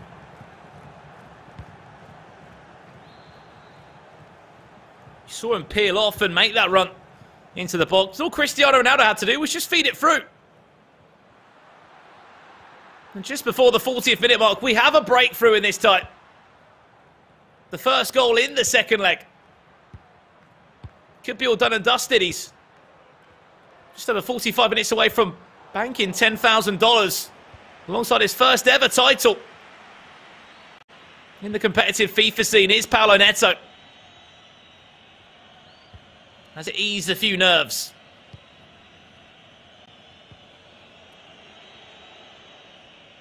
That's the question. Added time of just 2 minutes in front of us, and let's have a breather for both of these two. We'll look at the stats. We'll break down what we've been able to see in the first 45 minutes. Another chance here for Paulo Neto. Can Mbappe get past the defenders in the box? It's just on the edge. Outside. Just on the edge there. I mean, that was tight. Back to De Bruyne! Kevin De Bruyne with an absolute rocket of a strike there, sailing over the crossbar at half-time. Advantage Paulo Neto. The man's 45 minutes away from clutching up his first ever title. One of those, isn't it, when the ball just bounces and sort of hovers in the air so sweetly. You have to hit it first time. That's what De Bruyne tried to do for Paulo Neto. Fortunately went high and wide. Back into this one though. You said it perfectly, Richard. 45 minutes away from becoming a champion. A South American champion in the Summer Cup Series. He'll join the winners list of Olilito from Europe. Einazar from Oceania. He'll be the third winner on this Summer Cup Series journey. Still so many tournaments to come. Next week we go to Asia, North America. And the week after that we finish the journey in Middle East/Africa.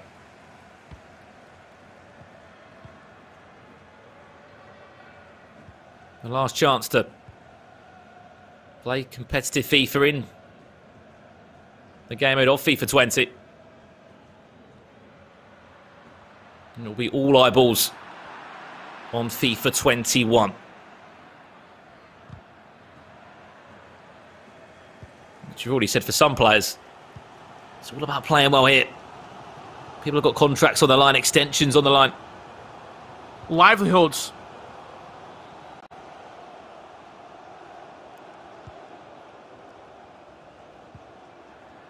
can be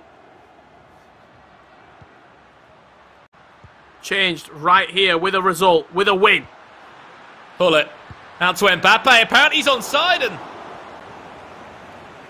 for a split second I thought that could have been some serious danger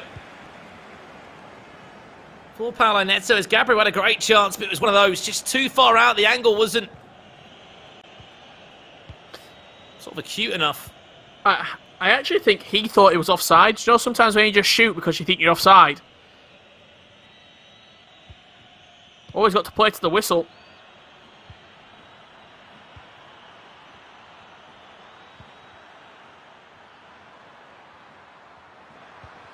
De Bruyne. So everything he can to find a way through. And speaking of star players, Richard, MVPs this weekend, has it been R9 for you, or has it been Edwin van der Sar? It's got to be R9. Oh, we've still got 30 minutes left to play. Van der Sar does something like that.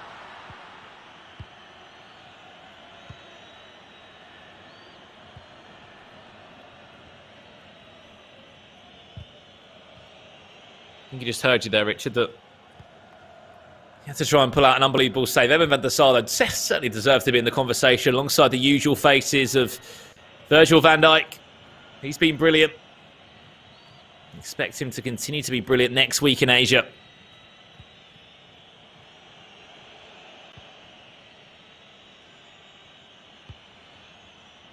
I 100% agree with you. R9 has been the danger man.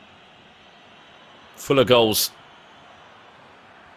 Full of entertainment once again in the Summer Cup Series. Here's Mbappe, potentially a winning goal. Well, Paulo Neto, he knows it. Gabriel, he knows that he can't let him score again. 20 minutes left, a 2-goal advantage. It's just not enough time to pull it back. Absolutely. The outcome of this game is on strings right now. It can be tightened or released at any point for Paulo Neto. Great tackle by Hully to turn over the possession. Every time that he wins the ball back and steals it off of his opponent, one less defence needed to claim a trophy. Neymar into Cristiano Ronaldo, gets another chance, but unfortunately, nothing more than that.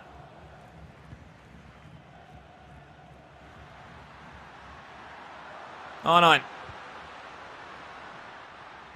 into Cristiano Ronaldo, seeing what he can do.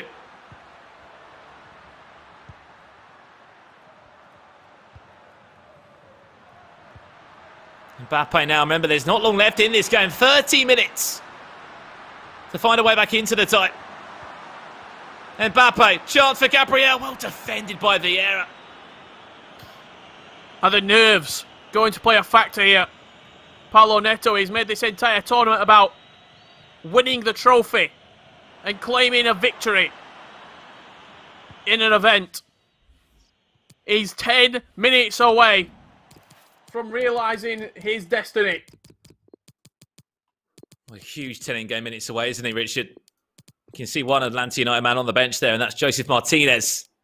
I think he'll be being introduced in this tie. But a couple of changes, Paulo Neto, 10 minutes away, the biggest 10 minutes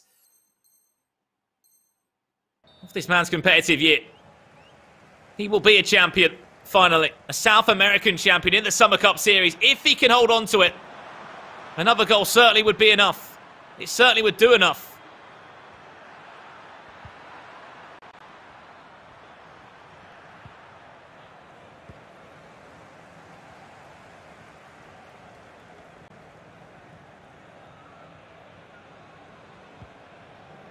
Can he find a way, though? Gabriel, you know, he'll get one good chance, Richard, if that. One last opportunity to send this game into extra time. The longer that Paulo Neto's got the ball, though, there's no chance of even getting the ball back into Cristiano Ronaldo to conclude the game. Watch that back post. Elastico cuts it back inside into Eusebio. And that's a championship-winning goal for the Brazilian and Paulo Neto.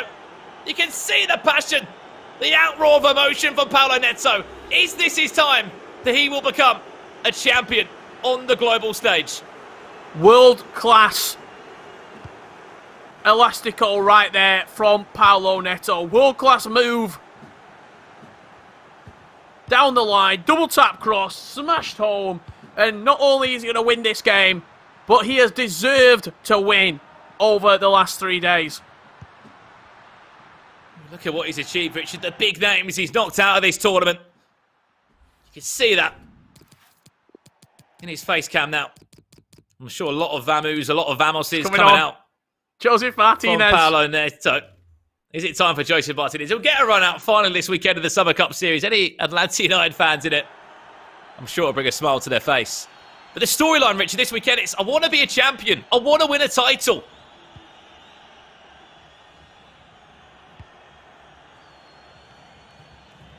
It's about a minute away from achieving that as well. As you said, he knocked out for Filza, Yago, household names in South America. But this man went about his business on his own. With one goal, with one aim. I want to pick up a title. I want to be a champion. And Paulo Neto will be a champion. He wins the Summer Cup Series for South America. Congratulations. He has been the top man over the weekend. You see what it means to him. He came in with the aspiration of becoming a champion, and by the end of 3 grueling days of the 8 best players in South America, only one remains, and it's Paulo Neto. I think we've seen a smile so big from him this weekend as well. A huge congratulations to him. He is the champion. Paulo Neto gets himself into the winner's book in the Summer Cup Series. He joins the likes of A. Nazar from the Oceania region. Of course, on top of that, Oli Lito, another household name in the competitive scene. And that marks the halfway point for the Summer Cup Series. 3 tournaments down, 3 winners in the book, Richard Buckley. 3 winners indeed. Next up, we're going to be going to Asia, North America, and the Middle East and Africa. Some of the best players in the world yet to play in the Summer Cup Series. MS Desari, #Harry, to name a couple. They're going to be in action over the next 10 days. And let's see how Paulo Neto won this final. Beautiful finish there from R9. He was the man of the tournament. And again, proving why he is worth every single coin.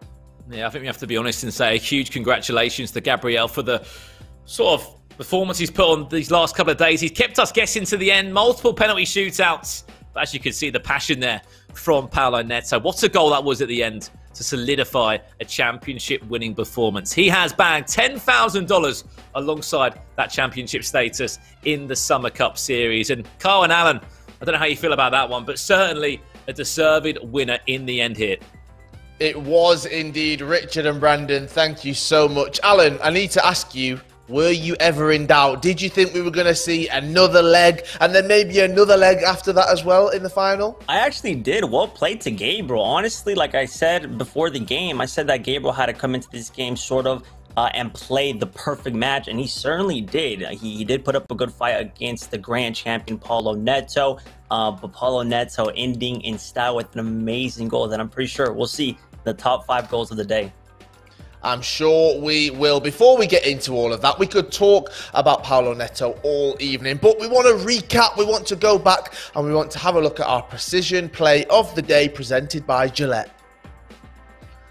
That'll be coming up very, very shortly in one moment right there. But Brandon and Richard, I want to talk to you guys, all right, about that game. Because I asked Alan that question. Did you think it would be going to another leg? Gabriel played his heart out. We talked about getting to the summit. He just needed to do that little bit more, but he wasn't able to do that. Yeah, I think the second leg in particular, you showed Paulo Neto's quality. I think the first leg, he was a little bit slow off the boil. I think the break probably didn't help him. It was a 2-hour sort of delay, but the second leg he came out firing, and fair play to Paulo Neto. Deserved champion.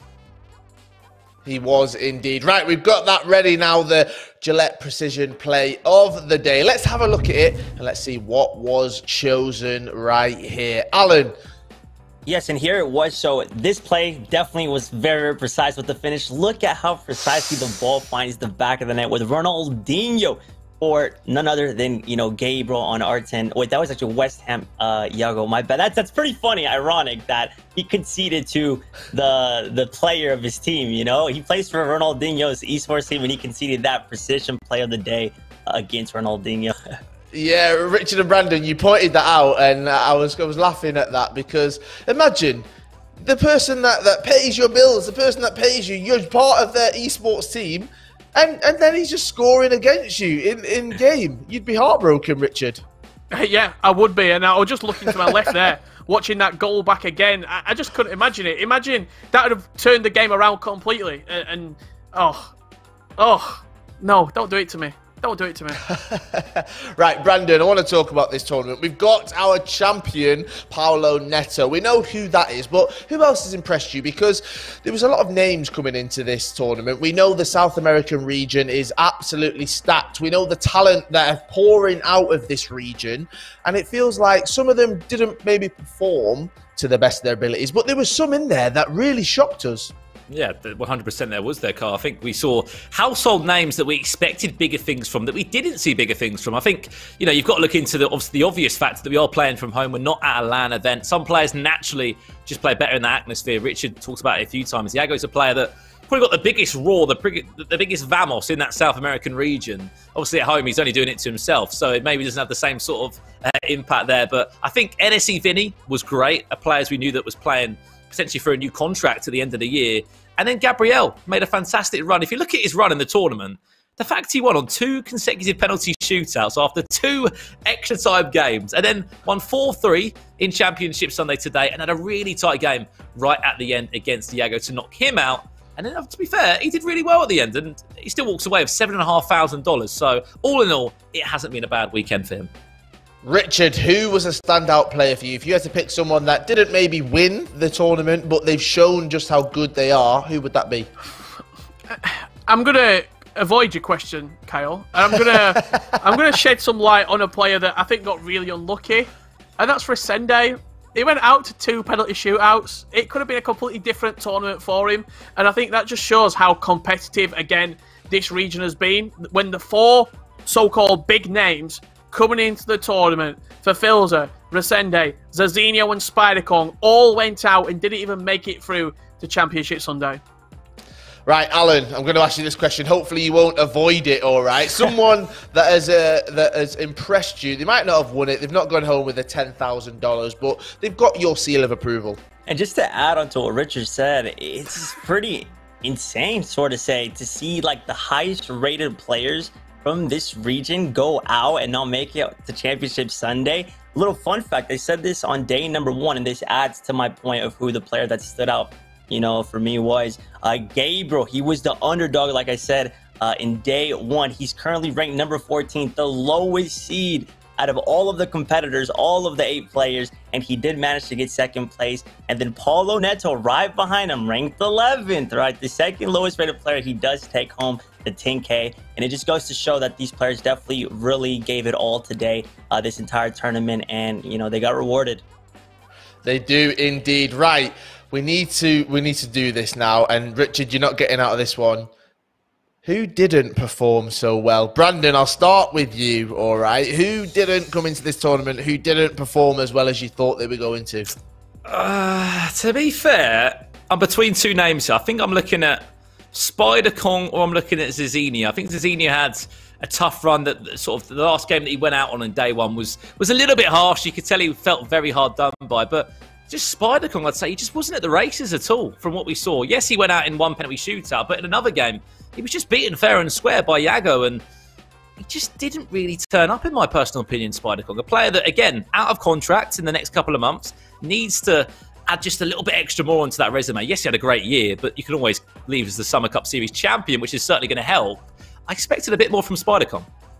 Okay. Brandon's had his say. Richard, you're not getting out of this one. I've said it. Who didn't impress you in this tournament? Who could have done that bit more just to get that Richard Buckley seal of approval, but also just to get that big smile, just that big love that you normally give out? To be honest, Kyle, it's a very simple answer for me. It's Zazinho. recent FUT Cup 4 winner. He was the name that everyone was looking at, second in the world, best Brazilian player coming into it, and not to make it through to the Final Four is a big, big disappointment for Zizinho, and I think you've seen it sort of in his social media as well. He's saying, great year for FIFA 20, let's look to FIFA 21 now. We go again and looking to build on what happened in the LAN season, because online, it's not been great for him. And Alan, someone that you've seen that's not quite impressed you. You've had Zizinho, we've heard that. Anyone that do you concur? Do you agree? I want to add just a little bit to the Zizinho point that Richard made. Zizinho did get unlucky, right? He was number 2, but he did get very unlucky. He conceded 2 goals from the 85th above. Yeah, he lost, but he got unlucky. No. And then I would say that the upset for me was for Filza. I talked about it yesterday. He was tweeting out right before the tournament. He seemed like he just wasn't in the correct headspace. He was tweeting out that he, just kind of wasn't ready for it. And you could see it through his gameplay. He was making a lot of forced turnovers, a lot of errors. He just wasn't the same for Filza, taking shots from unusual areas of the pitch that usually he does better from. So I definitely have to say for Filza, just didn't have the best of tournaments. Now, everyone at home, if you are watching and you're wondering, where is our champion? Where are our competitors? Well, we are just waiting for those. Yes, they will be joining us live in the stream very, very soon. We're hoping to have both Gabriel and also our champion, Paulo Neto, at some point. So stick with us, all right? We'll be providing all the entertainment for you until they arrive. And I promise, we will not try and pass any footballs or any PS controllers or do any high fives or anything like that. Just stick with us. You'll get a lot of insight. Richard, Brandon. No, we're not doing the high five, Richard. We're not doing that just yet. Richard, Brandon, I want to talk about Paulo Neto a little bit because... Oh, go on. I'll give you one. Wait. Make sure it works. Let me just think. Let me just... You're pulling up, all right? Okay, yeah, you got you. Yep, 3, 2, 1. Oh, no. Forget about it. You're pulling it up. You're not pulling it down. Do it one more. Wait. No. It's done. We've lost everyone to the Spanish stream already just because of that right there. So let's not do that again, okay? Right, Richard, Brandon, I want to talk about Paulo Neto because FIFA 21, it is round the corner. This win right here, him being crowned the champion of the South American region. Going into FIFA 21, he's got it all to prove now, even though he's done all the hard work. This is where it gets going, Brandon. There's much more to do to hopefully win an FEWC. 100%. I think the one thing that I said about this region is there's always new names that come out from it. I think if you look back to the start of the year, you saw Paulo Neto play for SPQR in the first FUT Champions Cup of the year where he made some noise. And then after that, he got himself a move, and he got himself a big move to Atlanta United, played in the EMLS, and I feel like he came into today's tournament, or I should say this weekend's tournament, and said, I want to be a champion. That's the one thing that I haven't got on my so-called resume. I'm not a champion of anything. I'm not a title holder of anything. And he said, this is my opportunity. And the fact he went and won it this weekend is massive in terms of, yes, there's no FIFA World Cup this year, but he's a champion in his own region, and that's only going to give him confidence moving into FIFA 21. I do want to just go on the back of that. You're talking about the championship sort of mentality. Alan, you're a player. You've played in all these events. When you're coming up against somebody who has won a trophy, who's won a FUT Cup, who's won that, do you have that little bit of sort of anxiety going into the game against him? For example, when you match up against Tex, do you think this is going to be a tough game? You really do, because you've seen the sort of players that these players have eliminated, right? You know it's not going to be an easy game at all. You can see their resume, how much money they've won, all the amazing events they've qualified to, the promotion. So it can definitely get into your head, sort of give you that anxiety. However, though, some players, right, definitely can see it as a motivation. You know, if you take this player out, then you're going to make a big name for yourself. You got something to prove if you take them out. Right, Alan, I want to talk about this. We've got you here, okay? We've been talking about Paulo Neto in FIFA 21. How rude of me. What about you in FIFA 21, Alan? Because we want to see you getting back to competing. It's been amazing having you here for the entire 3 days, but I want to be talking about you. I want to be talking about all the goals. I want to be interviewing you after we crown you a champion. What's new for you? Definitely, yes, for sure. I can't wait till FIFA 21, another competitive season. I'm definitely looking forward to it. I want to practice, right? I have my teammate Joxon and Maxi. We're going to be putting in the hours, and whatnot to qualify to these events, right? You know, I've qualified to events in every FIFA 17, 18, 19. However, though, this season, it just wasn't possible. There was a lot of things that happened, but definitely I'm moving forward. I'm gonna try my very best to qualify, and hopefully you guys can commentate on one of my games, analyze my gameplay. Brandon, what about you? Will we see you competing in FIFA? Oh no, let's not even bother. Let's not even ask that question right there. Richard? I do just want to bring something up, and somehow it's gone untalked about for the last 3 days. While we've got Brandon and Alan both here, I actually witnessed a game of FIFA being played between Brandon and Alan, and Brandon actually beat Alan. That's all I'm going to say on the matter, because I don't want to get Brandon... Let's just say... I don't want to get his hopes up. There's no excuses, Alan. I'm trying to be a nice guy, man. I'm a nice guy. What can I say? Alan, you're full eyebrows. Don't lie. I was there. I was watching it. No, like, I try to be a nice guy. I gifted him the win, right? To sort of see if he can get gold 1 for the first time, you know. Oh wow! Now, Richard, I want to talk about this, because where were we? Because I think I was there as well, wasn't I? We were in the playoffs last year. It was, and Alan, how does it feel to lose against, well, arguably the biggest known choker in FIFA 20? How does that feel? I mean, I kind of don't want to talk about it. It was that bad that at one point Alan wanted to book a flight home when we were in the middle of the playoffs. But I persuaded him to stay just about. But it was a great game, Alan, and you know, I'm sure if we play again, I'll probably win again. So it'd be great to do that at some point. About that. I mean, do you want to wager? Oh wow! Oh, Richard, me and you are just gonna get the popcorn out right here. We can just leave these. We can fill for as long as we need. We'll just let these two go head to head. Just message me at the end of today's broadcast, Brandon. All right. Now, follow us on social media, on Twitter. All right, and we'll be posting the results to see the pictures and screenshots. All right. Okay, right. Maybe we need to get that created as a poll right there. Maybe we need to see who would win on the Twitch chat between Alan and Brandon. We'll give the guys behind the scenes a few minutes to sort that out. Okay. Oh, they've done it. There we go. You can use the hashtag Brandon or the hashtag Alan right there. It's currently at 100% Alan. I can't see that changing anytime soon. Brandon, you can't vote for yourself. Do not vote for yourself. He's voting for himself right now. Oh no! I'm just trying to get a fan club. Signing in to like all of his other accounts. Just trying to get a fan club going. You can see okay. Wow. That vote for me, lads. Vote for me. Hey, you gotta buy a brand new marker, Brandon. Yeah. He needs a look at that 69%. Oh, Forget Alan, that's it. bad. If it doesn't get to the 90s, then Alan, people are questioning your reputation and what you're actually capable of. They're trying We'll to give that a troll few me. moments. We'll give that a few moments. Let's talk a bit about FIFA 21, because we've got 3 events left in the FIFA 20 competitive season. Then we're going to jump straight in October. When the game's released, to practicing, to playing. Everyone's going to be grinding out those hours. Richard, I know you're going to be sat there. I know you're going to be streaming. You're going to be documenting that whole time. Are you excited for the new game? I am, yeah. It's one of my most favourite times of the year when the new game releases. You get the new interface, you get new gameplay features as well. And I think the biggest thing for me is trying to look at what everybody's doing, from YouTube creators to Twitch streamers to FIFA Pro players, and finding the meta. What's strong, what's weak this FIFA. A green time shot's going to be back next FIFA. Is heading going to be the meta? That like 2-week period where it's everyone's in the same boat and everyone's just trying to grind. Alan, question for you. New FIFA comes out every single year. What's it like for a pro player in that first sort of week, 2 weeks? How hard are you grinding? 8-10 hours a day? What's it like? The grind time definitely increases. Basically play every single day, open up tons of packs, try to build the best possible squad. For sure though, like you said, very good points. The meta seems to change every single FIFA. Sometimes certain shots work on one FIFA when they don't work on other FIFAs. That's definitely what all of us pros do.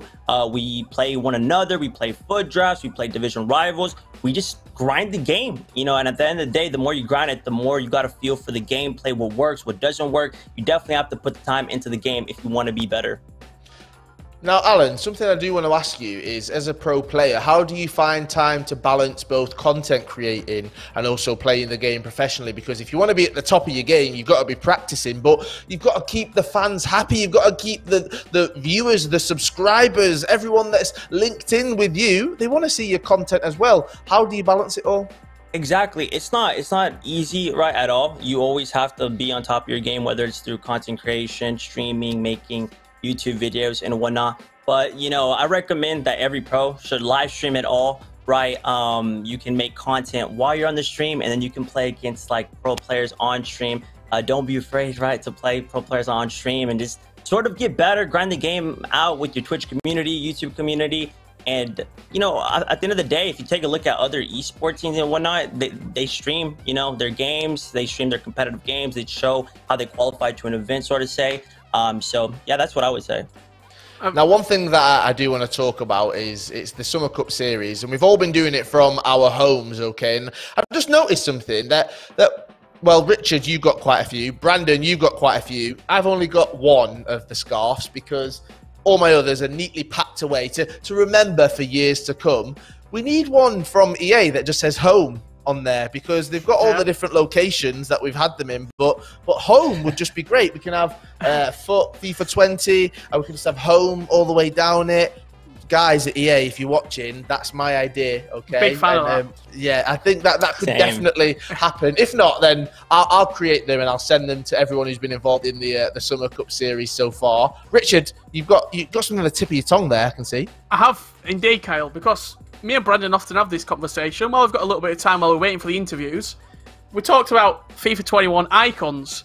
I want us all, right now, one icon that you think will be in the next year of FIFA, and I'll come back to this, and we'll see who was correct or not. So we can't say Gareth Barry, or was it Tony Hibbert, you said? Well, none of those two. I honestly think Gareth Barry deserves to be an icon in FIFA. He's the 4th best English centre midfielder to ever play in the Premier League. You heard it here first. Gareth Barry is my shout. Oh, okay. All right. Brandon, who's yours? I said it a few times in commentary. I've seen everybody sort of having a guess online. I think you've got a couple of options. If you've got someone like maybe David Beckham, got a bit of an unbelievable sort of left peg on him for a couple of free kicks, potentially. I mean, Samuel Eto'o, there's a number of rumours that are going around online. People are saying Lahm, obviously the German fullback that did so much at Bayern Munich and for club and country. There's so many options. There's so many legends that are honestly in this sort of debate at the moment. Just maybe not Tony Hibbert as of yet. Brandon, I need a name. Alan, what about you? Have you got one? Brandon sort of mentioned the one that I was thinking. I'm a Barcelona fan, so Samuel Eto'o, it would be an honor to use him on FIFA. I would love to score goals, with him. Maybe a 30-0 with him, Samuel Eto'o.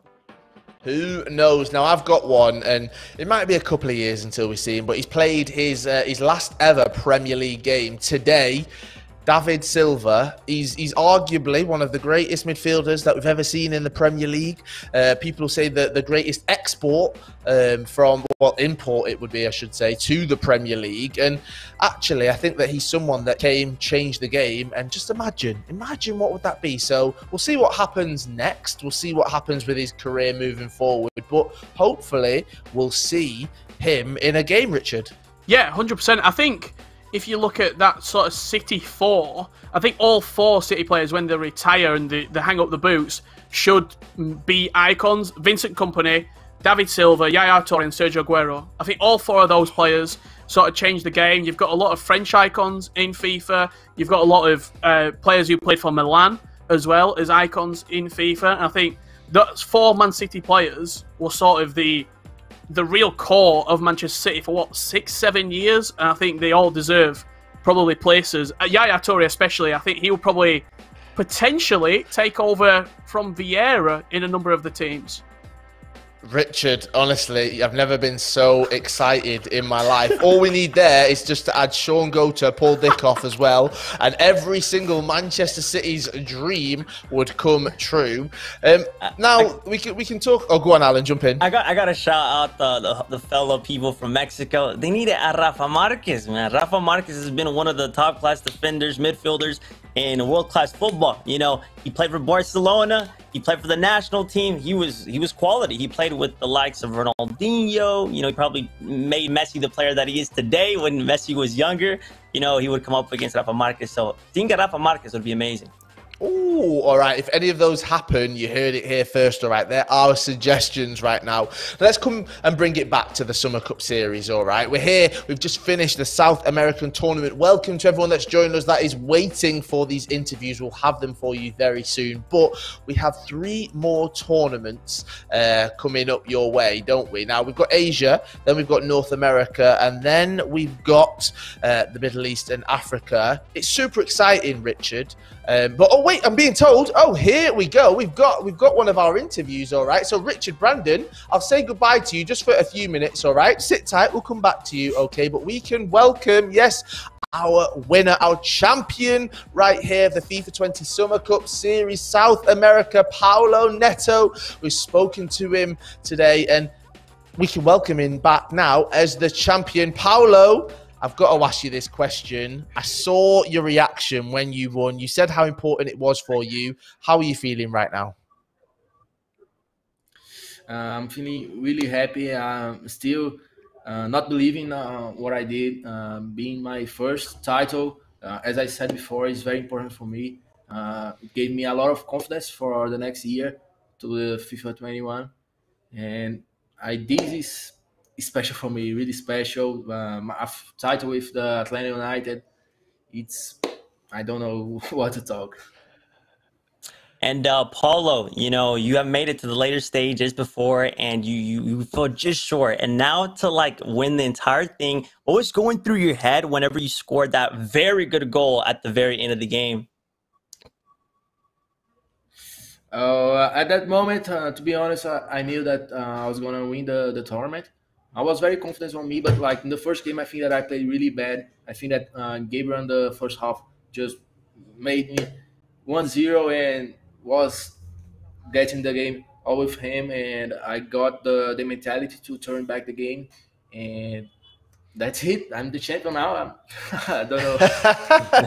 I like the way that you say that. I like the big smile you have on your face as well. Now, Paulo, I just want to ask you this. Between your first game to open the day and the grand final, there was like a 2-hour break. What did you do in between it? Because obviously what it worked. You're the champion. But what did you do in those 2 hours? I just ate something and watched all the other games, and listen to music to be relaxed and calm.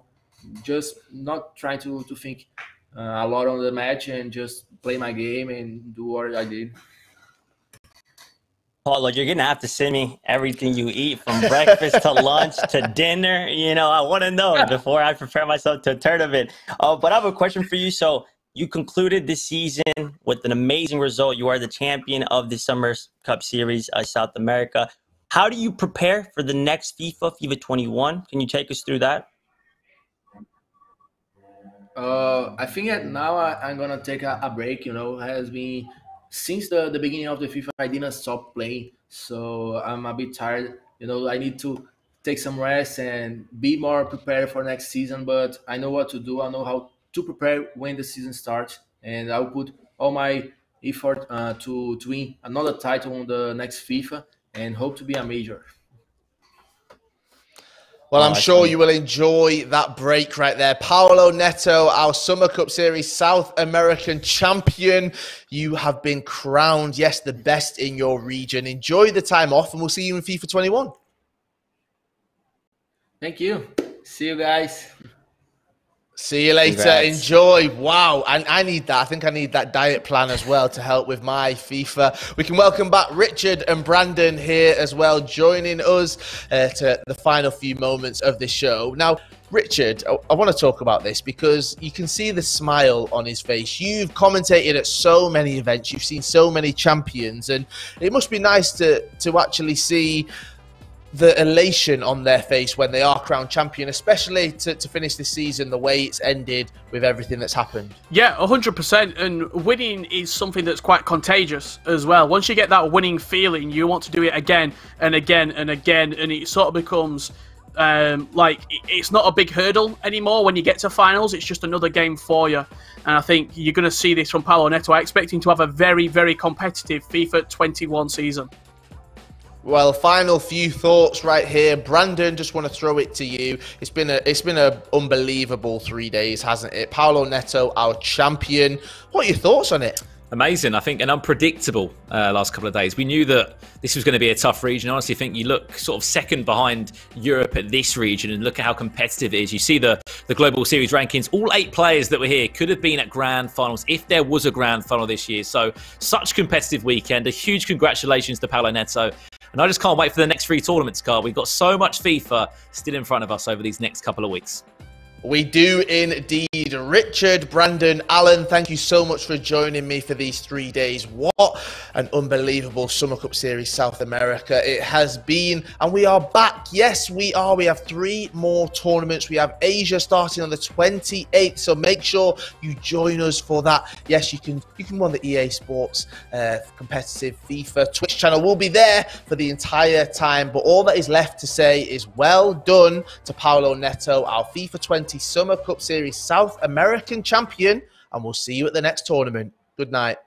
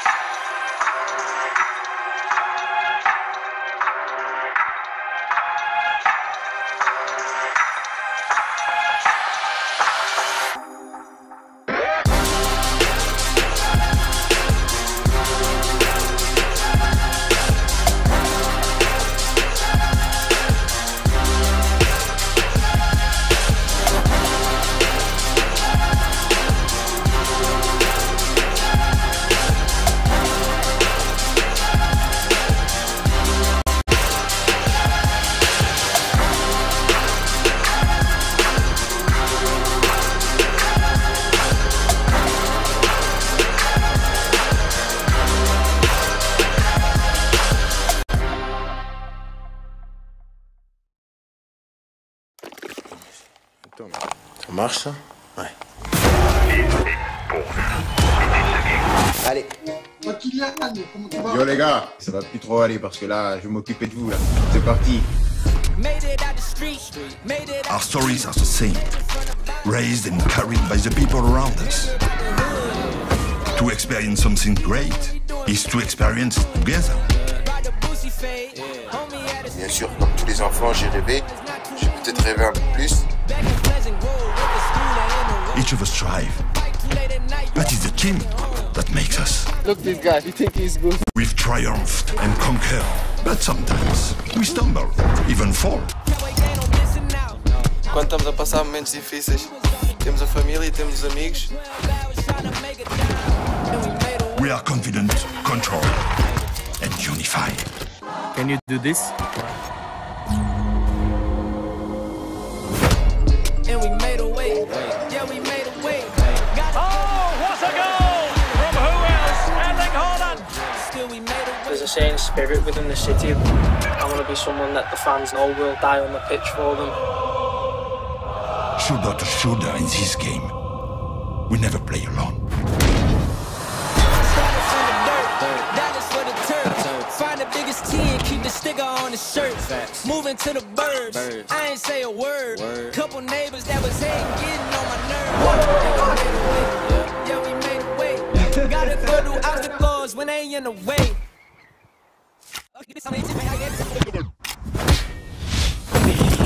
We play as one, as a collective, as a team. Find us on the streets, on the grass, or race together. From Madrid to the Mersey, BVB to Paris, we win as one.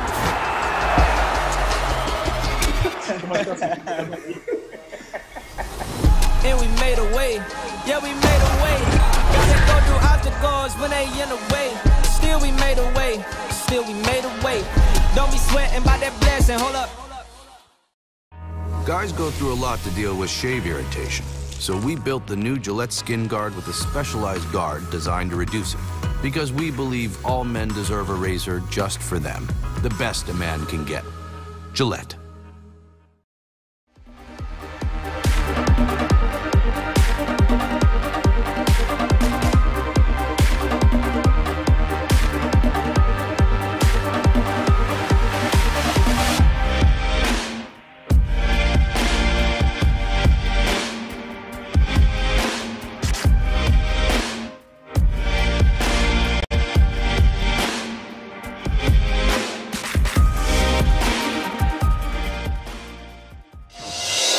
FIFA 20 tournaments every single week. Up in the air and into the back of the net. With an absolute laser beam to that top left corner. The next PlayStation FIFA superstar. Neymar is in. What a finish from Neymar. Bosniano. He's writing himself into the history books. It's the story of dreams.